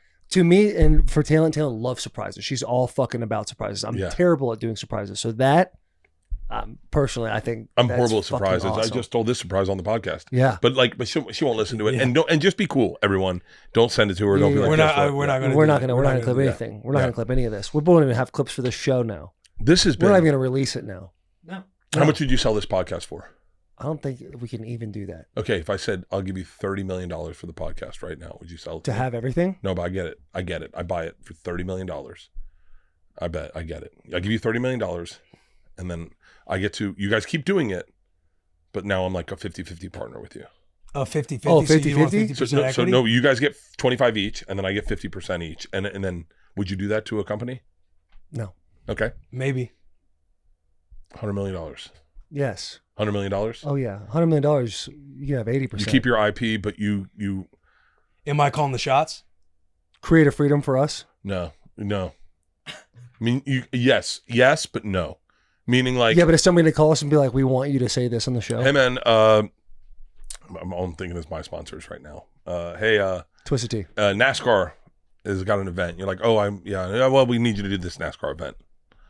You're gonna have to fly down to Daytona. That's a bad example because they were a sponsor of Two Bears, and I like NASCAR a lot. I was gonna say like, Yeah, okay. yeah. Sounds The dope. vlog- Yeah. We'll for sure do that. right. Like that's a bad one. Yeah, 30 million though. What's the end game? What's the end game? I don't think That's a we great know. question. We 'Cause actually, that's where I'm at. Where I'm like, what's my end game? Like, do I Yeah. do stand up forever? Do I do the podcast forever? Do I? Is there a chance that I retire? I'll tell you this about my personal end game. If you asked me this a year ago, there was no end game. Yeah. Now, I talked about this in the podcast a few times. I spent for the first time in my adult life was in Canada for a week, and sat there and was like, oh fuck, I really am enjoying doing nothing and just being with my family. And it's really fucked me up since then to where now I'm like, okay, how do I eventually just do nothing or do only the things that I really enjoy? How do I become as involved of a dad as possible and around the family 90% of the time as opposed to What about it this? flipped? Having something, does that keep you healthy? Yes. Because something keeps me healthy. We talked Nothing about- we keeps talked me about this very with somebody unhealthy. just a Because couple I'd love days to ago. like expand the brand. Like I'd love to make this more of a locker room. Other athletes, just other influencers, entertainers. Were you doing? People Yeah. moving to Nashville. Yeah. Inside the walls at all times. Oh, Yeah. Too bad I sold my soul to that fucking past fat To guy. Will Smith in Yeah. Hollywood. God. I'm fucking in bed with Tommy so deep right now. You have no idea. Don't We have a so much choice. money together. Yeah, Don't have it's a a choice. fucking. Yeah, but if there was a way for Bussin to not just like obviously Will and I being the faces of it, but having other people part of it, like Delaney Walker, he's been a person that's been embedded Oh, into yeah. the fall for us. That's awesome. He's a great personality. He's great to have around. Like having more people like that to kind of like lift the load of the in front of camera stuff would be awesome. Mhm. Yeah, it's just such a great fucking thing you guys have built. How real is this $30 million offer? I don't know. I think that's where the future is. Part of me, Bussin? no, part of me goes like, okay, oh man, I'm fucking. You already know when he gets off here, he's gonna call Tom. Like I was feeling him out a little bit. Sounds like we're gonna buy him for. They said for sure 100 million. So we have between 30 and 100 to Yeah. really figure out. 30 is the working number. 30 is the working number. Yeah. No, I don't know. 30's much more realistic. It's like you could tell what's going to be good. Like I could never have predicted where Pat McAfee is because when he was doing it, it was just there wasn't a system in place to show you what was going to happen. Mhm. But now that you've seen what Pat McAfee has done, you see the future of everything a little bit. Now he laid fucking. I mean that it's amazing. Even still, look at Rogan. Once you saw what Rogan did, you're like, wow. That's what I'm saying. Between the Look- Rogan, the and McAfee, the very quickly, Barstool, we look like, at you just see Theo, where and the we all world's go, trying to- we know where this is going, Right. right? Yeah. So you know there's dudes smarter than us going, they know where this is going, right? So then that's what I find really fascinating. And then you look at the kids that are, I say kids, but like, you know, Dan Soder. You know Dan Soder at all? Yes. Dan Soder Yeah. just started doing his own Very podcast. And his podcast is killing it. Very easily you could go, well, I know where that's going. Mm-hmm. Like that's where I go like, okay, so then what's the price point? And if you know where it's going, fucking Soder's podcast is amazing. So Dan Soder is going to be, so you said who's the next guy? For real? Dan Soder. Dan Soder is fucking brilliant. Legit, he will be doing an arena tour in 2 years. 2026. 2026, he'll be doing an arena tour. He's so fucking talented. He's so goddamn talented. I mean, that's awesome. But you know what I'm saying though? Like once you see that, like that's why you got to hats off to McAfee. Is like he saw where it was going before anyone saw where it was going. I mean, you guys kind of did too, but like he had this like crazy vision of like Right. he's a lot like Tommy in respects of him going like, I don't care what people think, I'll do whatever I think, and it's badass. Mm-hmm. You even watch College Game Day. He's changed that show and made it 10 times better. It was already a fantastic show. It's a great show. I watch it my daughter hit me up. She was like, yeah, we're going to College Game Day. Yeah, the Like, atmosphere is electric. Yeah. She's like, do you know Insane. these guys? And I was like, yeah, I know one of them. Yeah. Yeah, but like it's crazy. My daughter doesn't give a fuck about football. She goes to College Game Day. Right. It's crazy. Yeah, It's Best fun. drink for College Game Day, Twisted Tea. No question. Twisted question. Let's do it. let's do it. All right. Twisted Questions brought to us by Twisted Tea, 5% ABV. It's a, we'll go ahead and pull up that ad real quick. 5%. Yeah, Twisted Tea is refreshing hard iced tea made with real brewed tea and 5% alcohol, full of flavor, very refreshing. Twisted Tea goes down smooth. There is no carbonation. It makes it easy to drink all day long. Twisted Tea feels fun and celebrates extreme fandom on game day. It's a perfect alcohol/beverage for game day, whether tailgating in a parking lot, watching at a bar, or watching with friends at home. Twisted Tea is there to turn up your game day, keep it twisted. Grab a refreshing Twisted Tea today. Mitch Carsley, what is a Twisted Question? That's your best read ever. By That the was way. You I- see- can I- do- can I you tell do it I enough swear to time. God, I swear to God, I was almost like, hey, can I do this read? Because I've been drinking them all day, and I feel I go, no carbonation makes sense. Right. That It's chug great, you were right? having earlier. Yeah. Goes down Fantastic. smooth. They're Goes very down smooth. And by the way, I'm going to be fair. I don't even feel buzzed. Wait till you stand up. Yeah. Just gotta wait for the kick They in should a make little that a bit shirt. longer. Twisted Tea. Wait till you stand up. Oh my God. Wait till you st- That is a nice one. Go ahead, bitch. Cut in anytime. All right, our twisted question this week. If you could travel to any moment in sports history to help that team win a game, what game is it? What team is it? And what would you do differently to help them win? I think that's easy for me. What is it? 2012 Big Ten Championship, Nebraska versus Wisconsin. I was there, but it did say what will we do to help, in what circumstance, and it'd be stopping the speed sweep or the belly or any run that they threw at us that day with Melvin Gordon, James White, and Monty Ball. Yeah. That would be the game I would change. Yeah, but forever. you can't. But you would have to have like you're not just going to change the game. It's you have to now play out the game also, and it's just like that run game, that offensive line. But it says, what would you do? What would you do to help that team win? So ultimately, we win the game. So we win the Big Ten championship. I'm a Big Ten champion. Yeah, but do you? And I'm going to the Rose Bowl. Do you believe? And we're beating Stanford. Do you believe you're able to? Do you believe you're able to change you it? were there, right? Oh my You could God! have changed it then. Right. He But was- hindsight. Now this In twisted question hindsight. comes to us a whole different perspective. Yeah. What would you do differently? It'd be adjusting to the speed sweep. So I'm looking at this as like, how could I go back and actually help that team win? Will your example, you were in that game. You were there. The ability. Mine would be the Super Bowl between the Falcons and the Patriots. And I would just go in at halftime when the Falcons are up 28-3 and be like, and the coaches are talking, hey, if we throw this back, I'd say, don't fucking throw it. Just run the football. Yeah. Just run the football. Now I know, like, time is going to be a factor. You guys are in 4 minutes now. Stop worrying about it. Only throw it on obvious passing downs. Now you're going to run the clock. Congratulations, you won the Super Bowl. I have no dog in that fight at all. I just think to myself, what is the... Or just hand the ball off to Marshawn Lynch in that Super Bowl. Yeah, dude. Oh, Seattle Marshawn Lynch Patriots- is a fucking dude. A dude. He is. I cried in front of him. Did you? Of course. It made him so uncomfortable. How did he... Yeah, I was going to say. He what said to me, happened? he goes, he came up to me and he goes, hey man, people say you can cry. like on command? I said, yeah. He goes, how's that work? And I was like, I just think of a sad thing. He goes, let me see it. And so I did it. And he went, oh, wow. Just And then we became friends. that's Yeah, we were working together. We were working on Netflix as a joke. I'm sure you can find me crying in front of him. I've cried a lot. I'm not done. What game would I change and how would I change it? So when I was a kid, we were Oh, I want to change mine, but go ahead. Georgia You last go. year. Georgia last year. Florida State. No. There's only one game where I saw something wrong and I wished that people had seen it the way I saw it. And I bet you can find the picture of this. The Rams played the Bucks in 1981, 1980. Oh wow, I wasn't even born yet. Are you serious? Yeah, 81, bro. I was 10 years before I was born. My dad graduated Wait, in 82. how old are you guys? Yeah. Oh, that's right. You guys are athletes. 33. Oh, yeah. You guys are And kids. this boy right here is 35. So How old are you? I'm 51. No fucking way. Yeah. It's a good number. Yeah.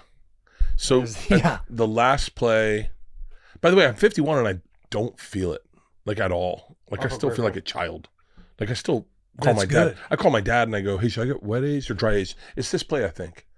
It's this play. No, it wasn't that play. So one of the last plays, the Bucks were down. They were against the Rams, and from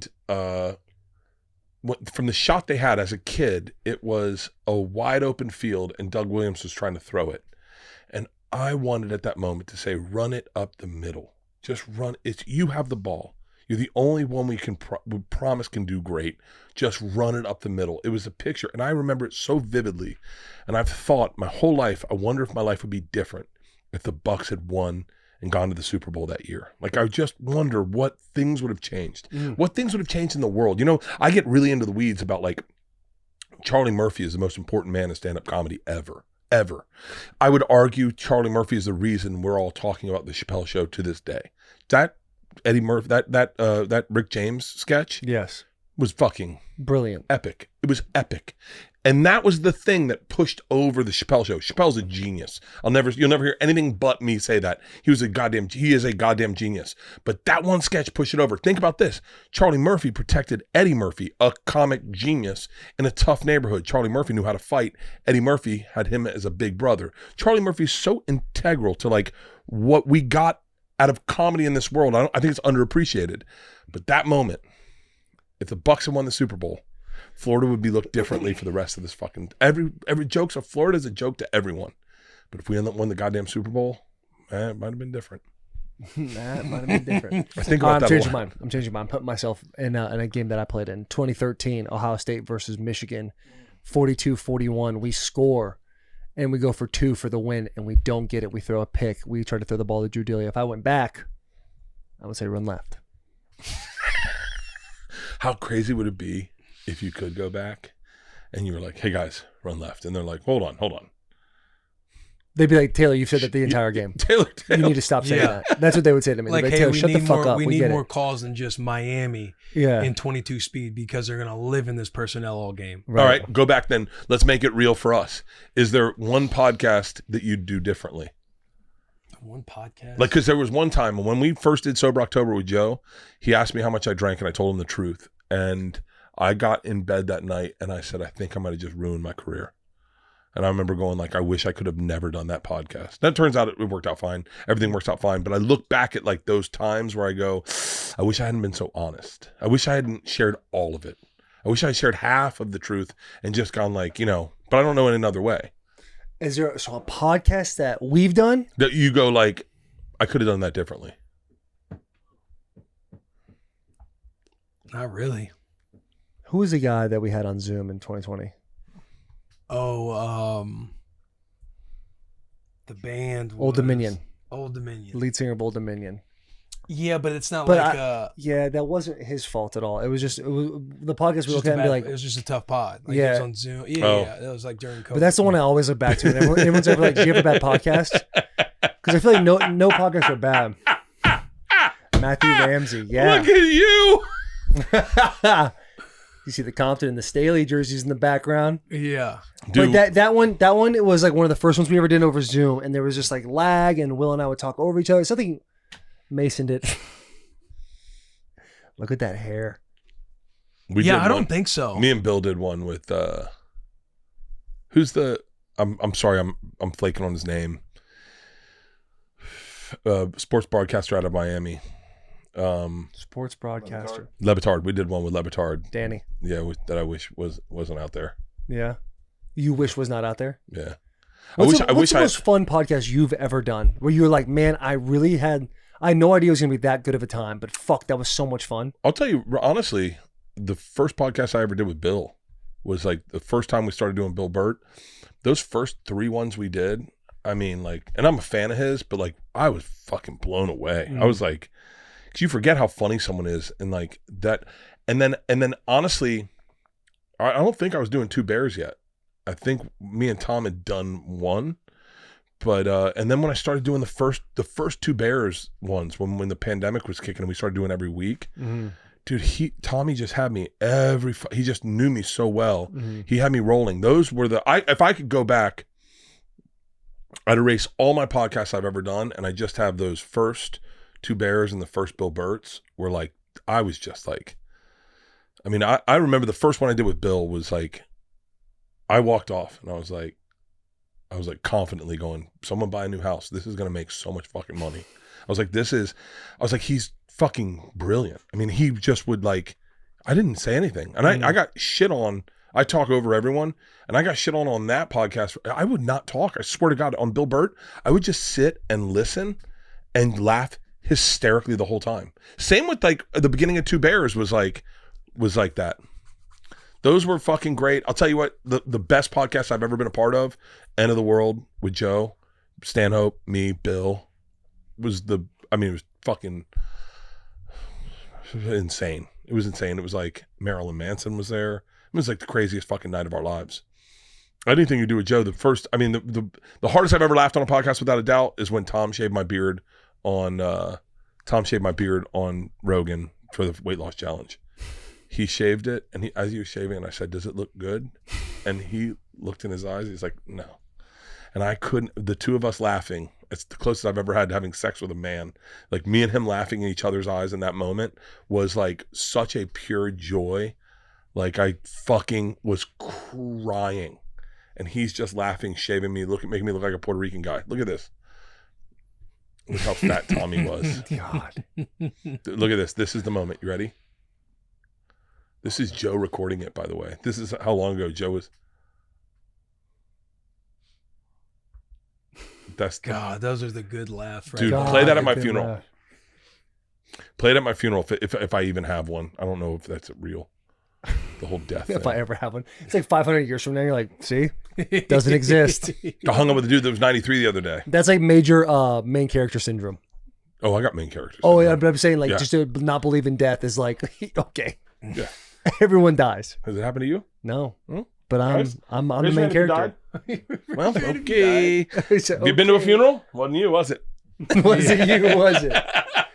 All right. Gentlemen. Hey, this is awesome. Thank Well, you. we got to do Thank tear you. talk. We have to do tear talk. We could hold Tear Talk for the intro. What's Tear Talk? Tear talk is you're just evaluating your top 3 favorite things of that category. Of tears? Okay. Of tears? We got time? We got have it? a backup thing, so we're good. waiting for but- you to go check out houses, by the way. Cool. All right. 5 minutes. Is Yeah, she 5 out minutes. there? Knock it out. Oh, they're back at the hotel. Okay, Great. gotcha. Keep gotcha, going. gotcha. All Which right. one are we doing? Tear talk, holiday parties. Ooh, So this is holiday parties. awesome for me because I'm moving to Nashville and I need to own a holiday. You got to own a holiday party. Okay, so Tear Talk works like this. You can give an honorable mention if you'd like. If there's like 4 of them and you just Are we can't. done with these twisted teas? I mean, I thought they'd be right there. Okay, perfect. Keep going. All right. And then These are pretty fucking good, man. they're delicious. They're tasty, no carbonation. Wait till you stand yeah. up. Where do you stand up? Hey guys, my name's Bert Kreischer, and I enjoy twisted tea. You guys own this company? Twisted Tea? Yeah. No. A Boston Brewing Company owns Twisted Tea. You guys need to get a piece of this. We got need you. some Bus Light. Yeah, dude, that's what we want to do. Ooh. BUSS_LIT. What if I said, hey, would you guys like to be a part of Porosos? Would be like we would say we're interested in any conversation you want to Okay. have. Absolutely. I was just saying to Tommy, I was like, yeah, never mind, keep going. Yeah. Is that Sean Patton? What's this? For the Bears, for the boys. Yeah. Yeah. Okay, so holiday parties. Holiday You- parties, holiday you're, Hang you're on, going to hang on. You know that's where I got it. for the Well, yeah, Bears? yeah, but Yeah, I mean, for the it's Bears. not like For the Bears. You know that. I said that to you guys. Like when it's the coolest thing for the boys. Is like the coolest thing. It's beautiful. And when we were doing Los Osos was taken, Dos Osos was taken, and they said Por Osos, and I was like, oh, I love it. And then Tommy's like, yeah, we'll make it for our Bears, and I went, I was like, for the Bears. So it's an homage to like. It's like universal. It's Just universal for the boys. It really is. Branding's outstanding. Tastes delicious. Who was the guy that came up with Saturday for the boys? It was That's Heidelberg. Heidelberg. That's fight. He came up with that? Yeah. Do you know what I said the other day? No shit. Oh yeah. Do you know what I said the other day? I swear to God, I'm drunk on a plane, and I thought to myself, I flew those motherfuckers to Amsterdam. Yeah. I totally know. forgot about that. I totally forgot still about waiting that. on that text. Buddy, it's happening. Hey, you guys want to go see the Nile with your wives? Oh, how fucking gangster would that be? That'd be sick. That would That'd be fucking sick. awesome. All right, Imagine hold seeing like a 20-foot crocodile and just being like, that thing could rip us apart if it wanted to. And it probably does want to. Hold on. Keep it to yourself right now. No, okay. Surprise. Yeah. Okay. Holiday Tier parties. talk. You're going to start at 3. You're going to tell us why 3 is your third favorite. Then tier 2. Okay. Then you're going to finish with tier 1, which is your absolute favorite. Mm-hmm. Okay? So who wants to go first? Will, go ahead. What I hate about this is I don't know if Halloween is in my top 3. Ooh. I think my tier 2. No. A question: is Thanksgiving? Is that a party? Is that Oh considered- my God! Well, yes. yeah, Thanksgiving. Yeah, I guess. I would argue Thanksgiving is nothing but an entire day party. It might. And you got football on. Dude, Thanksgiving. I would say number 2, my tier 3 is going to be a Christmas party. I Okay. like the Christmas party that we do a few days before Christmas. Where Yeah. make the gingerbread Oh, houses. you guys got to come to We that have if a you lot live in of Nashville. I can't wait. We're building some good traditional stuff in our Christmas party. Some really good traditional stuff in our Christmas party. But that would be my tier 3. My tier 2 would be Thanksgiving. I feel like you have Thanksgiving, you have NFL football. You're eating leftovers, you're eating pies. Like everybody comes over together. Somebody's usually bringing a dish.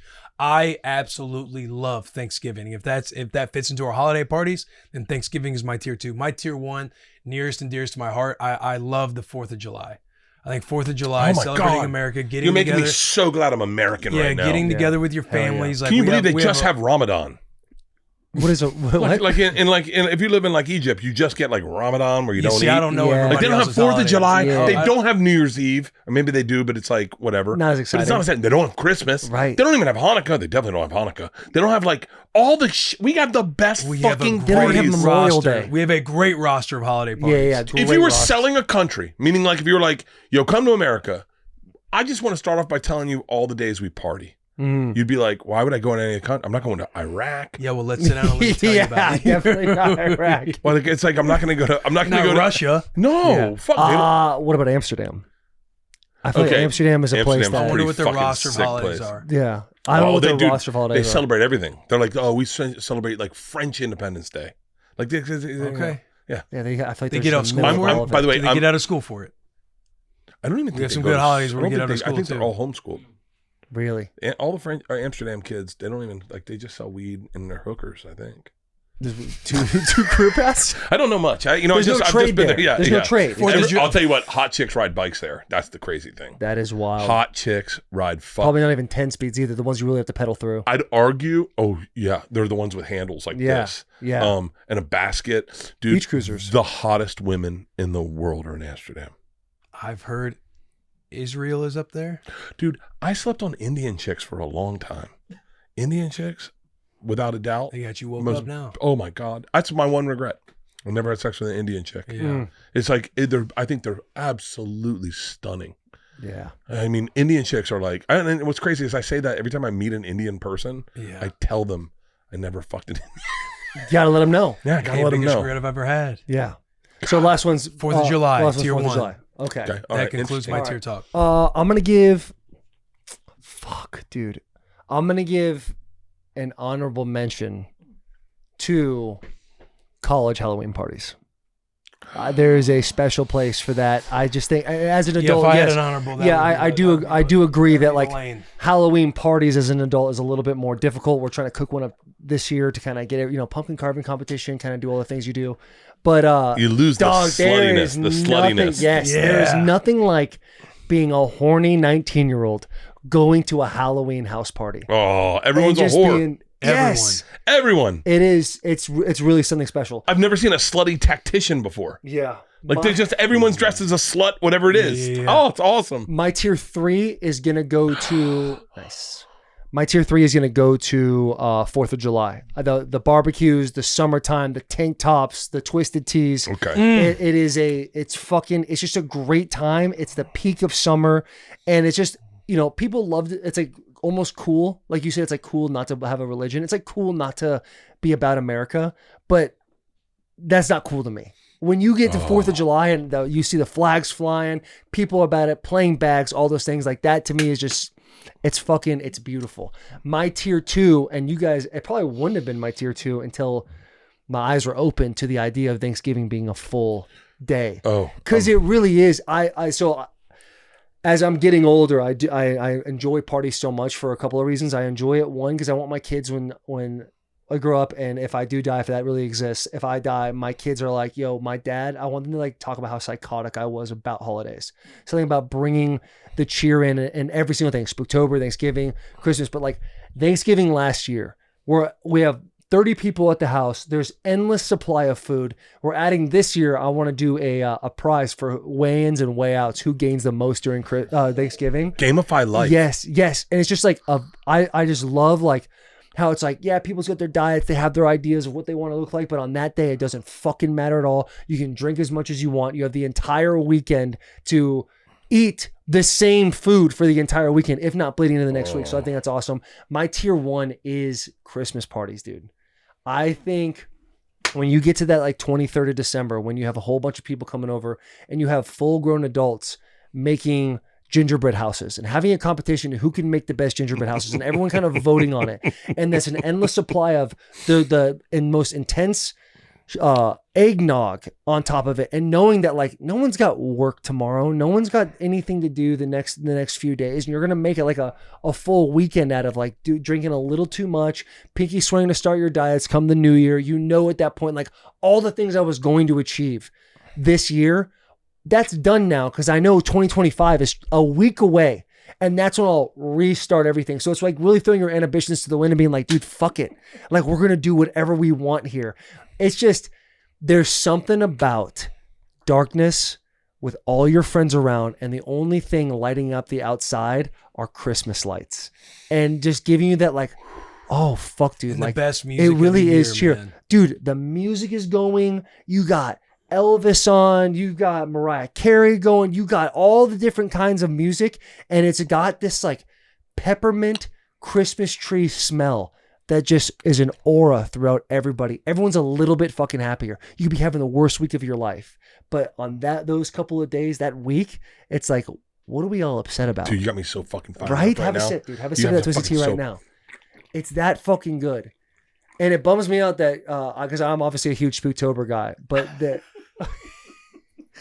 Dude, I know Wait what I'm till you doing. I stand know up. what I'm doing. I know what I'm doing when I move to Nashville. What's that? All right, let's work through my tier. Coming to these parties. Oh, no, I got my party. I got my party. I know how I'm going to own Nashville. I got my party. Okay. Let's work it backwards. Thanksgiving is awesome. Tier 3? Tier 3. Okay. It gives you a whole day of partying. The whole day is about one event. No one has to give a present, which is perfect.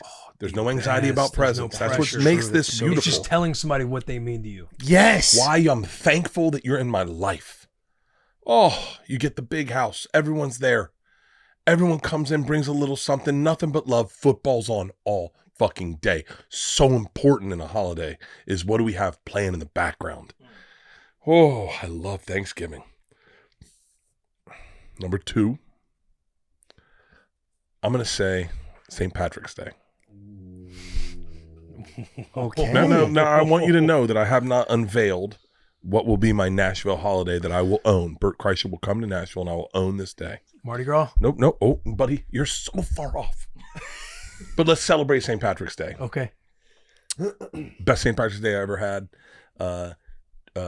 1995, my buddy Hutch called me and said, I have a Vespa and a pocket full of mushrooms.